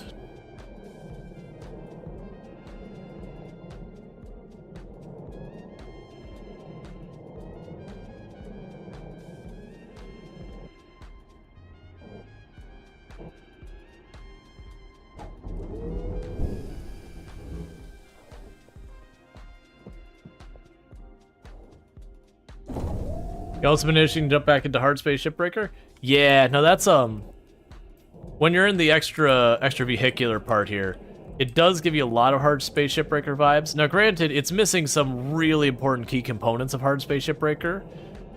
Very specifically, you don't have a button to stop your character in place.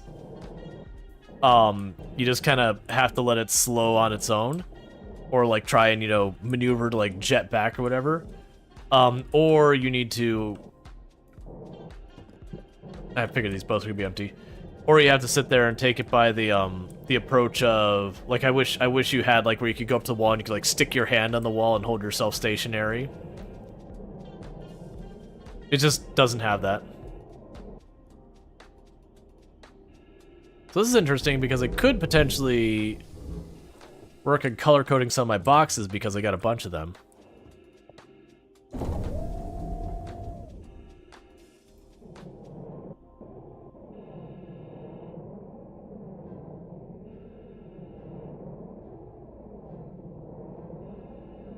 Yes, that wasn't bad. We got an air filter out of it, and we got 3 crates.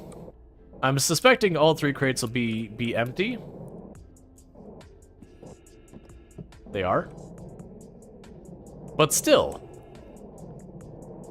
That's...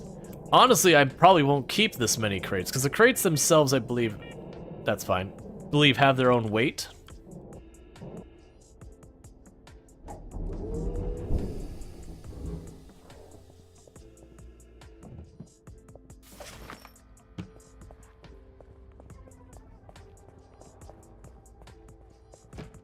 Alright.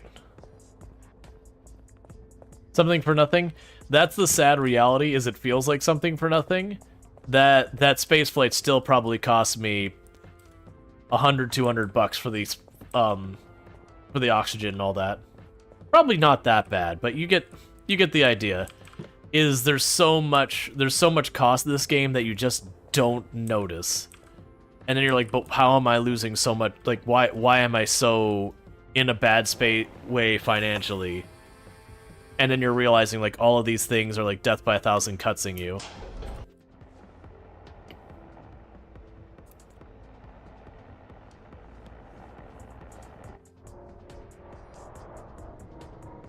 But that said, totally worth it. Like, honestly, one of those cases was probably enough to break even with the cost it would be for me to go out in the spacewalk. And all that stuff. Let's see, PM says, you liked it, but after the story part was all done, all you ever did was javelin ships. They made me money while with none of the hassles of the Atlas and all that. You can just get the hang of Quasar engines. Yeah, the problem with the Quasar engines, I don't know about nowadays, but there was an RNG thing that you'd pull the... I knew I'd seen shock pods around here somewhere. Go grab them and bring them back to your rig. Should slot nicely into their little spot on the lower deck. Once they're installed, your rig should have no trouble dealing with electrical storms. But yeah, so it was one of those things that,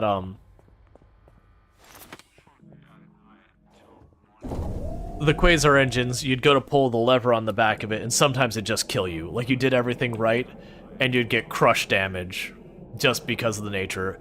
And there was things you could do to increase or decrease the odds of getting crush damage, but it's just, from the beginning, that was kind of always a problem with it. Alright, so you got a cardboard box. Which is fine, because they can take all of these.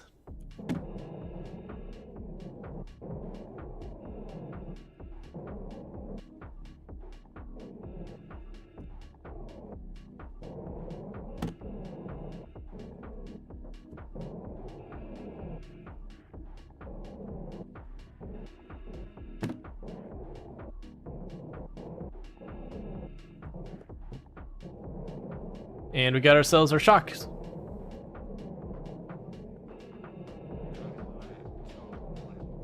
But yeah. No, I really enjoyed it. I do feel the same way, though, that once you finish the story, just tearing apart the ships, you would tear apart, like, one ship every once in a while and be like, okay, without having some higher objective progression or whatever, it just didn't hold your interest nearly as much. Yeah, and it's just basically saying, we have these shock pods. So the way those shock pods work, because that's where we were at last time, is I died, or I didn't die, like, we had gotten to this point, and I failed a mission due to my air filters being no good, and then recovering from it just didn't happen. So these, the way they work is you go into the system, and it seems like you build up electromagnetic charge, or electro charge, or whatever against you. And then what ends up happening is, if you go over a certain threshold, it'll pop a shock pod and destroy it. And there you have it, darling. Your new shock pods have been installed. Well, they're mostly new. Maybe a little scuffed up. Those should protect against pesky electrical storms overloading your circuits. They'll pop once they've done their job, though, so be sure to replace them regular like. This is GB from the... My goodness. Were you reading the mail on us, GB? Well, it's been a slow day here at the office. So, is Lucky got functioning shock pods and shielding now? Sure does. I'll vouch for him. Well, then I guess congratulations are in order. LJ, you've officially earned jump gate clearance to the mineral colonies. Okay. But yeah, so it's just one of those things that you build up the electromagnetic or whatever, and you get to a point where it pops the shock pod and then drops back down. And then if you don't have any shock pods where the shock pod would get fried, it starts blowing out your UCCs. So it is one of those things that it is a way of managing all that. That said, when I did play, we didn't run into any situations where I did have that ultimately happen. I also noticed you have gas prices lower. I wonder if it actually would be worth it to go out of your way to get the better gas prices in a pinch. Like, if you had a very high capacity of gas, to go out of your way to snag this where it's a bunch off. You got high security system. Purgatory system here is absurdly high security. So that's interesting. Okay. So with... Oh. What happens if I don't? Well, those recovery costs are gonna stack up, and you'll find yourself repairing a lot of UCCs. Anyway, I should get back to monitoring the airwaves. This is GV, over and out. Well now, ain't that swell? Guess you'll be heading to Spark City soon then. Wish I could join y'all, but I've got a job I need to be getting on with. Be sure to say hi to Red for me, and don't let the party get too crazy, alright? Moon baby out. Okay. And there's no missions or anything in the system, so we're just going to go right on over to Spark City.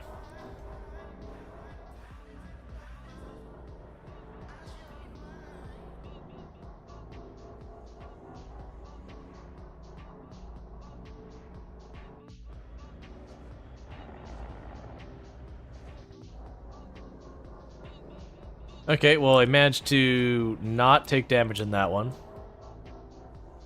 Check our armor. Yeah, so impact upgrades. Get them. Get them. Hey, Insane Spork, how's it going? Let's see. Man, the game trailer made it seem like you had a different jump points throughout the galaxy. Maybe that was the idea they had, but cut out for the simplistic match.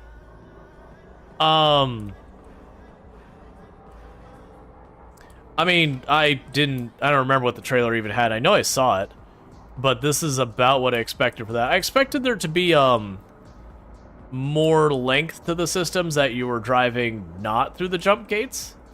So, like, more comparable to, like, the X series, where you'd have some of those systems that would take you a hot minute to get across. But still. Alright.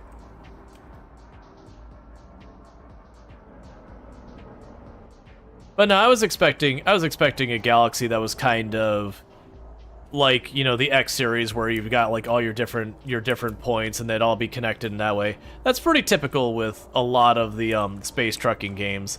Elite Dangerous is a little bit different than that, but still not really that much different. And then, you know, No Man's Sky is kind of procedurally generated equivalent of that. So bear with me, chat. We're on an ad break real fast. I want to finish my dinner real quick, so I'm going to do that real fast during the ad break, and I'll be right back.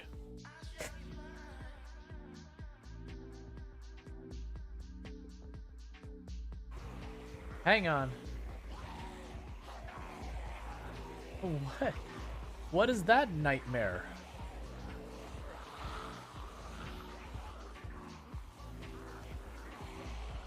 Like, the helicopter didn't bring that much.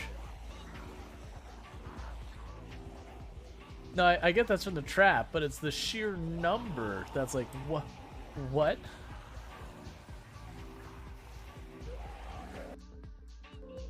Yeah, let's roll the dice. 60% chance that things don't go terribly, 40% chance they do go terribly. Yeah, let's push the button. Boom. They died.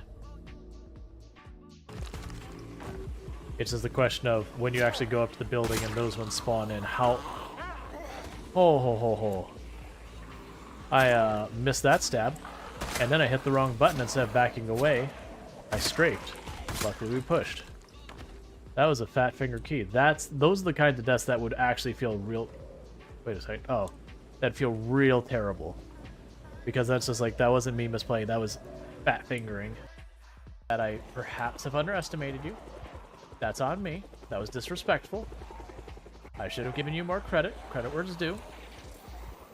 You are definitely still a menace and you're still threatening. But not you. She's a jerk.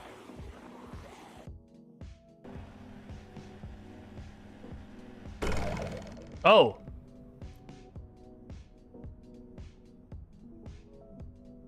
I was not expecting that.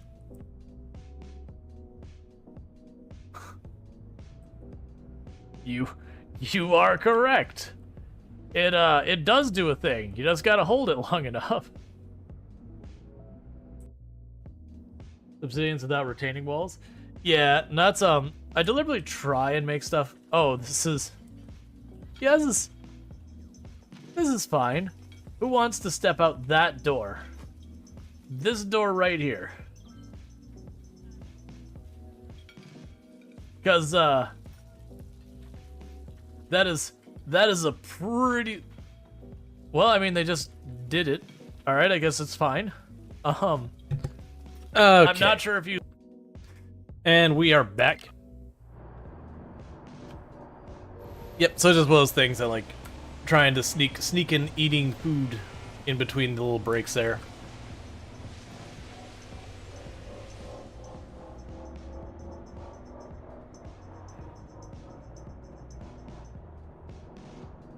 Things work a little sickly, you're surviving. How is Space Trucking game? It looks fun. And you want to grab it? So before you do, I'll give you the talk on it, because it's good and bad news. But I can appreciate the feeling a little sick. I'm dealing with a sore throat myself at the moment. That one of my family members got me sick. They didn't mean to, but it is what it is. So I need to go over to the bar over there. But so the first thing is, right now as implemented, this is an extremely difficult game. And the reason it is if you make mistakes, it is extremely punishing. So just be aware, the recommended settings are actually fairly difficult. Like, the recommended settings is what for a lot of other games would be their hard mode. Now, that could very easily change in a hotfix or whatever. But the reason it's hard is you take like a little bump and you get a hull breach. And it's bad enough that you have to get out of your ship and fix it. That part's fine. Like, mechanically, I like the whole idea behind it. But it is one of those things that you do the hull breach, and by the time you take into factor of all the things that it gets hit by, it ends up putting you under about $500, $600, $700. So it is definitely one of those things. The Hood Ornament looks like Baby Yoda. Oh yeah, no, I noticed that the other day. It very much feels like a little Baby Yoda or whatever going on.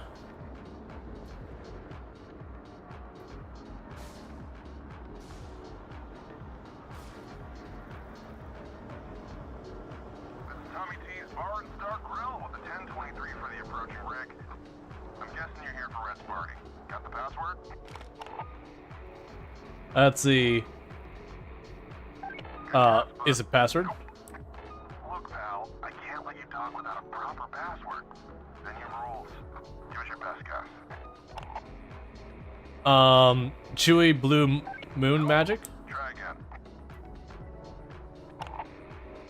Monterey's Coast? Still break, will ya? I'm just having a little fun, Eddie. Yeah, I know, but plenty of time for that once Lucky's docked. Alright, alright. Permission's granted.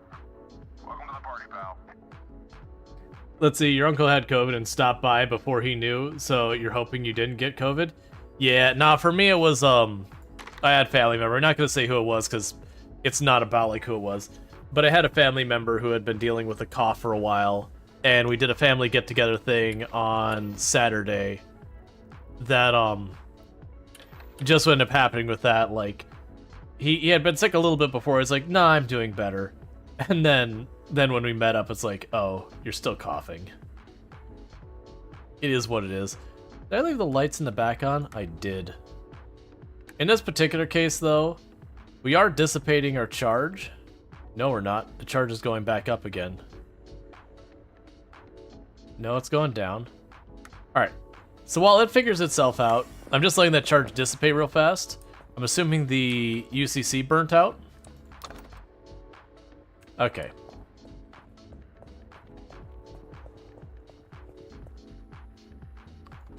So turn off the suit. I'm going to need to pop in here real fast, because I'm going to need my internal lights.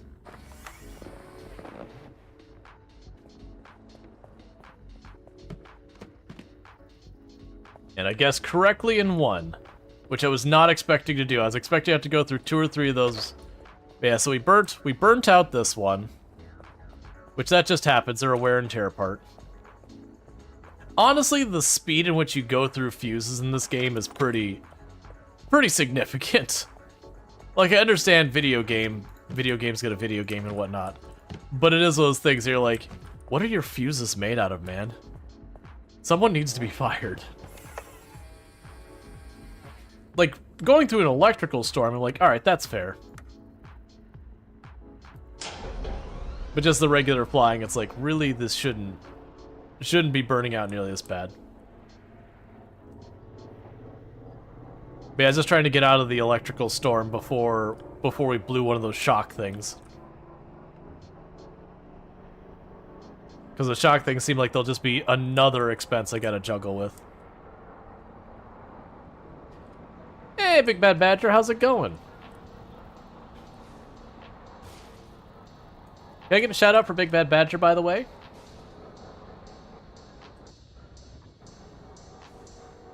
This is gonna make docking awfully terrible.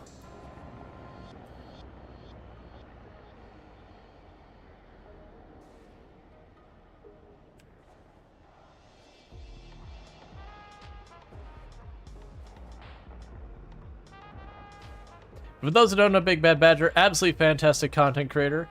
Plays a lot of Project Zomboid, among other things.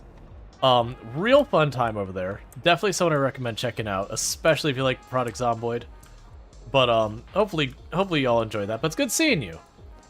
Don't mind me, I'm trying to deal with this nonsense as we're slowly building up an electric charge on our ship.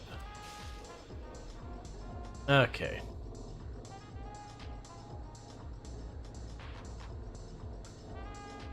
But things are going pretty good here. Been enjoying it. Hope things have been going good on your end of things.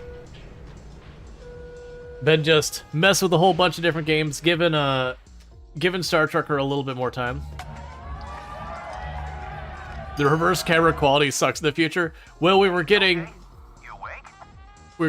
blasted with electromagnetic interference. All right.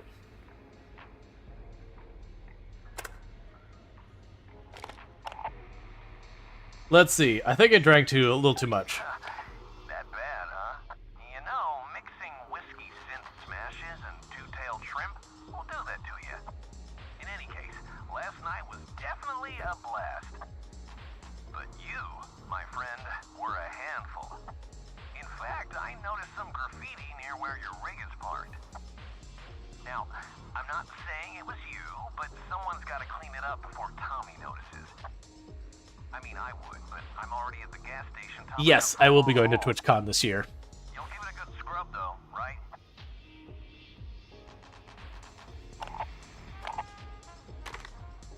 All right. And I don't think I can get out while we're docked. Am I docked? I think I'm docked. No, here in a moment. Yeah, so it's not draining power, so we are docked. But yeah, no, I'm going to TwitchCon this year. I'm actually going to be leaving on the 12th and getting back on the 24th because I'm visiting family while I'm out there. That's what I thought, is I can't undock, or I can't do it right here. I gotta go here.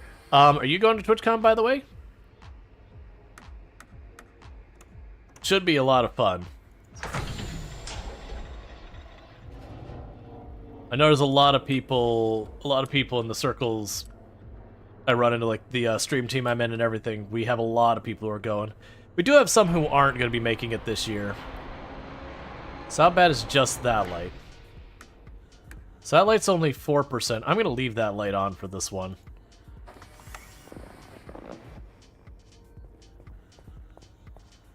What are you complaining about? What is your issue down here? Oh, I forgot to turn on the suit's breaker. That's why I wasn't getting more air. You're curious because you're trying to find out who you know is visiting and who you can meet up with.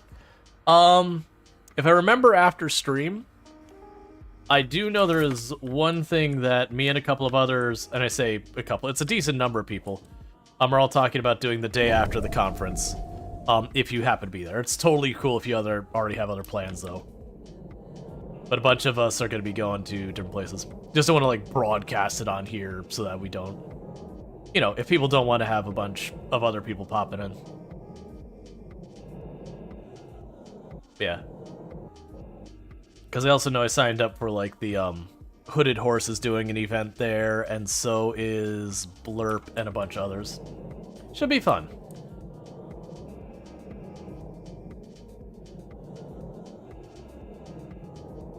Yep, can do. And no pressure if it's not something that's your jam or whatever. But I'll DM you after stream. And if I forget, because I still got a little while left in stream, if I do forget, don't be afraid to, like, give me a poke. ADHD things. I forget a lot of stuff. If I don't write it down, it's dangerous that whether or not I'll stay. Alright, so we're cleaning up the graffiti.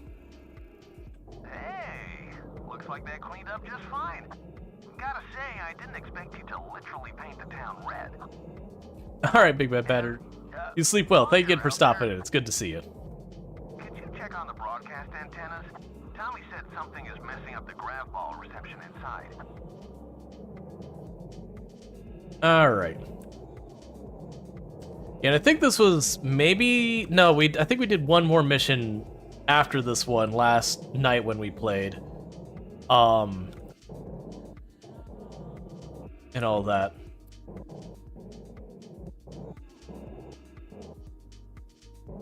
And then, chat, I might step away for just a minute. Because where I grab my food really fast, I have an implanted tooth. And one of the things that can go wrong is when you have an implanted tooth, you can get stuff under it. And I'm dealing with that right now, and it's incredibly distracting. So I just need to step away long enough to deal with that. I'd visit him myself, but I need to head north and pick up my long haul. So, do me a solid and check up on him, will ya? Maybe see what he remembers about last night. So it'll take me like 2 seconds to do that. I'm running behind. I'll give you a shout next time I'm in town. This is Red Eddie, down and gone. Or I won't need to do it. Or it just dislodged itself. So I do apologize about that. It's one of those things, if you ever the unfortunate thing of getting implanted tooth, when it comes to like dental floss, you need to deal with under your tooth now as well. But yeah, no, it came free on its own. That's good.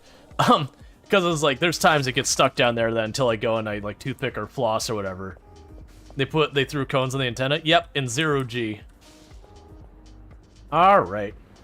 So I don't need to take that break. But I was expecting to. Okay, so with all that, so we want to visit Rosso. That's in system, so we can go ahead and do that. Oh right, we're not docked still. So our suit and our oxygen are both low in power.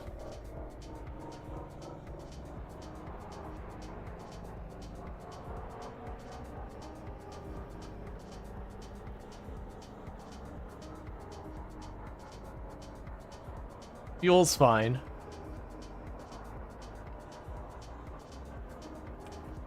We have a store and a job board. So I'm gonna do here, before we worry about any of that, I'm gonna go ahead and pop up here, and I'm gonna hit the store. You can do that for a couple of reasons. One is you always want to hit the store. But on top of that,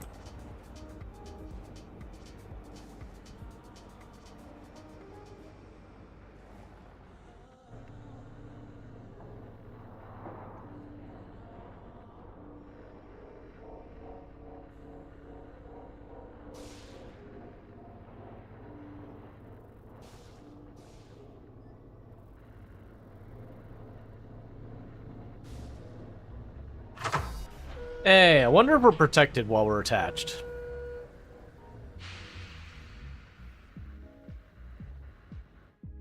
Because if we're not, that would suck a lot.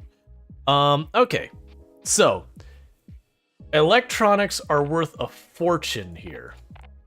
That's good to know. I don't think... Actually, I do. I do actually have a decent number of electronics there. Oh, yeah, that's... Because we got that like $200-300 off, so we made a killing on that one. Alright, so that's some solid money.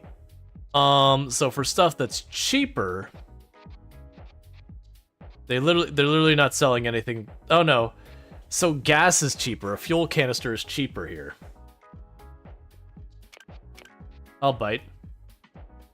How much do you weigh? Oh, you weigh... No. I'm sorry, you weigh 132 pounds. No, you can kindly stay. Alright, so the good news is, I am making a good 3,500 bucks dropping off these things that have been piling up all over the place. So that's good news. We are low on power cells, and unfortunately, in the system they are... I'll get one here. We could also sell you at a slight premium. No, we'll wait till you have a better price. Hey, I got an achievement for making 25,000 doing this. I think we're still building up a charge while docked here, which is not my favorite, that's still... Oh, I need to pop open a case.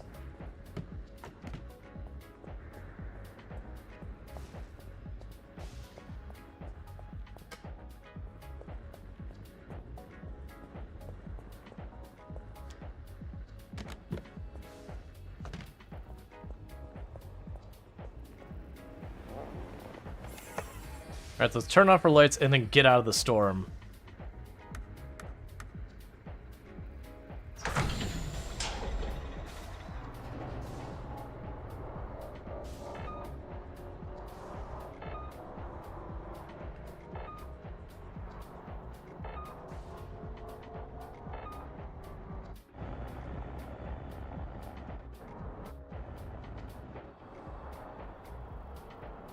Okay, so it's starting to drop off.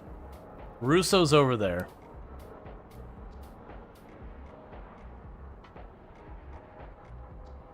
Yeah, we're starting to ping. My assumption is at some point when you get up there, it will pop the thing. And I don't know what those cost, which is part of the reason I'm extra careful about it. Because they make a whole big deal that you can't simply find them at all in the early system. I don't know if that stays that way or like the moment you unlock it, it becomes generally available.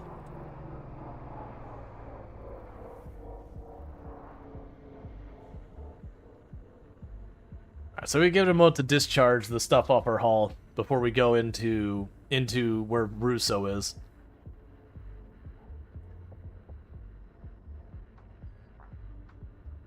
Why does my suit icon have a red? Why does my suit have a red icon? What's going on with my suit? Oh, I didn't turn on the breaker again.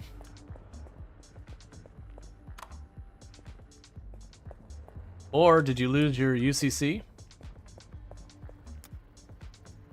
Oh no, your power cell's done.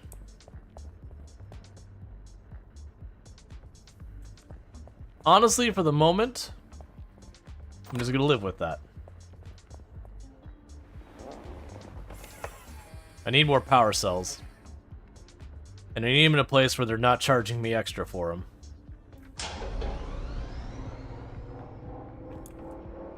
Alright. So let's try and get a mission to some place where energy equipment is cheaper.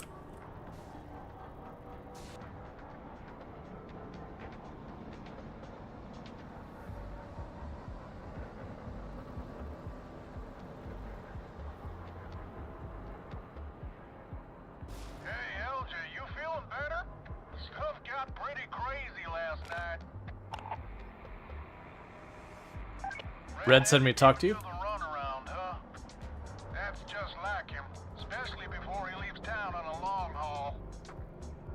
You know he was the one who got drunk and decided to step outside, right? Didn't think he meant a literal spacewalk, but thankfully we got him in before he hurt himself.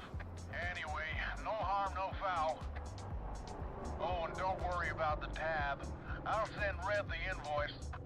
I gotta get back to work. See you around, LJ. Okay. Hey, Lucky. Sorry, I was kind of leaning on the mailbox while you were talking to Rosso. He's right, though. Red always does this.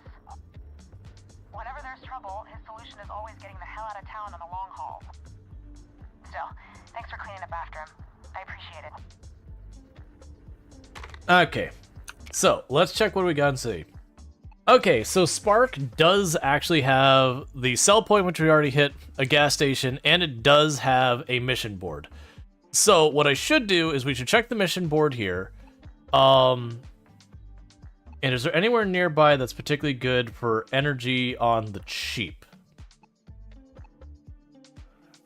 New Aspen is pretty good for energy on the cheap. So yeah, New Aspen or Tank Town are probably the two we're looking at.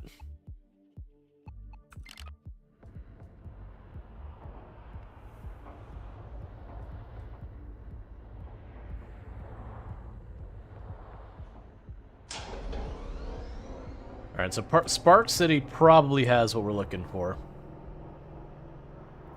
Let's see, wait, what? Zoom in the map shows you the stations there?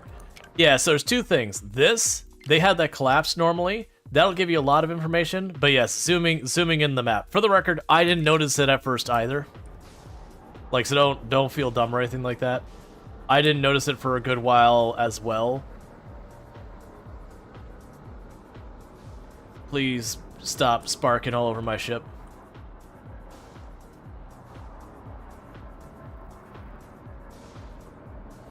Oh man, that builds up so fast.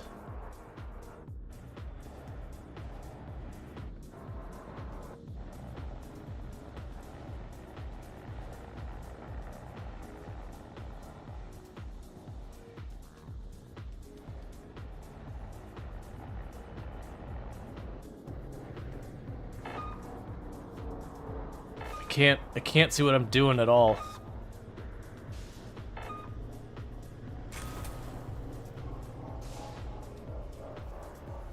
Okay, so we just blew one of our defense things. Let's see, how does the electricity crap and spark work? You're so confused, driving faster make it worse? No. It's as you go through the clouds, you'll have like a higher intensity and it'll slowly build up. And then when it builds up to a critical mass, it'll blow one of your fuse things. And if you don't have any of those left, then your ship starts taking serious damage. So it's try not to spend more time when you need this. Do these stores change position? I hope so, because we had one that was like literally on the store. So I had to not stay in the store too long. And it's also messing with my ability to dock at some places because I can't see the reverse camera.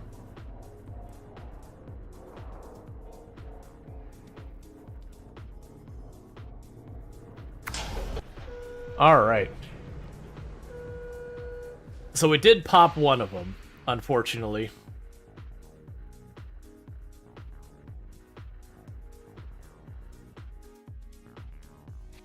Okay.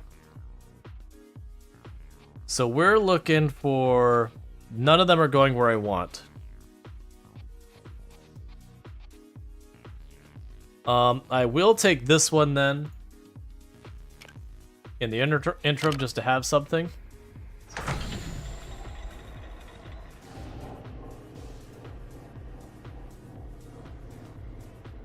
Alright, but first,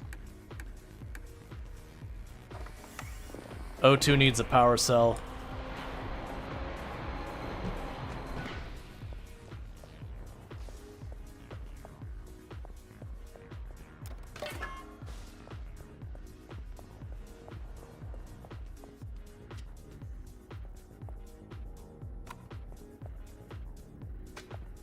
I believe that's my last power cell.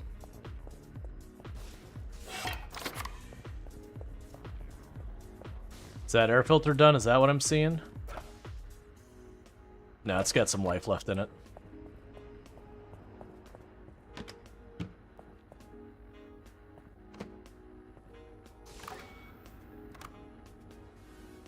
I'll just leave it off. Got no power cell, so I'll just leave it off.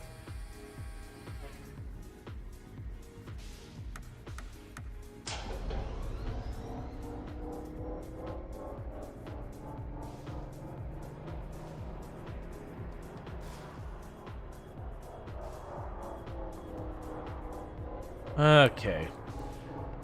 But as you can see, there's some places the storm is and isn't.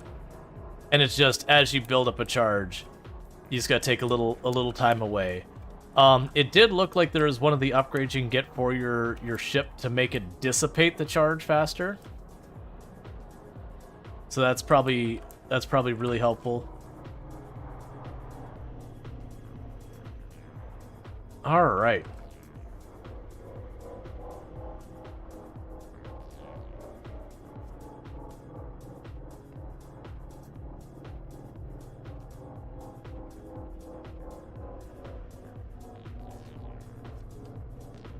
They've got an indicator here that's blinking at me.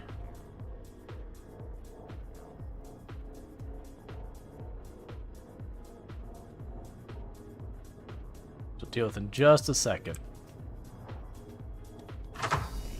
So what's that indicator? Oh, it's just telling my suit's offline. Yep, that is correct. My suit is currently offline because I'm short on power cells. And my suit's fully charged, so it doesn't need a power cell until I use it.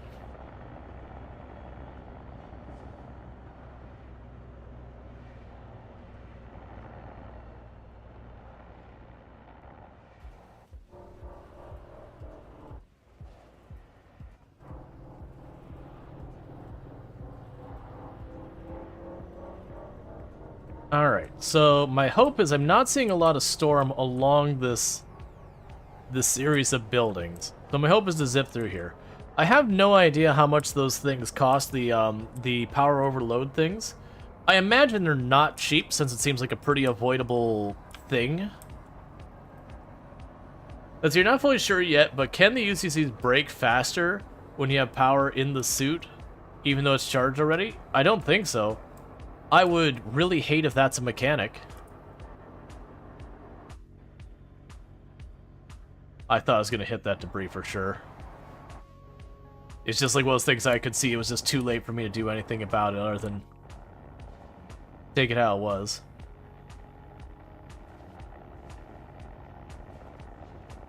Okay.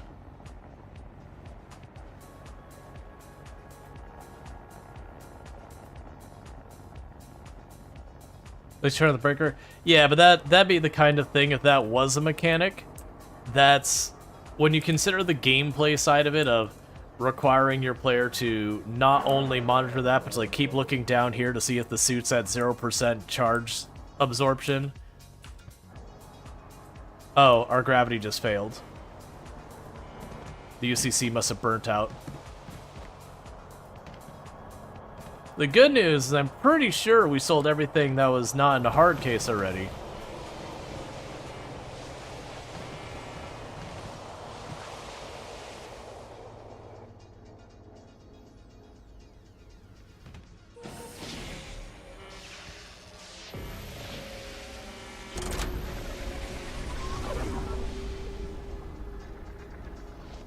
So, not a big, like, We're not going to damage stuff more than it's already damaged.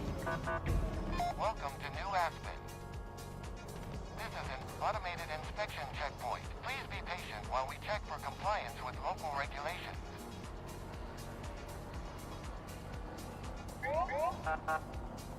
Thank you for your time. You are clear to proceed. Have a safe trip.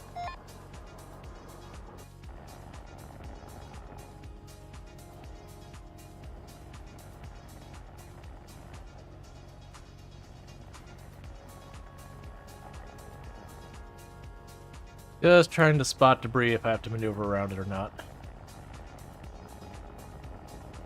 Let's see, piece of post out of Steam. Using the container to find space in salvage beacons may be bugged. Make your item vanish. I haven't noticed that, and I'm really hoping we don't.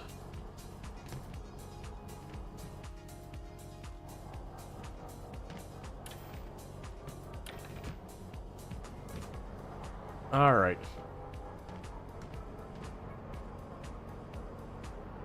Because that would be a real bummer.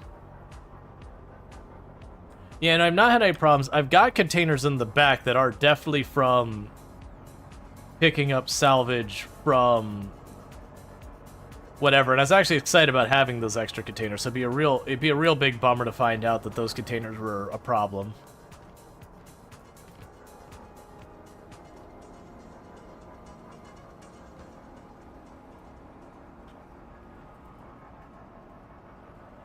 So I need to make this delivery, and then I gotta go out of my way to stock up on some power cells. Well, in that case, the red, blue, and one of my gray containers is not safe. If that is the case. And because of how important money is in this game, having the risk of putting thousands of dollars of stuff into a case and having it just vanish would be pretty severe.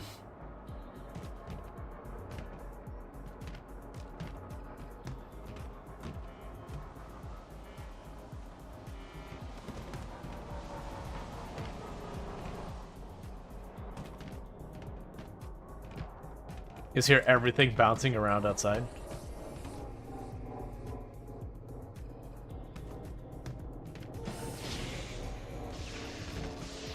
Let's see, yeah, you're not sure about it, though? People can make up memories.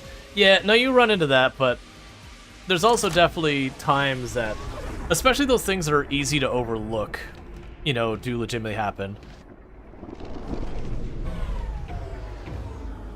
Because there's like all sorts of ways I could see that kind of a bug coming into play.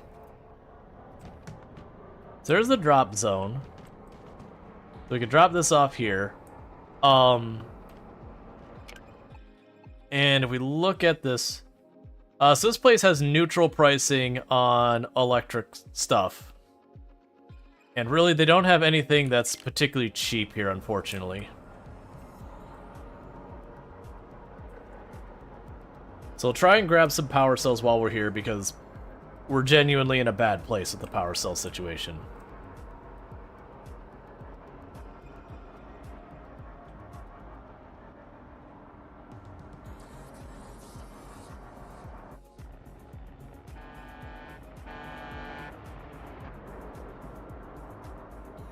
All right.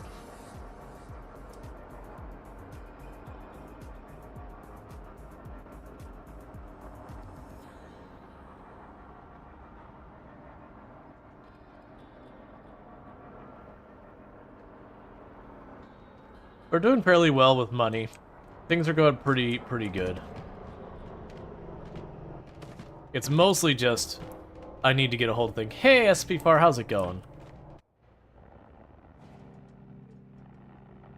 All right.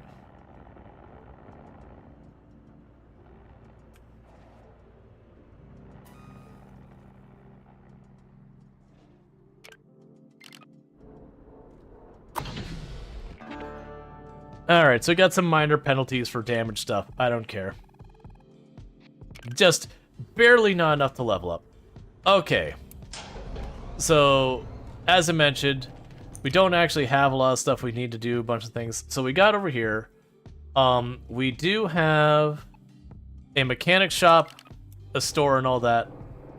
So let's hit up all of these. So we're gonna start with the store first of all, and get all our stuff sorted out. It might be worth me visiting the mechanic shop as well while we're in the area. Well, actually, how much money do I have? Yeah, I got 10,000, so it'd be worth picking up the, hitting up the mechanic shop as well. Actually, let's hit up the mechanic. No, we'll hit the store first. We'll hit the store. Actually, was there no mission board here? There isn't. Okay, so we'll hit up the mechanic. We'll hit up the store first. Do whatever business we can do there. Then we're gonna hit up the mechanic shop and see what we can do about that, and then we'll go from there. My guess. Actually, I have no idea which of these will have the store in it.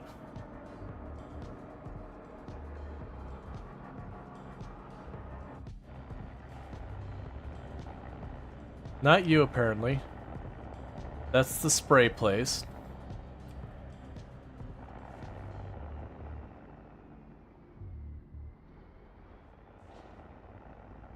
Yeah, I'm not getting any like point of interest icons either. Maybe that one over there, the really tall building. It seems to stand out differently from the others. If we go to this tall building and it's not the store, then I'm just gonna go and pop over to the auto essentials and just forget about the store.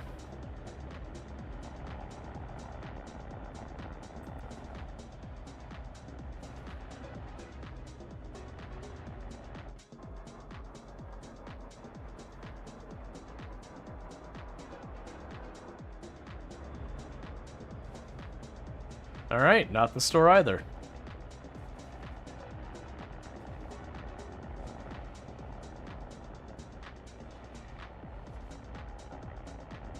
Okay, so let's go ahead from here then. And just drive over to the mechanic shop. Stop wasting time.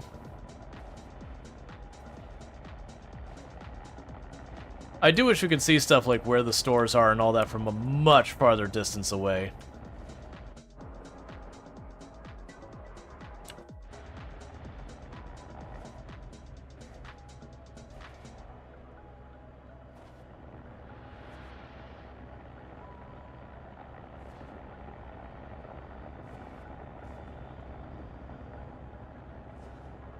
Okay.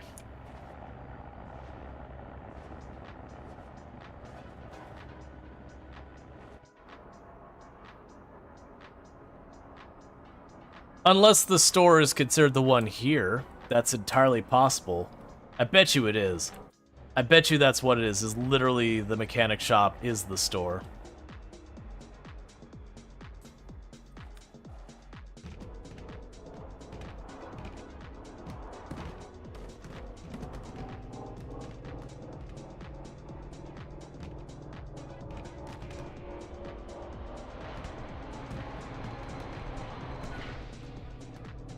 Alright, and then we got some stuff to do.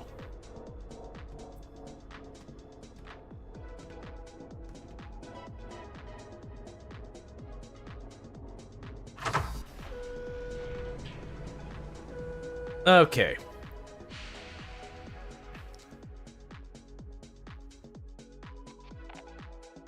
Yeah, so that's one of the good news is the containers are on an increased price here.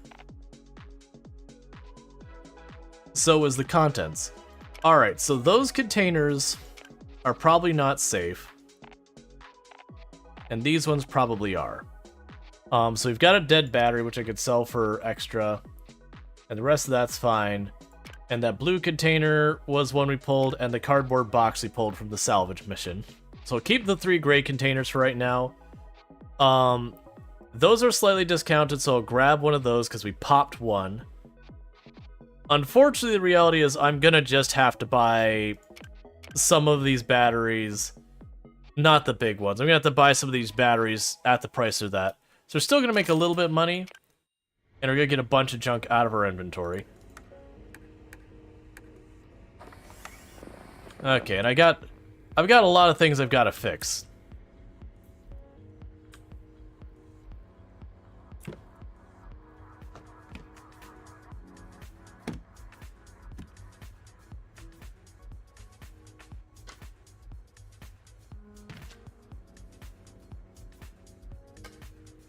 Okay.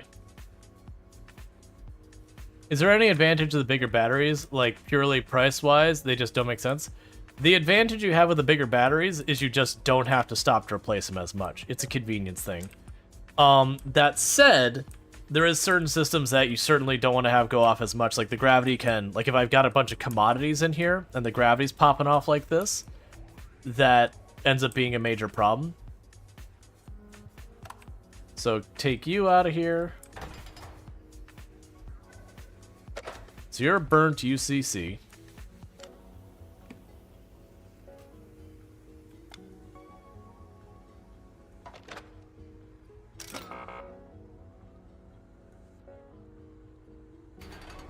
All right.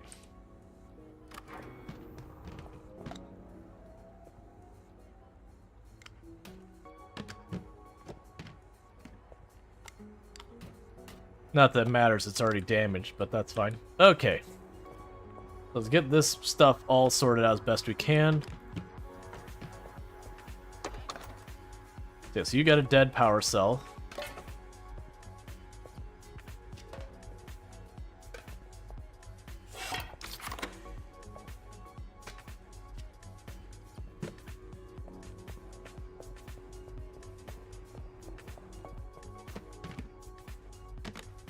Those are air filters. There's nothing we care about in that box.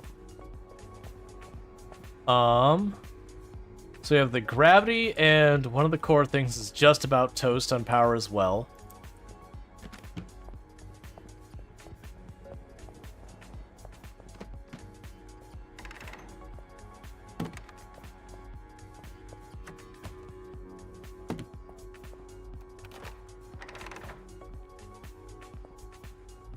Meanwhile, we had, what was it? It was gravity and what? Oh, the core.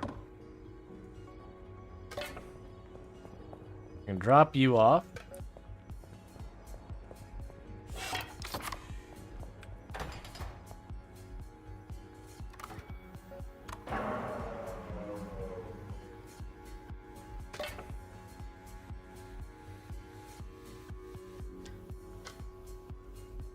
All right.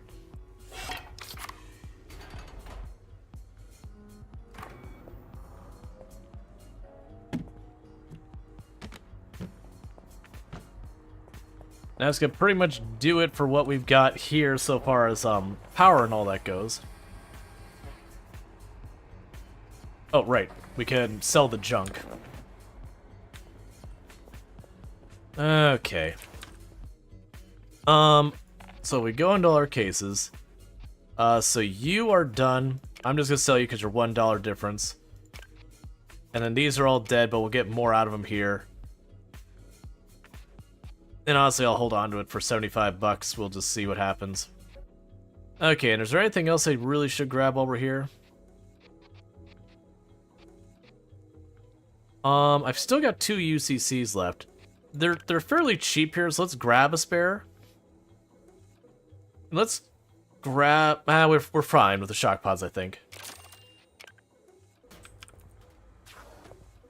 Yeah, so I got 2 replacement UCCs, because I've only got 2 left...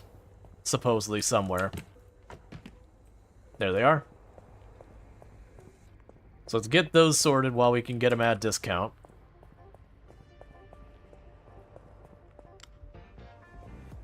Alright. But we need batteries.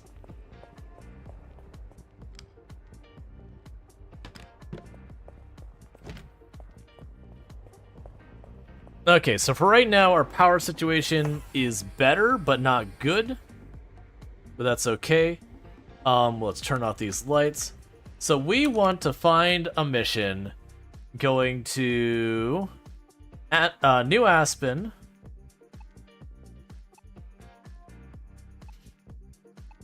Yeah, New Aspen, Tank Town, or Three Kings. Yeah, New Aspen, Tank Town, or Three Kings. Any of those 3 will work for finding more energy cells. Hey, Lanix, how's it going? Right, and there was no mission board here, so we're just gonna go to New Aspen. because that's the places that I can get cheaper energy cells. They're just gonna go straight there because there's no mission board in this area. There's no reason to hang around.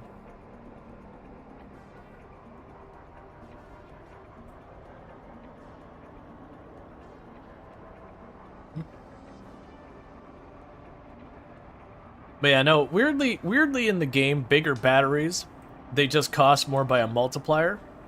So if you get the battery that's twice as much capacity, it's 5 times the cost. Now that said, if you can catch on a good discount, like 30% off, that does fudge the numbers a little bit, but it's still 5 times, and then 30% on 5 times. It's still not amazing. Let's see, Lang says, going okay. You swear ever since this holiday came around, I've become more and more tired earlier. You think we might be heading off to bed soon? How's it going for you? It's going pretty good. Yeah, and that happens. Just like the rate you get tired and all, it gets all moved around and weird. Okay.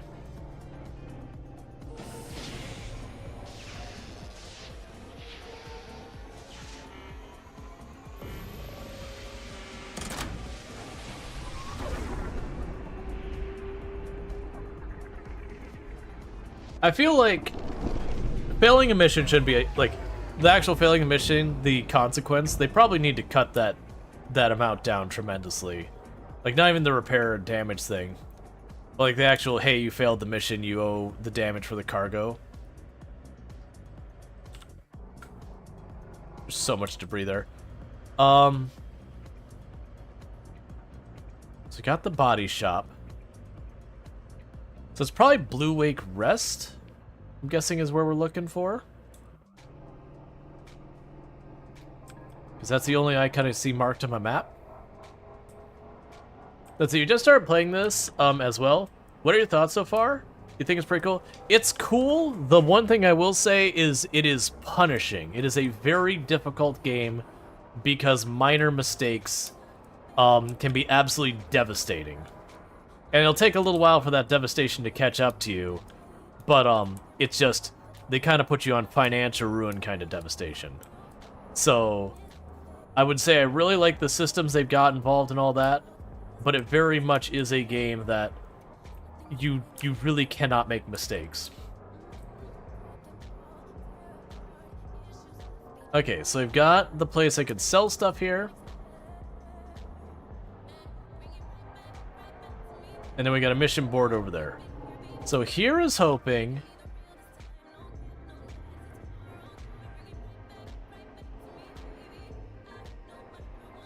This goes... Yeah, to be fair, I think the difficulty, some of it is fine. But, like the idea that you get, like, the tiniest little hull breach, and it's just like someone just hit a button and deleted, like, $500-600 out of you. I don't think that's reasonable. Not at the amount of money you make, because that means like one hull breach and suddenly a mission goes from you're making money to you're losing it. And then if you fail a mission, there's just, that's all it takes to just end, like put you into a scenario you cannot escape. Because like we had yesterday, I failed a mission. Just for failing the mission, I was under 20,000. Like not even getting anything else involved. Just that was enough to put me under 20,000. Alright, so all of these batteries are discounted. Ah, these ones are still so expensive. Oh yeah, I was going to upgrade my ship in the last system until I forgot. So these are the ones I have a problem justifying. Because it's the equivalent of 2 of these, but it's 4 to 5 times the price. It's just so high. Okay. I think the financials need to be reevaluated in the game. It's definitely pushing. Oh yeah, no, it's a thing. Like the idea, like you fail a mission and it's just over now. I think I'm gonna start only taking stuff I can. Well, no, because some of these are really valuable.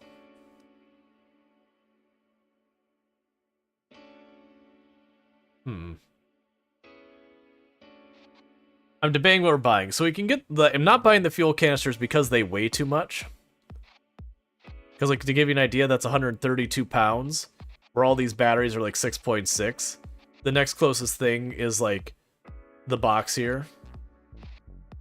So the fireworks are interesting because those are goods that are illegal in some areas. But I could get a premium for them. I'm not going to, though. I think we're just going to stick with that. It's not that I have a problem with the smuggling. You can't get rid of the stuff when you smuggle it. So that'll be 3 spare batteries. I need to not get those. I keep being tempted by those, but they are just so much more expensive. But yeah, I also wish with like the lights kind of thing that it wasn't strategically making sense for us to sit here and I'm gonna move those so they're not. There we go. How are my air filters, by the way? I just peek at them this way while we're here. You're still okay. You're not doing great. You're not doing great. You're good. That's fine. They're still mostly good. Alright. But yeah, so like, the whole thing where your interior lights are, well, I mean your lights in general, are an absolute power hog, that they're 30% of your core power. I personally could go for, like, sure, maybe like your main headlights. Your main headlights, I could see those having a power cost to them.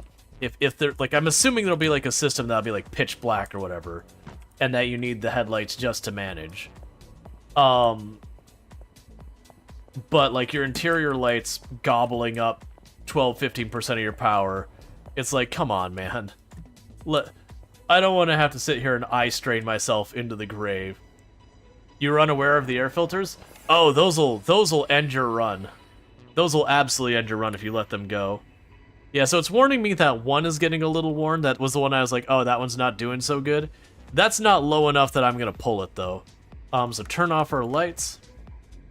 We didn't cycle anything else, so I think we're good here. And then over there was the job board, so let's go get work.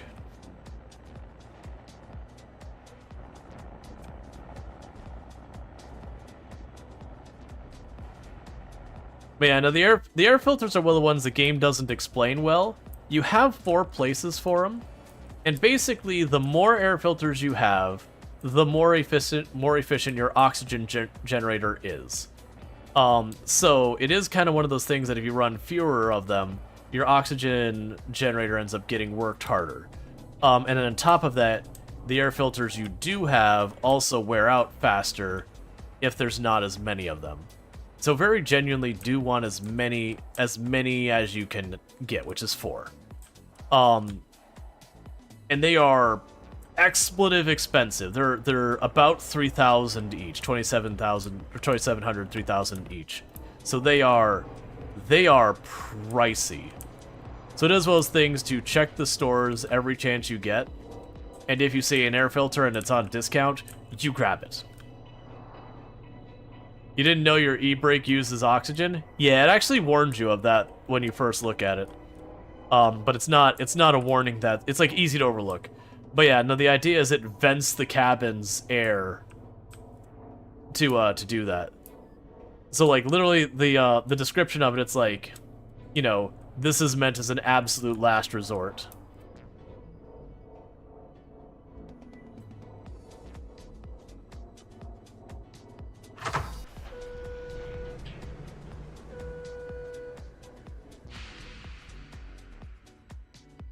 This looks so satisfying for a design. Oh yeah, no, that's the thing. The design of the game and a lot of the concepts are, ooh. You're saying real money now. Okay. So 5 jumps for 3,700. Or 4 jumps for 3,800. And that'll take us to Medusa 6. Yeah, you're speaking my language. Actually good money for a mission? I don't know what to do with this. The temperature of your cabin is reaching an uninhabitable level. Make sure your climate control system is online and that your dashboard setting is appropriate for the current sector. That's exactly what I thought it was. The UCC fried.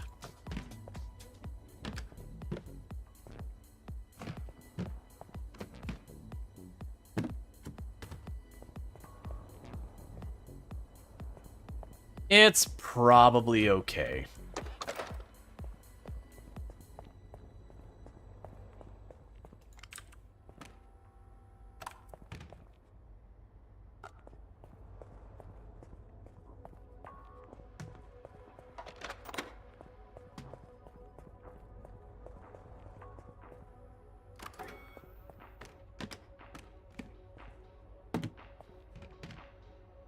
Whatever.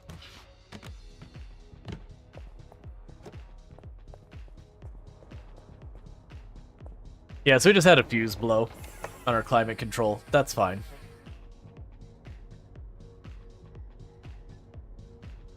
Alright, so turn off that light.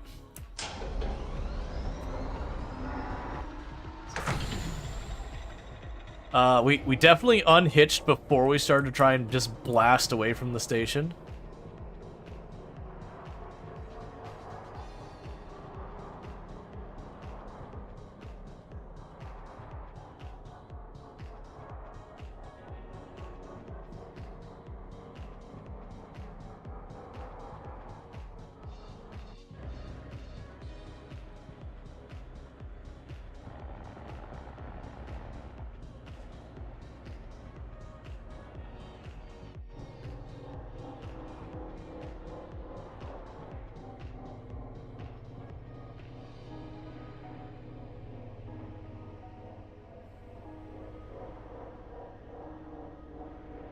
Okay. And we can grab this one. And I get to jump 4 systems with it for a massive payment of almost 4,000.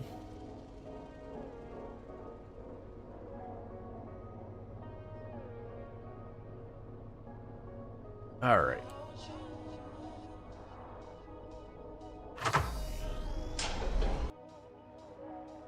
Okay, so we're going down to the Spark City gate.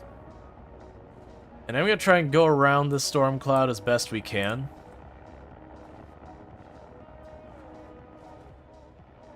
That's closer than I thought it was.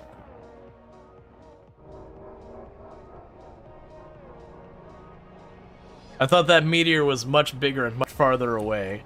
So when it started, you know, seeing the textures resolve, I'm like, wait a second. You're right here. That's fine. Just a little sparky spark.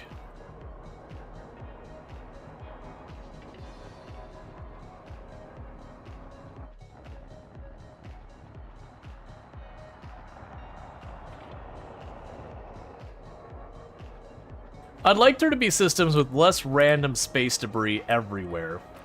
So, like, a system I very genuinely could just point at a gate and say, go, hit the cruise control, run to the back, do some ship maintenance, and run to the front.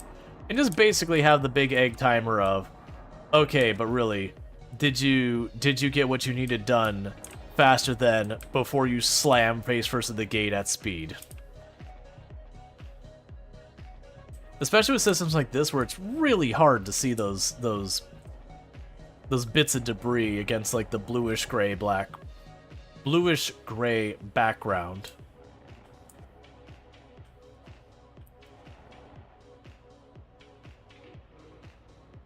We were fine.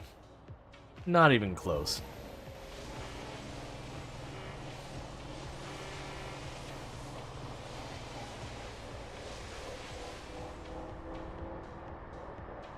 Sorry about that.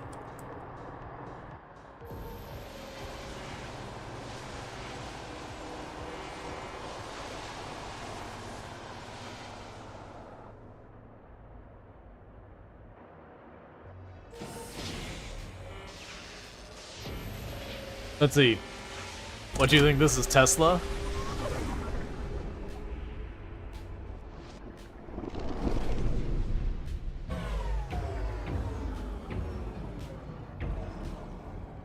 You are here. Nice. Alright, so now we're going to junk fields. That's a 6-mile trek. We do have the fuel top-off right down there on the right. How is the fuel costs here? Oh, fuel is straight up awful here. Okay, well, fuel is terrible literally everywhere on our route. Okay, so anywhere we see that the fuel is like really on our route, I mean, that'll be close enough. Let's do a minor detour to pick up some gas. You know the whole idea of set it and drive not? Oh yeah, well, I mean, Tesla doesn't do that.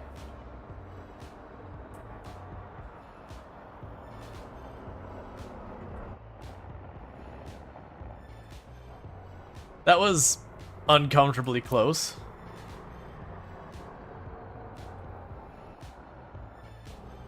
How hard they tried to market it, that is like, it drives itself, and then pretty much every type of agency was like, no, it doesn't drive itself. It's like slightly better than cruise control. It's like the light driver assist kind of cruise control. They're like, no, it's autopilot. It's like, it's very not autopilot. You still very much need to be at your steering wheel. Alright, so fueling. What would happen if you were in a suit and you get hit by electricity? I don't think anything happens in the game. I believe you're immune to it. Because otherwise you get into you EV'd in the wrong place and now you're just in a stuck situation. Because you don't have a health bar. Like, your ship has armor, but you, the character, you don't have a health bar. Because, for all intents and purposes, the walking around aspect of the game only takes place in this tiny little box inside your ship. Okay, so I want to avoid going through the meat of that storm as best I can.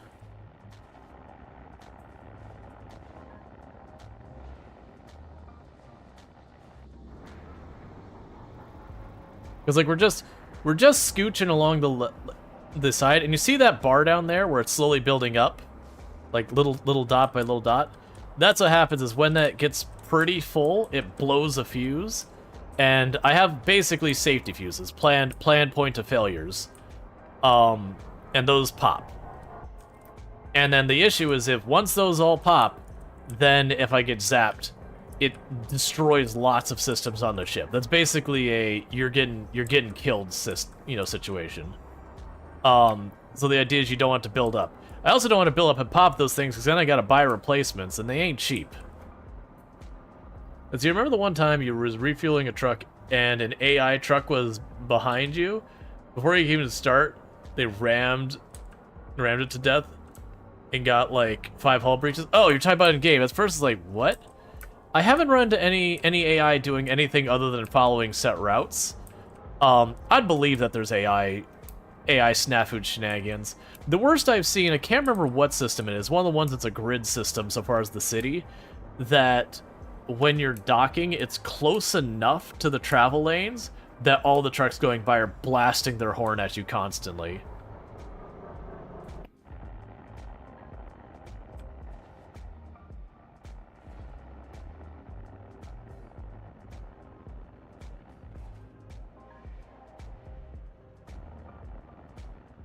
Okay, so technically that one did hit my cargo.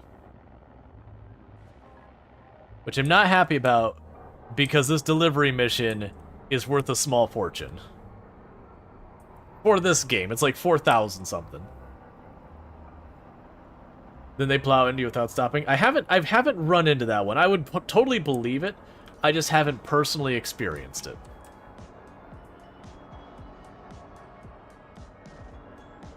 So I don't really see a way to go around this electrical cloud, so we are just going to plow into it. There was salvage back there. So the armor is huge. So that seems to be the big thing, is they don't, like, your starting armor does basically literally nothing. But then once you get a little, like, upgrade or two, I haven't had a hull breach in a long time. And you've had a good couple of thumps. So it does seem like the armor upgrade was absolutely critical. If you haven't done the new No Man's Sky expedition, the one they just announced, because I know the other one just ended.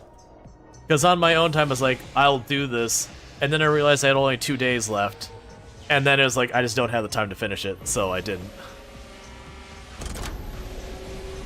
Yeah, so I feel almost like maybe, honestly, maybe all they need.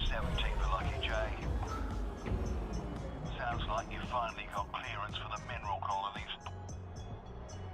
If that's true, swing by Atlas Prime sometime. I'll be over at Palm View working on a business deal that might interest you. Have you used the cruise control? You're not 100% sure, but you think it saves fuel? Yeah, it would make sense. I know the flight assist off really does save, like, a lot of fuel.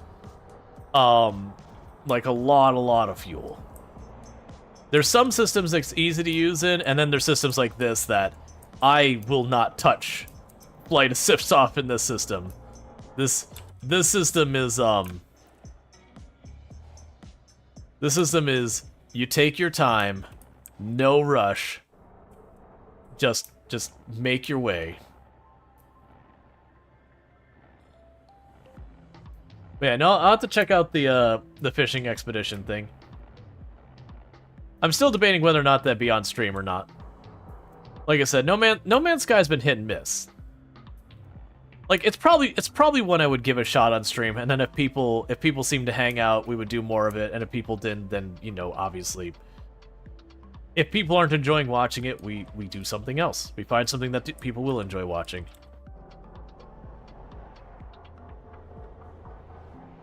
All right. So one downside is our mag is getting a little low on the juice there. That's a real big one. If your mag both the batteries run out of power,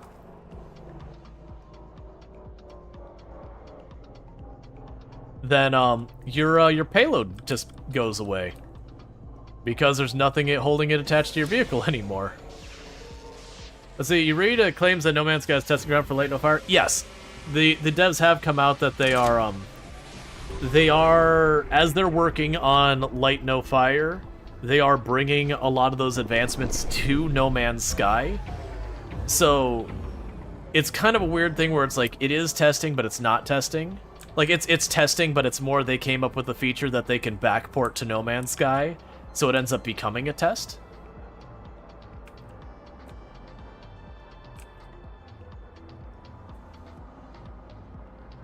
I think Hello Games is being smart about it, because you'll run into some of the AAA studios where they'll see as like don't compete with yourself kind of logic, and so they won't make a product too similar to another one of their products. You know, other than like sequels. But in Hello Games aspect, they're like, okay, both these are, you know, exploration, survival crafter style games that they're making. But I think because one of them's this big thing about exploring a unknown world that's literally one-to-one scale with Earth kind of thing, and the second one is, you know, this giant, unimaginably large universe. I think they're different enough, it's fine.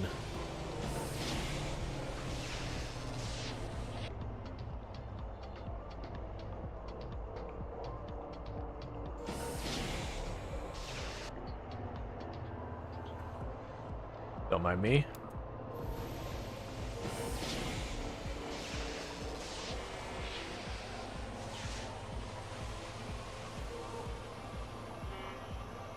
Okay.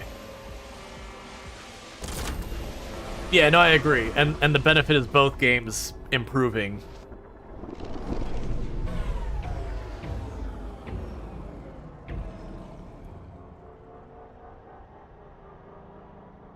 Because all too often, like, there's just this fear of cannibalizing your own customer base. But not... Oh, that's close? Okay. Thank you for the follow. Welcome to the stream.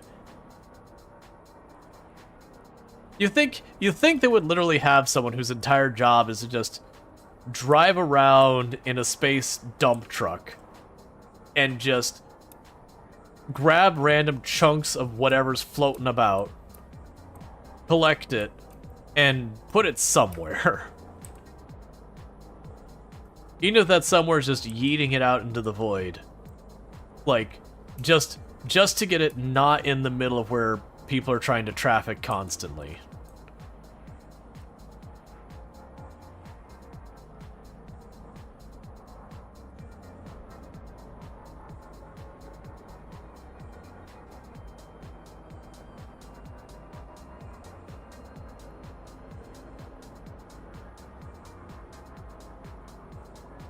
Alright. So the long haul mission here does kind of feel like the first mission that is starting to feel kind of American Truck Simulator-esque, in that we're just kind of doing some heckin' trucking. Let's see, the premise of the both games are dramatically different. Any No Man's Skies fan should not worry about another game. Yeah, no, I think that's fine. You also think that your truck would have a stronger hull versus being made out of metal paper. Agreed. BRB gotta do some quick shopping. Yup.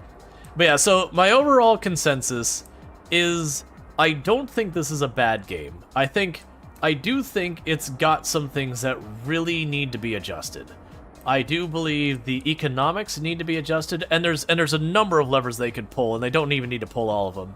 That, like, it would only take 1 or 2 tweaks to get the economy from feeling completely brutal and unforgiving to being a bit more approachable. And again, this is considering the recommended difficulty setting. Whatever they want to do in their hardcore, whatever they call it difficulty, have at it. That's the one that's supposed to be sweaty and full of tears. But your recommended difficulty is supposed to be at least a reasonable thing. Because honestly, if they change the economics around the damage you take, that'd be fine. Or reduce the amount of damage you take and all that. I mean, it's not a realistic space flight, but that's okay. No, that's the whole thing. I'm down with it being not realistic. That part I'm fine with. Where's my delivery spot? Where's my delivery spot?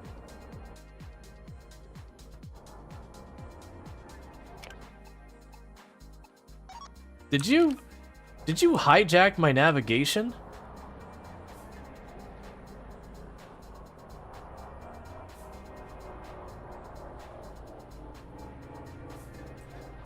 The game was like, "Yo, do this side quest. I'm busy.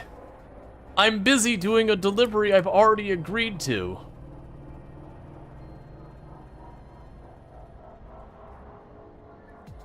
Don't tell me I'm gonna be paying double tolls.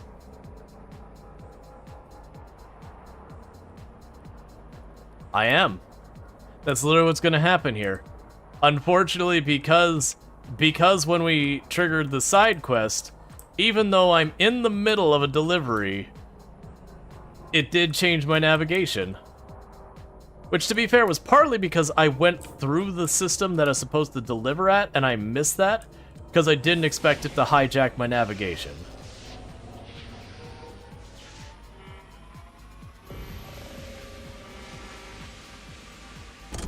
I hope this doesn't make me late for my delivery and I take an extra penalty. We probably are late.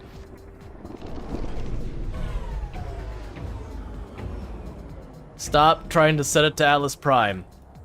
Where? Okay. Cargo.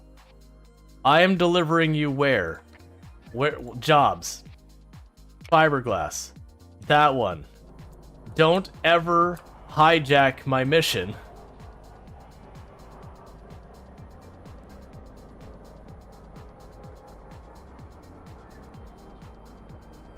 Especially don't put a not time-sensitive thing as taking priority over a time-sensitive one.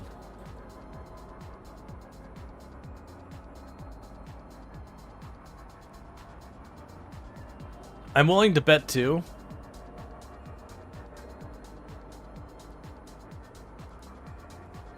I can't remember. I guess this... Yeah, so it didn't set us way too far out of the way.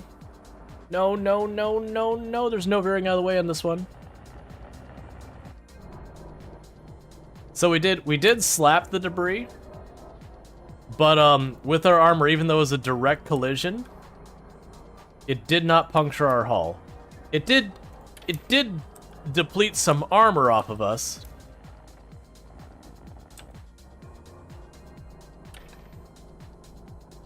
Just I want to see. I want to see the outcome of those hits. Okay, so it does take 5-10% of the armor or whatever when that happens. But all things said, oh, they changed your thing?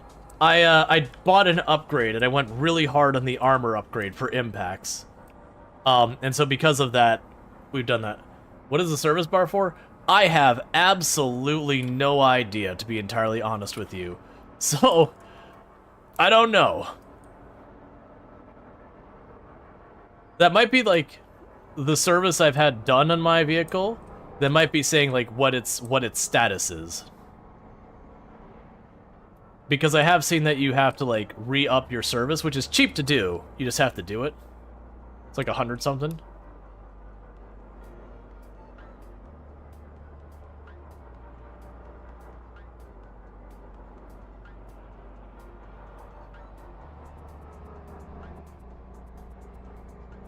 At one point it was there, and you couldn't find an indication for it anywhere.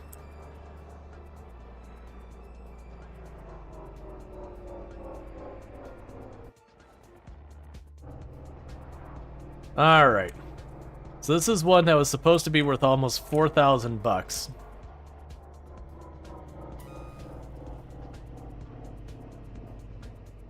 Okay, I thought I was actually gonna blast right through.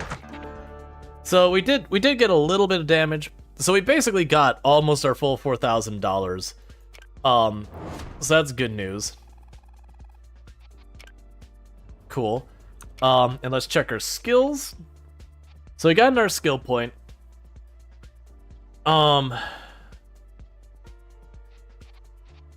Honestly, I feel like just going through these and just leaning into certain mission types we get a lot more money for. Because we can get a long distance oversized load and just take those multipliers and stack them.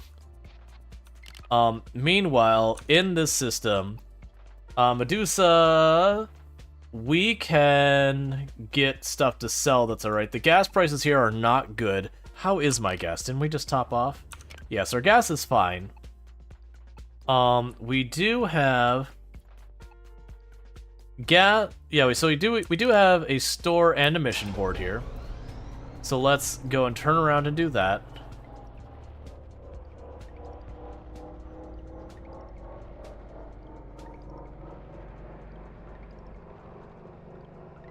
Yeah, I think this one has 2 stores, in fact. So I can grab stuff here. The sad part is I'm not going to be able to get any more, like, power cells or anything like that. Okay, so Mag A needs a replacement. We can deal with that in a minute. But we'll go through and we'll swap out the power cells we can and all that stuff.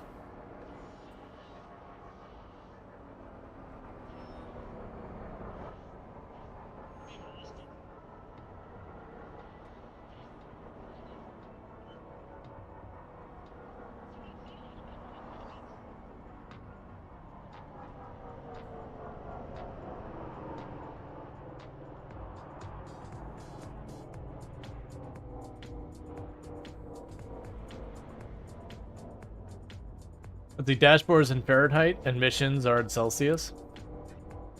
I didn't notice that the mission was in Celsius. They let you choose your units on everything. Like you could, like independently, you could set almost everything. If you want to do Fahrenheit and kilometers, you're allowed to. It lets you change them all independently.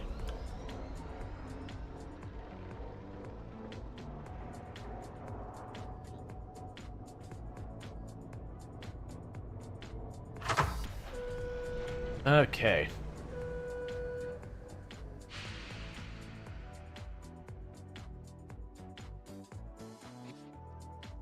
Alright, so let's take a look here. So the batteries are... So they're honestly not that higher than normal. So let's check what we got in our inventory. I've got 2 filters here. That filter is pretty substantially marked down, so I'm gonna grab that. I am gonna grab... No, actually, we've got a good number of batteries. So leave those. The clothing here is marked way down, so we're gonna grab that. Those are jacked up in price. You're way up in price. Are you my blown one? You're my blown one, right? I'm pretty sure that's our blown one. Yeah, I'm pretty sure that's our blown one. We can sell those at a premium, so that's good news. And you're blown, so we'll go ahead and sell that. So we can grab these textiles for getting those. We can get our craft supplies on a discount. And we'll see about what we're gonna do with those supplies there.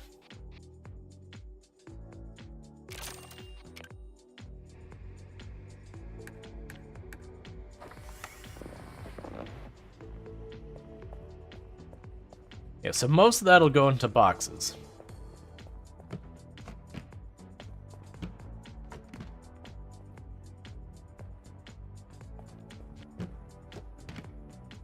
All right.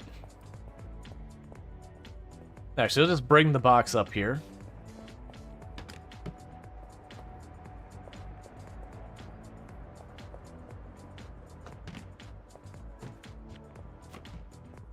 Because these are goods for sale.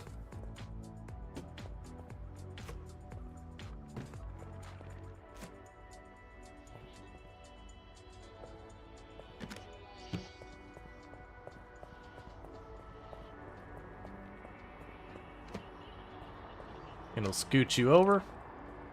Then grab that air filter and plug that in there as well. And then we'll do a quick evaluation of like how our air filter's doing, because I'm imagining 1 or 2 of them got to be getting pretty close to burned. Let's take a quick little peeky peek. So the 9% mag, you need to go for right now. I didn't think this through. Where did our... Go back in there.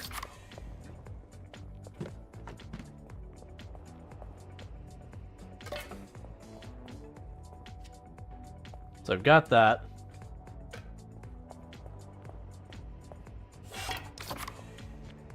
The others are all fine for the moment. I do see an indicator for my atmosphere stuff that it's in bad shape. Okay. So left 2 needs to be replaced. 12% is too low for me.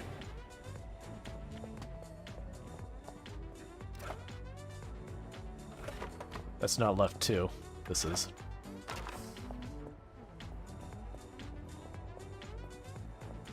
Put you right there so you don't get damaged. Grab you out.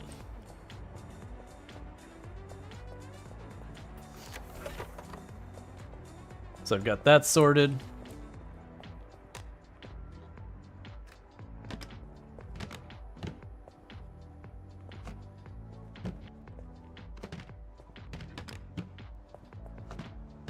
Cool. So we've got all our systems well maintained and they're in good order. So that's good news. And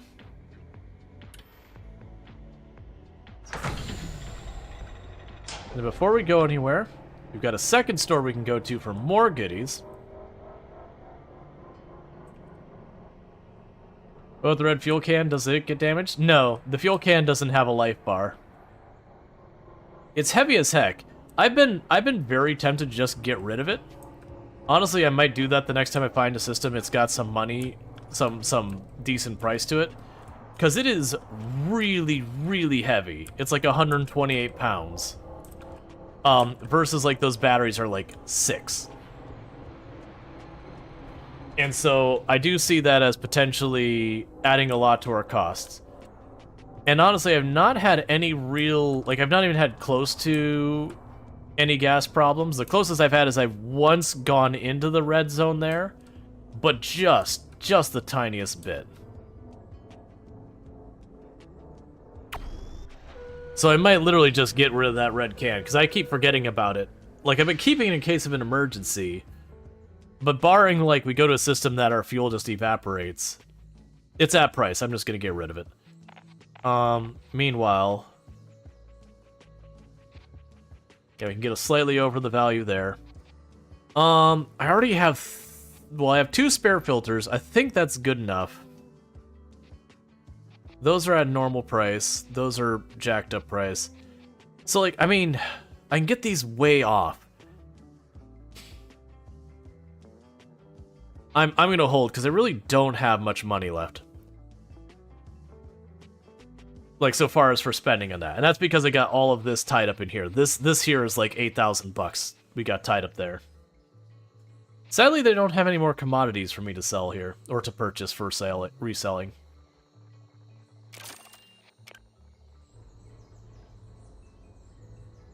Alright. So it's still at 85% for my gravity. I was curious if we got rid of that much weight, if we'd see that change. Because it does seem when I have enough weight that my gravity costs goes up. And I don't know if that is what's causing it, whether it's a weight thing, a number of items thing, a solar system thing. Like what determines the cost and the gravity? Because it does fluctuate. I haven't seen it. It seems to fluctuate by thresholds. Like it'll go from like 85 to 128 and stuff like that, not just little 2 3s and whatever. It goes kind of these big chunks.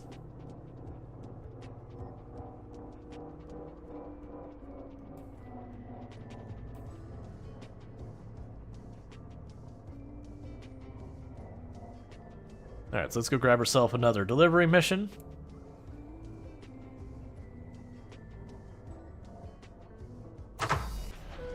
Alright.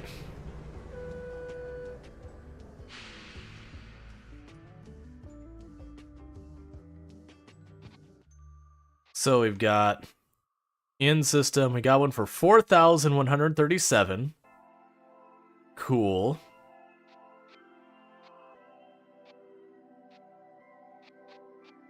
Yeah, so long haul, oversized load, 4 jumps. Yep.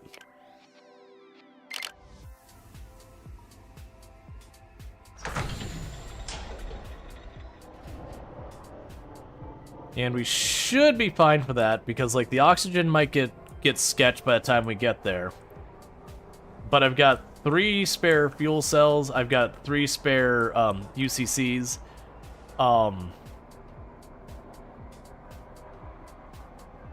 We got 3/4 a tank of a gas, and I should stop along the way to where I need to get stuff anyways.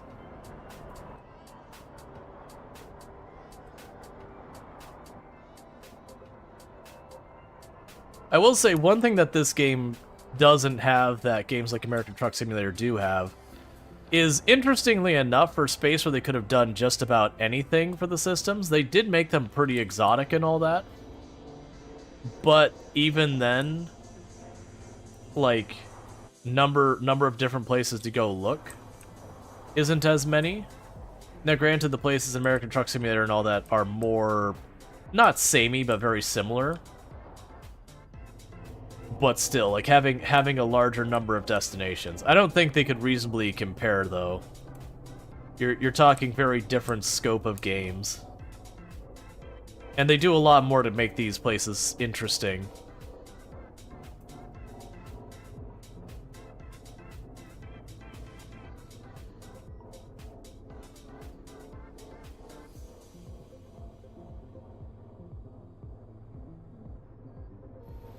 Come on.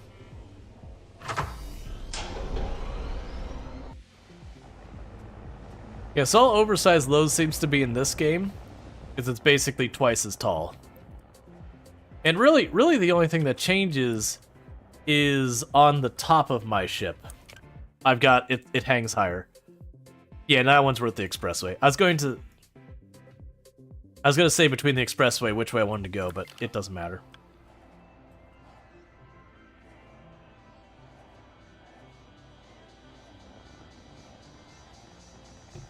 Alright, sorry about that. Okay, prepping breakfast? Nice.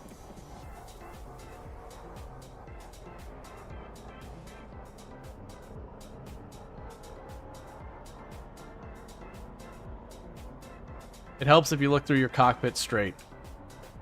And not out an angle. I was looking this way, I'm like, why is my ship flying weird?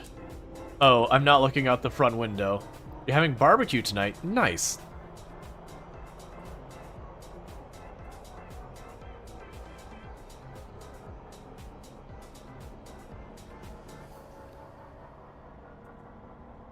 Wonder how valuable the valuable goods skill actually are? Don't know. I do know, like, so for the record, those valuable skills and all those, I believe a lot of those are available even if you don't get the certification. It's just, if you get the certification, you get way more money from them. I could be wrong. I'm probably wrong. Now I think about it more, I'm probably almost certainly wrong. Man, I've always liked in a lot of these games to go for, like, the long haul style things. That was one of the things I did with American Truck Simulator when I first played it. Was as early as I could get the certifications I went after were like the long haul and then the fuel efficiency perks. Because I liked just getting on the road and then just going. And so sure, you would spend half of your time playing doing a single delivery, but you get way more for it. And I had to spend... I don't want to.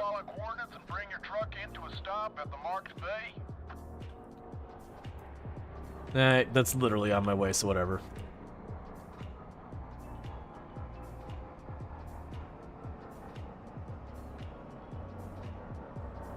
Alright.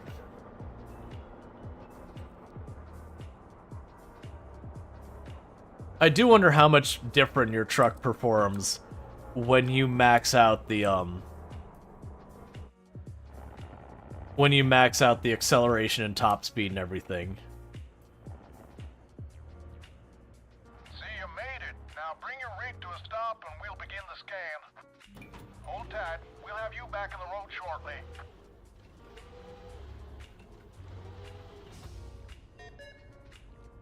All good. Have a nice day. Okay.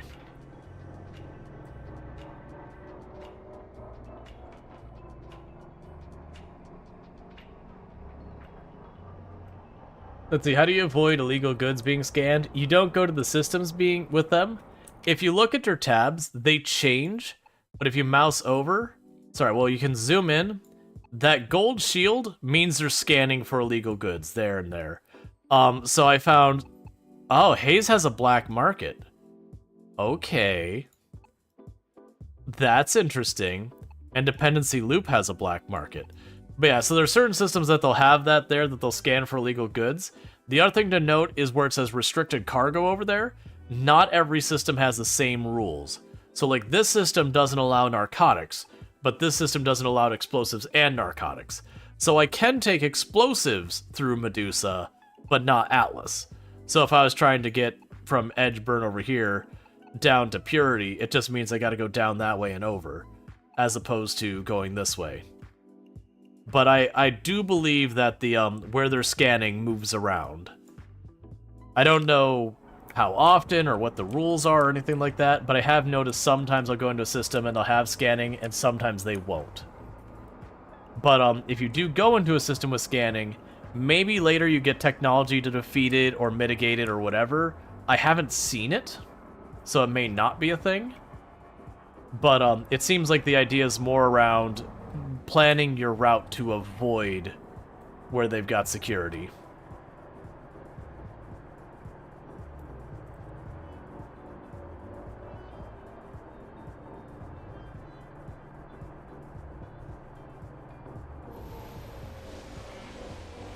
I'm actually curious, the ones in the black market, they don't mention restricted goods. I'm assuming we buy the... Well, no, because you can buy the goods that are illegal in other systems and systems they're legal in. We've already seen that. Like, that's something we've already seen. So I'm assuming the black market is just a place you can sell... Well, no. Well, I mean... I'm trying to figure out, because you can sell stuff like fireworks in different systems and all that, so I'm wondering what the rules are around that, like what purpose the black markets does. It could be there's some, like there might be goods that are like particularly illicit that you get there. Alright, well I hate this system.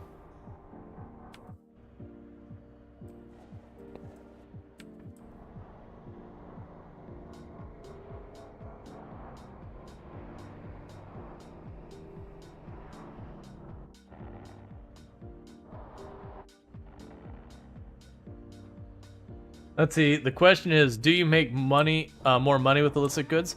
So far, the illicit goods have been commodities you buy. Well, and I've found them scavenging when I've had them. And when I say illicit, they're illicit in some system and legal in others, like the explosives, for example.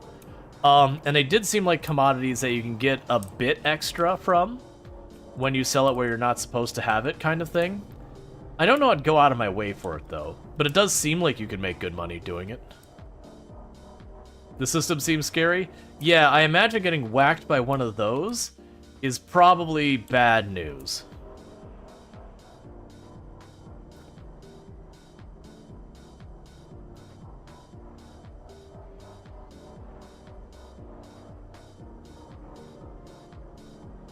No, it's fine. I mean, I see it the same as like American Truck Simulator, where you just agree to a delivery, you go pick up, and then you go send off. Thank you for the follow. Welcome to the stream.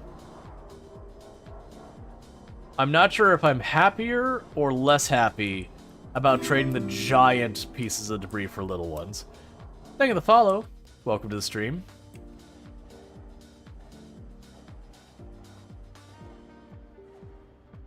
Because on the plus side, those really big pieces of debris were pretty easy to spot.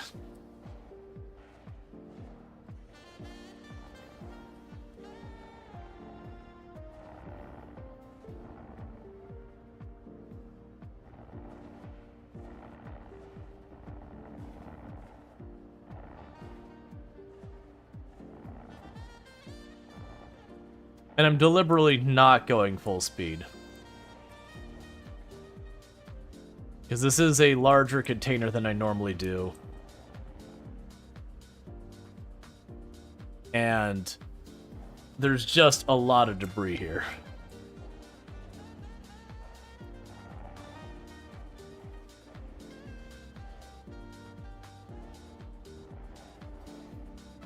Have I seen the movie Space Trucker? I have not.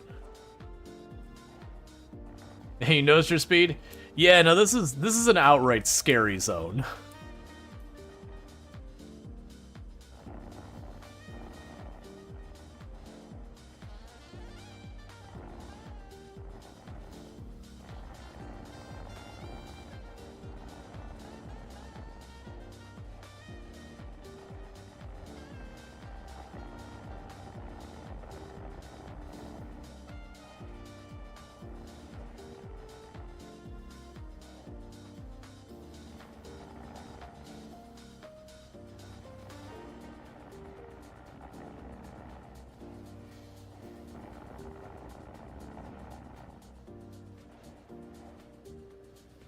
Hope you don't get in the Titanic in space.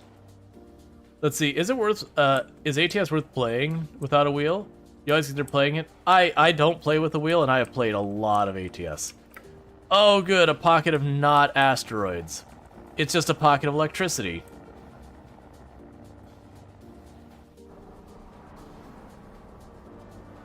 You're gonna make me park in the electric cloud to go through the gate?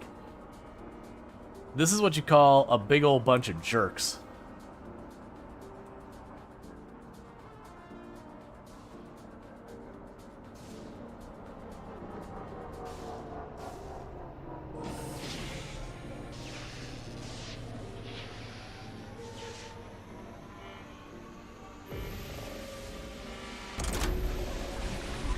Alright, that wasn't so bad. It's just like, you're making me park in this electric cloud. That's annoying.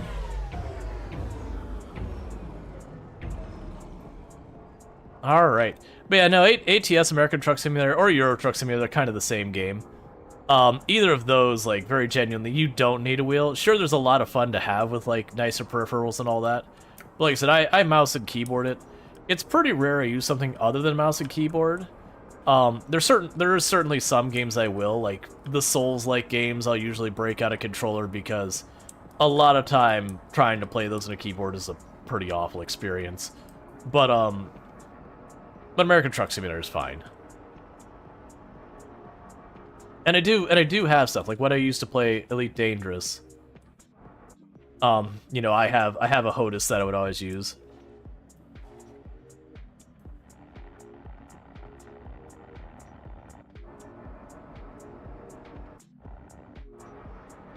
Alright, so we're going by the body shop. Unfortunately, the body shop in this is not the same as the upgrade shop, I don't believe. I believe it's a cosmetic thing. So like your paint shop, I believe you can do stuff like change what your exhaust looks like and that kind of thing.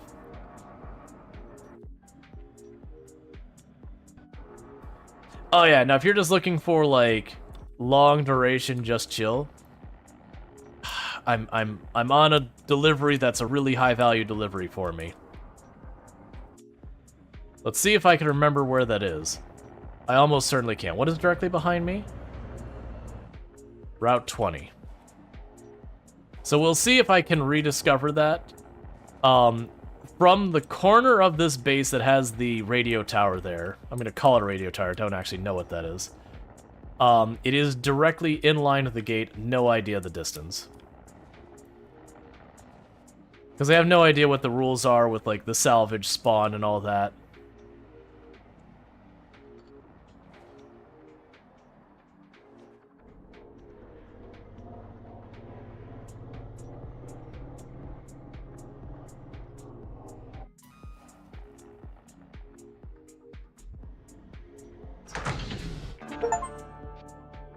Earned $50,000 doing freight contracts. We got $4,800 out of that because of all our bonus. And to give the idea of how impressive those bonuses are, the base contract would have given us $5,000.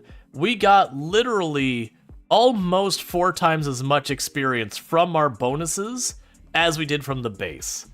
So heck yeah, give me that XP. That's almost a full level out of that one. Okay, so it definitely feels like the answer is to choose a path and lean into it. I got achievement for getting 10 certifications, which is nice. But yeah, it's like choose a path, go the whole way down it, and all that. For the record, if you didn't notice where it says fast and risky, safe and sound, you can have your ones that's like deliver dangerous cargo really fast kind of thing on this side and really fragile and like bulky and long distance cargo on the other side. Alright, so our oxygen's actually pretty, it's like not great, but it's doing okay. And this is where we can get our energy cells in the cheap. So let's try and remember where this was. So let's first get off of this. And this corner over here, directly in the way, I believe, of the Hazeway gate. And it wasn't far. We're not going to do a bunch of flying around. We're just going to go a little distance and see if it comes up. But there was salvage we missed because it's in the middle of a mission that I think rushing that mission was worth more than that salvage could have possibly have given us. No, no, no, no, no. That armor is more than paying for itself.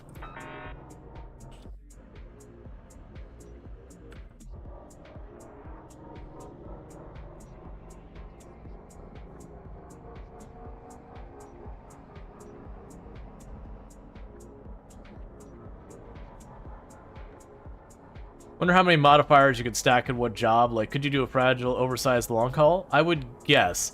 Probably not hazardous as well. I would guess you could probably go 3 deep. Because one would be the distance, one would be the type of good, and one would be like the dimensions. So you could probably do like the oversize or that. I don't think we're gonna see it again. I think if we don't grab it when we see it, we're not going to. All right. So with that, what I need to do is let's go deal with our gas, because I don't remember... Oh, there is a maintenance place here? Like an actual mechanic place? Sweet, okay. Oh no, that's the body shop. Yeah, let's go get our fuel. I suspect we'll have either... Like, yeah, that looks like a port down there that I got my pointer directly on. I suspect this will be where the mission board and the store is. So we can fuel up, and we can do all these other things we need to do. I mean, those are clearly fuel pumps on the right as well. Can I not use those? Clearly this whole place is... Alright, there we go. We just had to get closer. I was like, clearly this whole place has fuel set up. Oh, that's not a mission board. That's fine.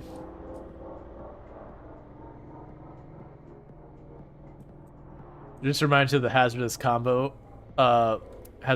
from Cowboy Bebop. I never got through all of Cowboy Bebop. Like, I didn't hear about till, like, way later.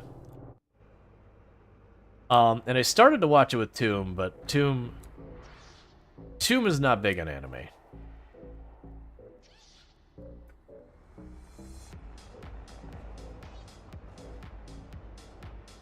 Let's try doing that again. I clearly wasn't in.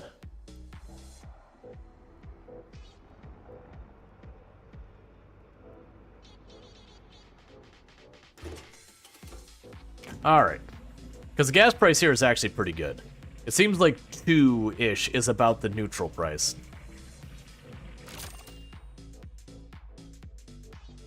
I'm also curious where they bother to say regular fuel, if we will find that later on there's different fuel. Okay, so we do have... Yes, that's the body shop. What's the other one called? Yeah, okay, so we've got the auto place and then the body shop. And a body shop, I believe, is just cosmetic aesthetic mods. So, let's try over there, whatever that building is. Unless we have a building that's showing up on here. Oh, that's probably it over there, where that diamond is.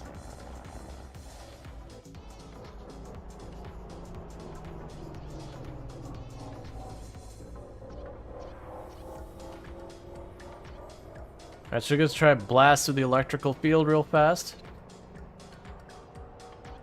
Because I think if we go through this quick, it'll be less awful than the debris field.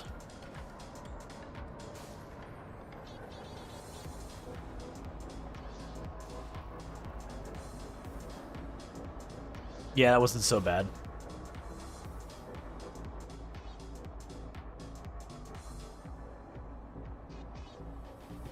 Okay, sorry about that. So we got a job board, we got the store. So we want to deal with the store.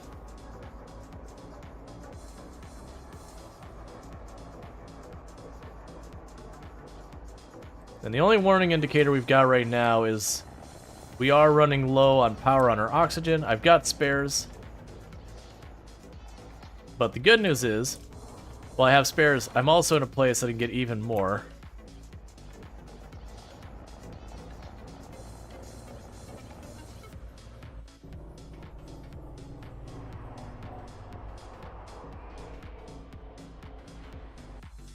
I'm disorienting myself.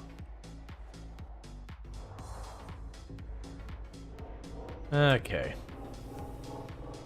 I need to swing wider this way than I am.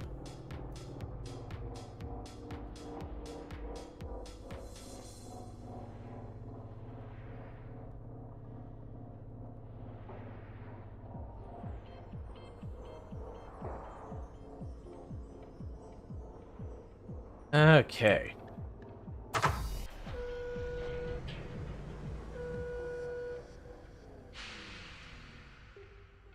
But yeah, so the game is definitely in a playable state right now.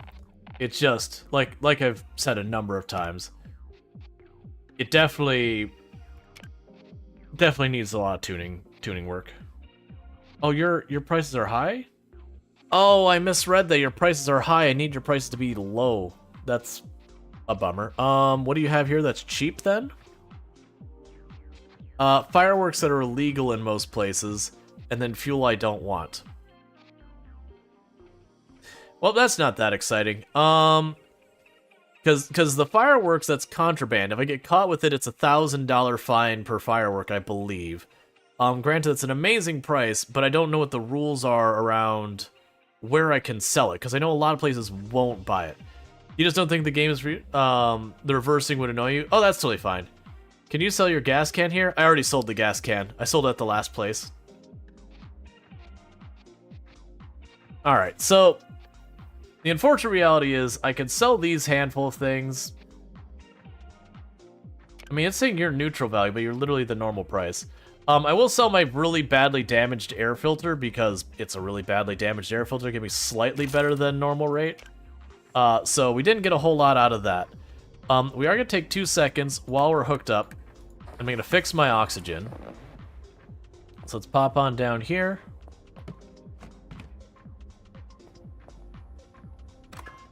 Turn off the oxygen filter. Oxygen thing. Grab that power. And swap it out. That filter's almost gone.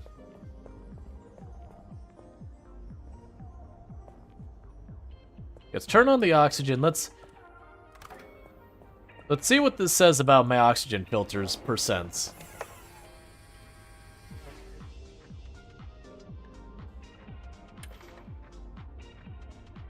%19 on R2.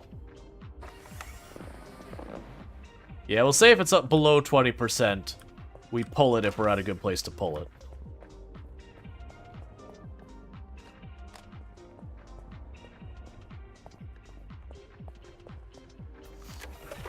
Does turning systems off save your UCC something when charging cells? Or changing cells? Oh, turning the breaker? I don't know if it matters for changing the cells. I do know it matters for replacing the UCC, that you can short out your ship and it'll damage other systems and turn, like, it'll pop their breakers as well and damage your UCCs.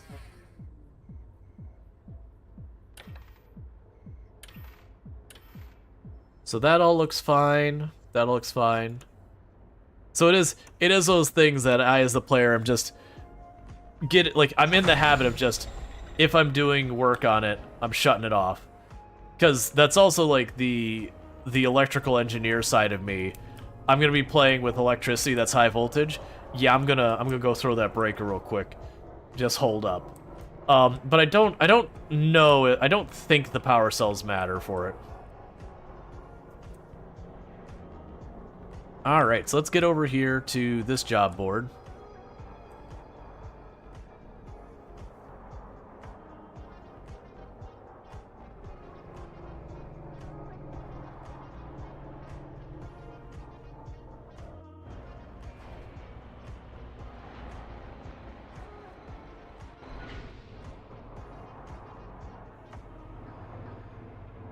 Okay, so let's get you lined up.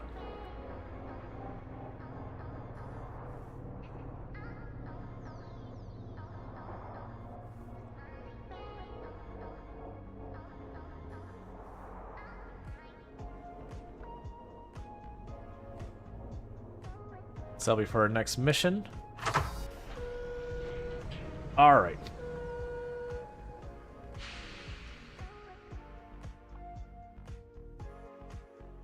So let's see here. 2,000 bucks, 220. And then all these ones are out system. Okay. So that's our best bet, and that's gonna take me to Purity. No problem, we haven't been there in a little while.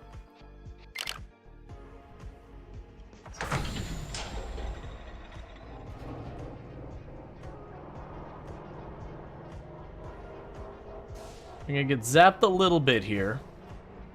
As long as that gauge doesn't max out, we don't pop one of our poppers. Because the downside is when you pop those popper things, that's like $1,600, $1,900 bucks or whatever for a replacement.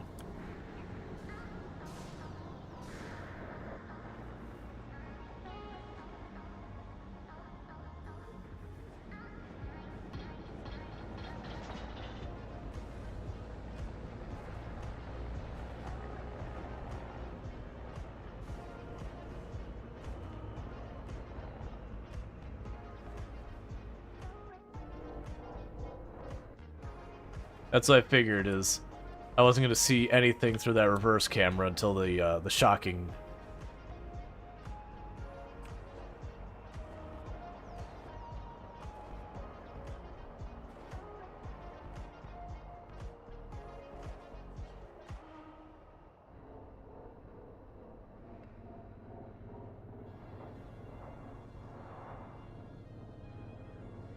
Okay.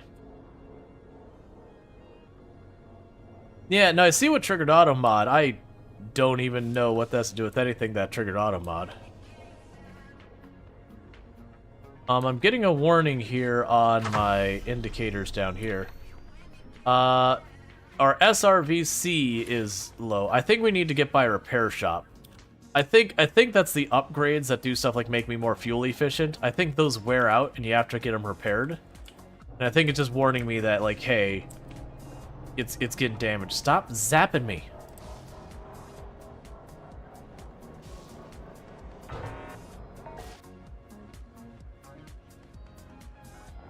Yeah, so I think that's exactly what happened, because we tapped that and we just took 2 hull breaches.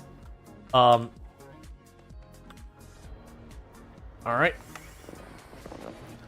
So let's go deal with that real quick.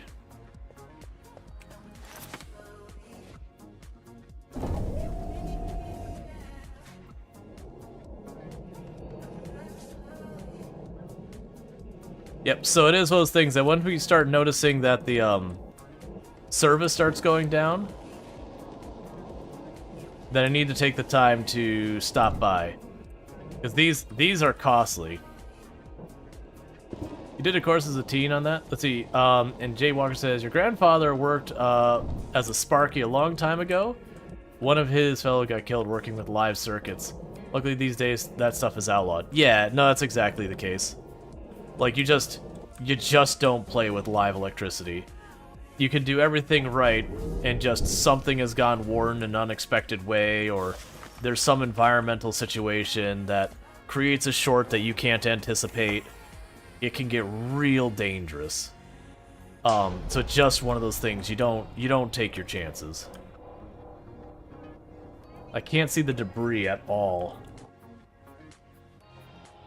Let's get down out of here. Like, there's debris there, but I can't make it out. It's just too dark blue.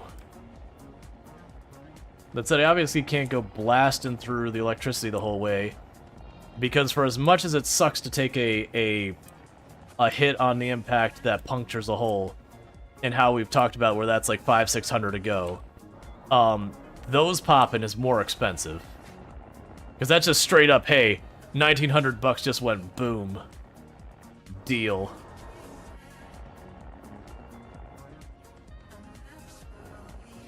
Yeah, it was 240 volt, 8 amp circuits. Yeah. Yeah, anything once you get over like half an amp to an amp, you're starting to play a dangerous game. Like, and you have to. You have to have that amount of power for stuff to function. It's just, you see those circuits that are like 1 or 2 amp or more, and just understand that can absolutely kill you. It just matters of how it goes through your body.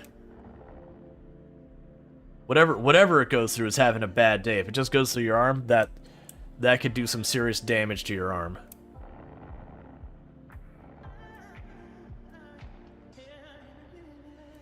Like, you look at a car battery. A car battery is only, what, 12 volt?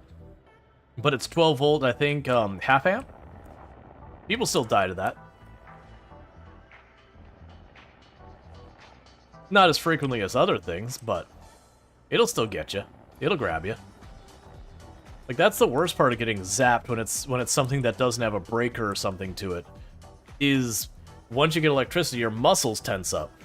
So if I grab something, like I'm grabbing a wire or something to move it out of the way, and there's an exposed spot I'm not aware of, and I grab it, and that electricity goes in your hand, now your hand seizes up on it, and you can't, like, just will it open. Like, the same kind of signals that you'd use to tell your hand to close are now being blasted to it at 1,000-fold by the electricity, telling every muscle it's supposed to be at maximum squeeze. You know, your brain cannot overpower it. Your brain deals in microvolts. Or millivolts, not microvolts. So needless to say, 1/100th, 1/1000th of volt versus 120 volt. One of these is not even showing up to the competition. It's the reasons why they talk about when people go to do stuff that you know there's an electrical risk that can't be avoided, that you have someone on standby to try and pull you away from it. Because you won't be able to. You'll need someone intervening to assist you. Now granted, these days we don't have many scenarios where that's a thing you're gonna worry about. Almost everything has some way you can lock it out, tag it out, kill the breaker, kill a fuse, pull a fuse. You know, some way to safely work on the high electricity thing.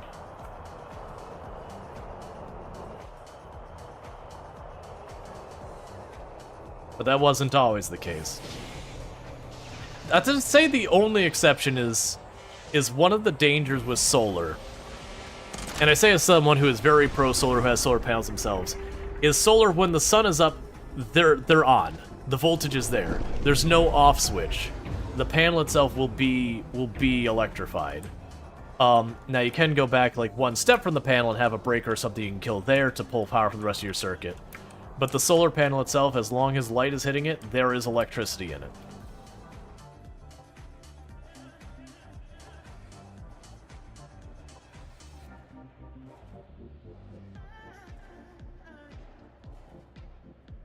Now, granted, the workaround there is then you would take the photoelectric panel, and if you had to work on it, either one, you wait till it's not light, or B, you'd throw something over it, give it a little bit of time, discharge the line, and then you'd mess with it.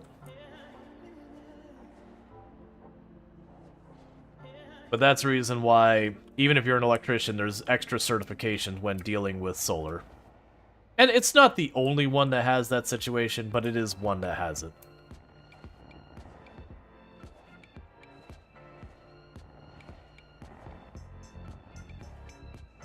But there's got to be like actual paths through this that you're like supposed to follow, like the highway.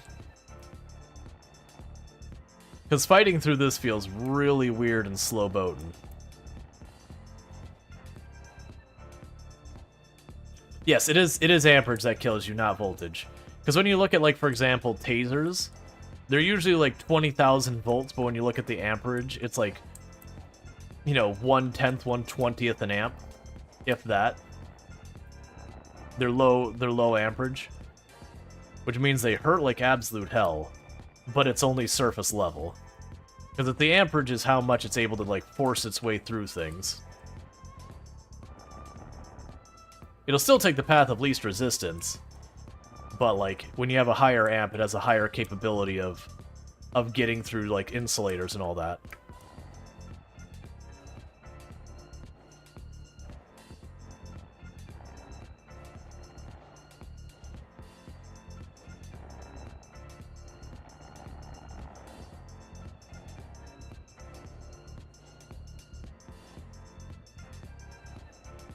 The 120 volts? Yeah. Nope. I can't remember what the typical house circuit is here in the US, but it's 120 volts. This worries me. I think you gotta find a way around. Because I've been slow boating through this, and then we're gonna be an electric field slow boating through it. Isn't US 2x120? So the US, your normal house line is 120 volts. You also have what's known as the utility line, and your utility line, I believe, is 240. So that's like your dryer. Your dryer, your water heater, that kind of stuff would be 240, but like the typical plug you plug your computer into is 120. What I'm trying to remember is the amperage. And for the record, not all circuits have the same amperage. They have a maximum amperage they can handle before you blow your fuse. And the idea is you want circuits that should only be low amperage devices to be on a low amperage breaker. So like a bedroom, you want it to be a fairly low amperage breaker because your bedroom probably shouldn't be pulling more than a couple of amps worth of power. It's going to have some lights, maybe you put like a hair dryer on there, maybe a heater, and that's probably about it. Versus, like, your utility room is going to be a much higher amperage, your water heater is going to be a much higher amperage, your kitchen will likely have a much higher amperage. Your garage will usually be pretty high amperage. Your bathroom will usually be pretty low amperage. But that's where you get your breakers and your circuit breakers in your garage. They'll be like, this one's a 15 amp, this is a 20 amp. That's why. So you'll have people who don't know what they're doing and go, I'm going to replace all these with like 60, 65, 80 amp breakers. And so you have your bedroom can now handle 80 amps, and then some light shorts out. And it's a bad time because it takes a lot of loose current before it hits that amount to where it can pop the breaker. Yeah, like the stove and oven? Yep. I believe stove and oven is also 240 typically. I could be wrong in that one. That one I'm not as confident. I know for a fact the dryer is, because I used to sell some of those on the rare occasion. Like, I wasn't in the appliance department. So originally, I didn't deal with that at all. But then there was, like, some stuff that was kind of a stove, but it was kind of not a stove, and so was it appliances, was it lawn and garden? You know, like, the difference between, is it a stove, is it a grill, it's an electric grill, what department does it go in, that kind of thing. And some of those, they had it where it'd go in your kitchen, and it was 240. Sorry, dryer stuff. It's a whole thing. Retail is weird. Yeah, dryers and stoves are 240 because 120 is too weak to properly run the heating element. Yeah, I knew dryers were. It was the stove was the one I was on the fence of because I've installed dryers. I haven't installed stoves. I've been along with a stove being installed. Yeah, and you're wondering why it's taking me so long to go around this, to get through the system. I am going wide around this, trying to avoid this electricity as much as possible. Because like I said, every one of those breaker things I pop in the ship, while it spares me a ton of damage, it's $1,600-1,900 which undoes the entirety of a mission. It's like 2-3 missions to pay for that, unless they're like really lucrative ones. So even if I take a late penalty because I took the most roundabout way to get there, I'll still do better than if I pop all these things.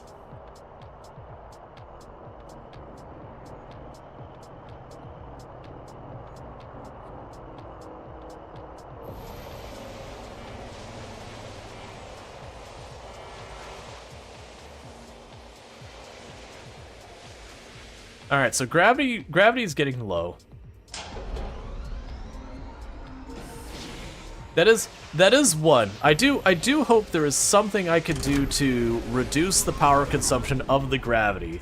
That seems to be the one that no matter how you fly, no matter what you do, your gravity power consumption is just one of those things that will drain.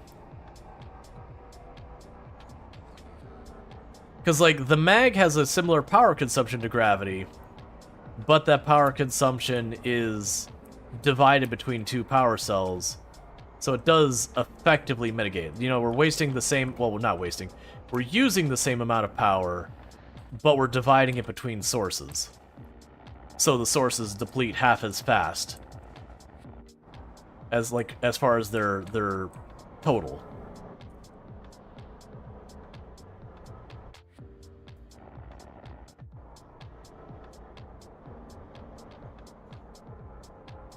That oxygen, 98%.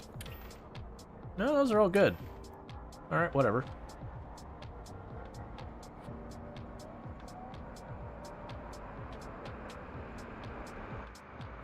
Whoa, whoa, whoa! Well, that's not what you want. I heard it as like, where is it?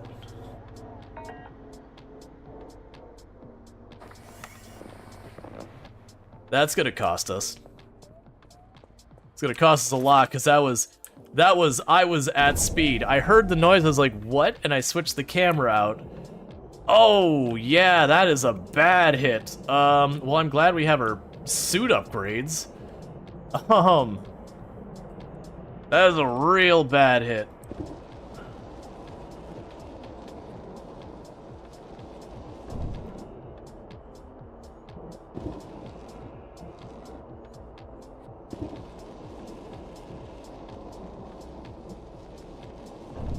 Okay, so it's actually about 1.5 of the power dots per hull breach to do. So it's a little over 1, but not quite 2, because it was like 2.5, 3 before.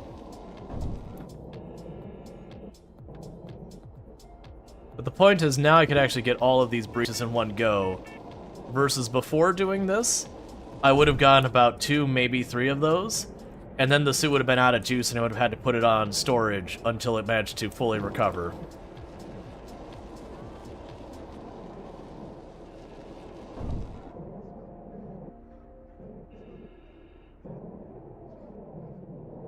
Yeah, so that was a little rough.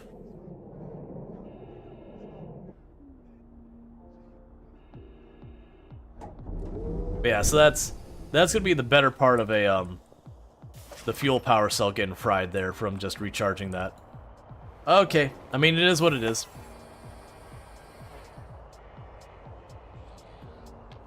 The trailer is marked as 0%.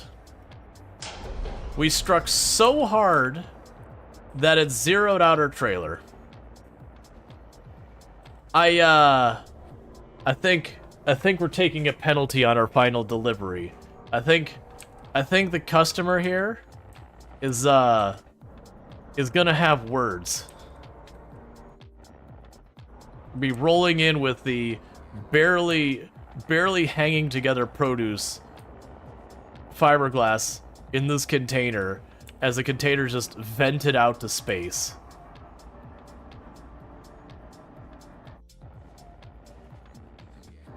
And for those who missed what happened, it was I had another truck coming from below and at an angle of me, and I didn't see it.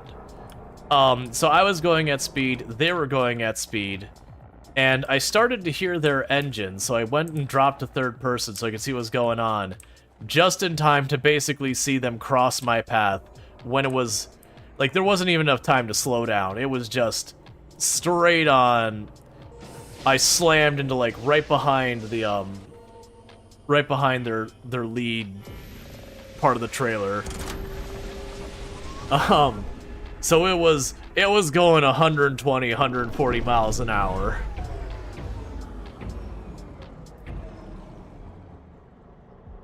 So, still getting paid full price, right? Right? You didn't see it? It was a solid hit. It was a real solid hit. It was enough that it put 5 hull breaches on us, which I haven't seen more than 3 from one hit. But that suit upgrade, doing work.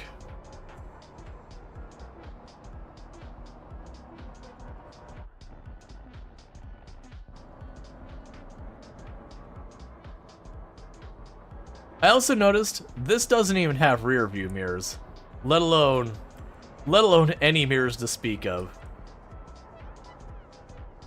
I was just sitting here thinking, like, from a safety standpoint, it's like, well, in this future, if you didn't have, like, surround sensors of some kind, which I don't know why you wouldn't, but you don't have surrounding sensors, you'd at least have mirrors that could see below and above you as well, because that would suddenly be a concern you'd have to deal with.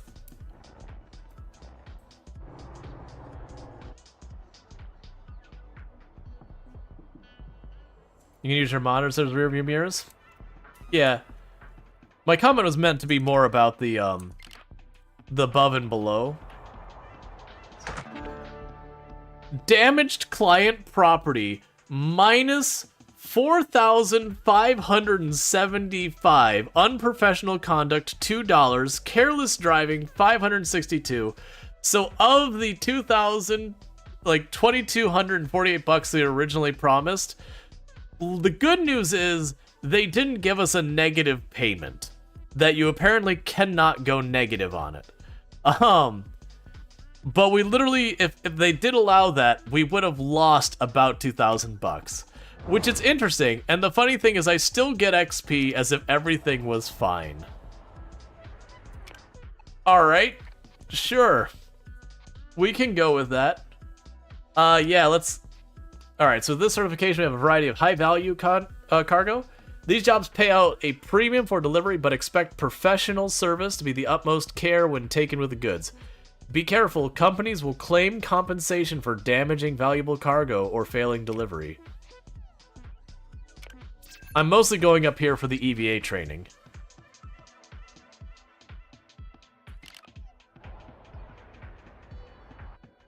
Alright.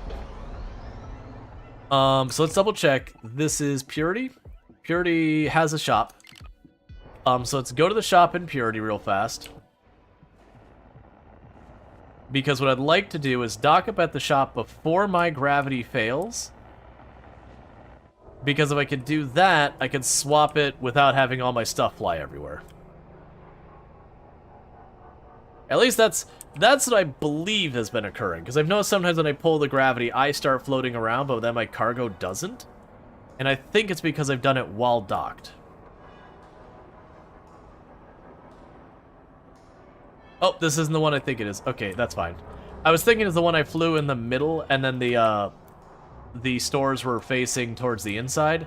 This is the opposite. It's the one where they're on the outside, facing out.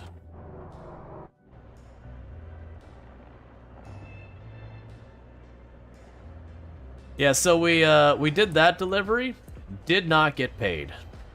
Straight up bumkus. Nothing. All we did was collected wear and tear and damage, and used supplies. So what I want to do for our next delivery... Actually, how are we doing in time? Yeah, I'll probably have time for one more delivery. What I think we'll do for our next delivery is I'm going to aim for one of the systems that has the, like, repair upgrade shop in it to top off our wearing out upgrades and all that. Because that... I noticed as long as I had the upgraded armor, we weren't taking any hull breaches. And then my service hit 0%, and then immediately we started taking hull breaches. So that does tell me that you just need to keep your armor up. Okay, so let's see what we've got here. We've got a burned filter. That's no good. Those are basically at market value. I did buy them on the cheap, so it might be worth selling them anyway. I mean, that's 11,000. It's probably worth it. Let's do it. Meanwhile, the batteries are slightly over the price I'd normally want them. And those are only slightly under. Not enough to care one way or the other. Yeah, so pharmaceuticals are the only thing really discounted here, and they just don't have any. You know what? Honestly, with that, let's just... Oh, right. Yeah, with that, let's not worry about that. We can turn on our cabin lights. Because our gravity needs to be swapped out. Why are you all here? Oh, because I slammed into someone at speed and then all of the junk came flying off the shelf. Because there's a good power cell for us. Yeah, we'll use that crate.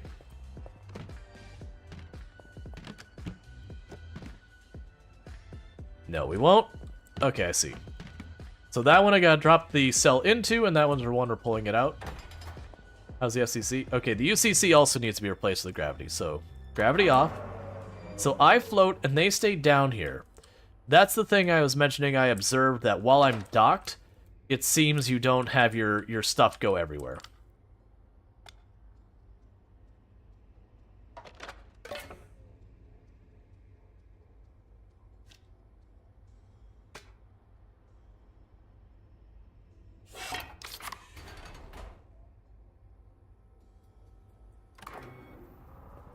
Alright, let's take a quick little peeky peek at the other two UCCs.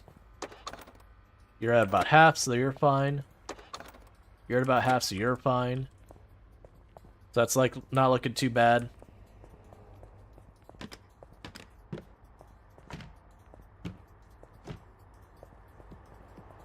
We can pop over here and take a quick look at our other systems. Alright, so you're getting a little low. Our air filters are fine, so we're pretty okay with all this.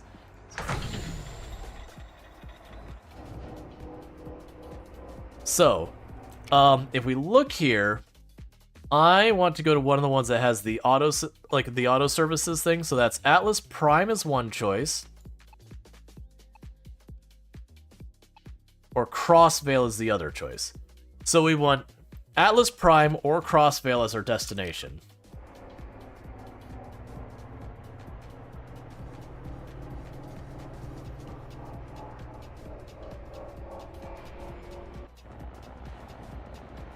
Okay. I said Atom Prime. Atlas Prime. Atlas Prime will be a very short jaunt. I don't know we'll find a mission that goes that little distance. If we do, we do.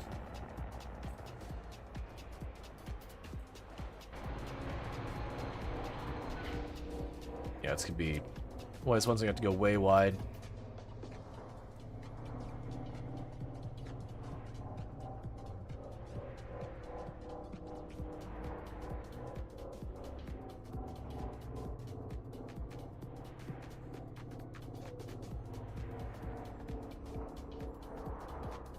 Okay. Back it up.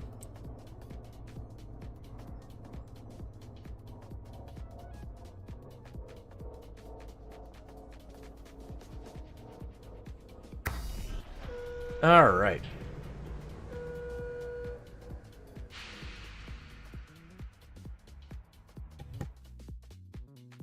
So I've got exactly one choice of missions, and it's not going remotely where I want it to. So we're gonna say no to that. Get out of my life. You are not. I am insulted, sir and/or madam, and I will not be back anytime soon. Come back when you have better business opportunities. And instead, we are gonna go ahead and just go to Atlas Prime, and we're gonna see how much it's gonna cost us to patch up our ship and all that, and we can get all that going. Which the downside is that is kind of taking in lieu of another delivery, because I'm effectively doing the delivery without the cargo. I am traveling between the system and flying the distance. I'm just not getting paid to do it.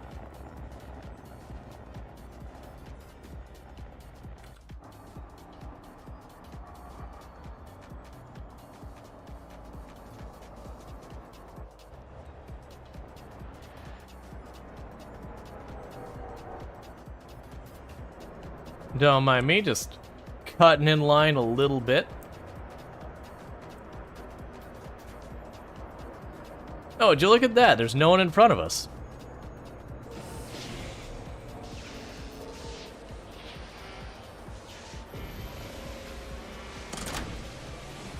Excellent. Good thing there wasn't a line of like 3 or 4 people I'd have to wait in. That would have been inconvenient slightly.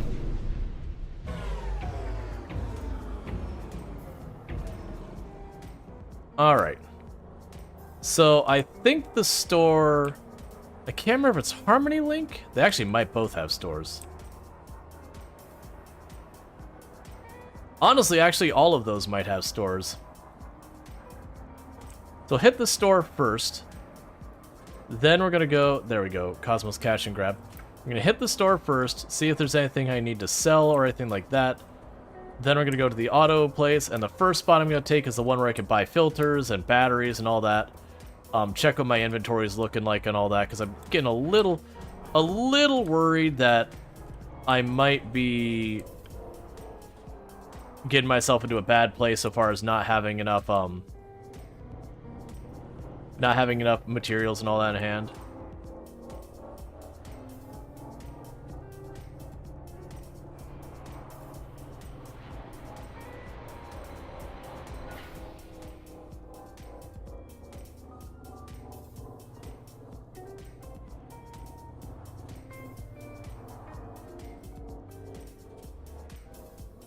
Okay.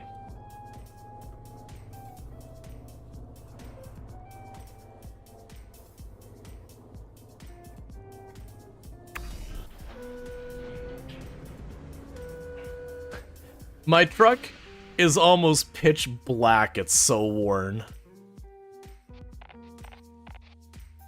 Okay, so those are on the cheap.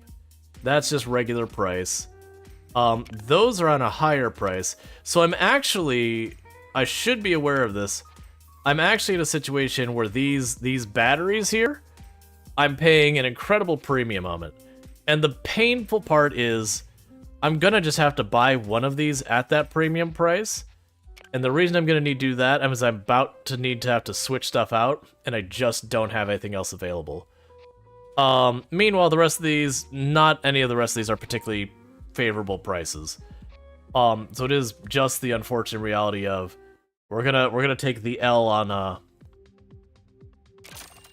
on this purchase of power. So what was in bad shape? Okay, so I'm gonna you're gonna probably have to be swapped, aren't you? Yeah. Really didn't want to do it this way. So grab you out. It's also a bummer because that was a slightly higher capacity battery.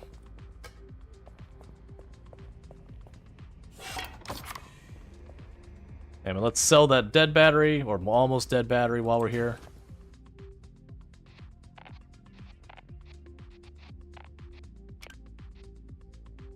Alright, well, that sucks a whole lot.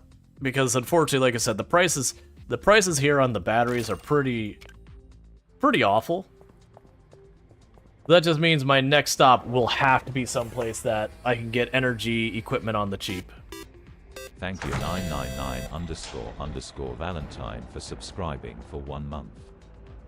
Thank you 999 Valentine for the Prime Gaming sub. You only get one of those a month, and you could have used it anywhere here on Twitch, and you chose to use it here, and that means a whole heck of a lot. So thank you so much for that. I do hope you've been enjoying your, well, I do hope you do enjoy your advertisement previewing, as well as access to the emotes. So thank you again for that. Alright, so our power situation's not the best, and what are you blinking over here for? You're warning me that one of my air filters is at 41%. That's not low enough that I'm gonna yank it. But it does mean it'll be going soon. Because I've been waiting till they get to like 20%. I don't know if that's a great idea or not. But the air filters are extremely expensive. So I don't wanna, like, I wanna make sure I'm getting my mileage out of it. But they do gradually get less efficient.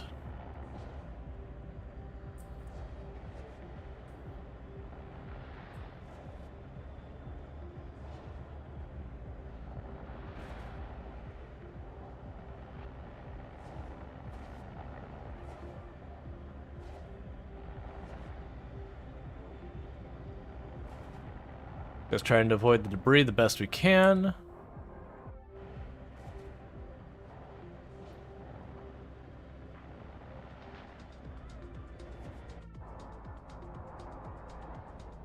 So honestly, parking at the Essentials thing won't do me any good because they're all overpriced. You think using 8% is reasonable? Yeah, that's what I was thinking, because you don't want to push it down to next to nothing where it's barely working at all and just wearing out your other ones faster. But you also don't want to trade them out when it's just got like the slightest scratches on it and it's not gotten its mileage out at all. So there's definitely a balance, and I don't know where the sweet spot is at all, but there's definitely going to be somewhere in there. Okay, so first, repair it. Ow. Quick service. Ow. Yeah, so you can make it stronger, make it faster. So I've got all these subsystems. So the suit recharge rate, I'm not too worried about. The cargo damage resistance is something worth definitely considering. Top speed, the thruster cooling, and like those are convenient, but I don't think they're big. The fuel efficiency has been a bit nice. I don't think it's actually as big as I made it out to be the first time. It really does feel like I just want this as much as possible. So I got two more levels in our reinforced plating. Oh, let's actually go to the structure here. The anti-capacitive shielding, which is the thing that makes it so as we get zapped, it recovers faster. I spent more than I should have. The answer is I spent more than I should have, because I still need to get batteries. We can do a little bit of juggling there, but I think we'll be okay with that. How am I doing on time? I'm probably getting real close to time. Let me get to the mission board, and then we can see what's up.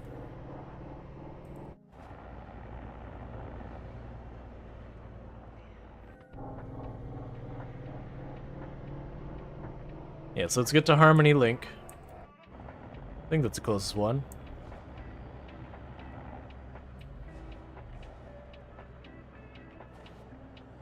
Actually, how are we doing on time?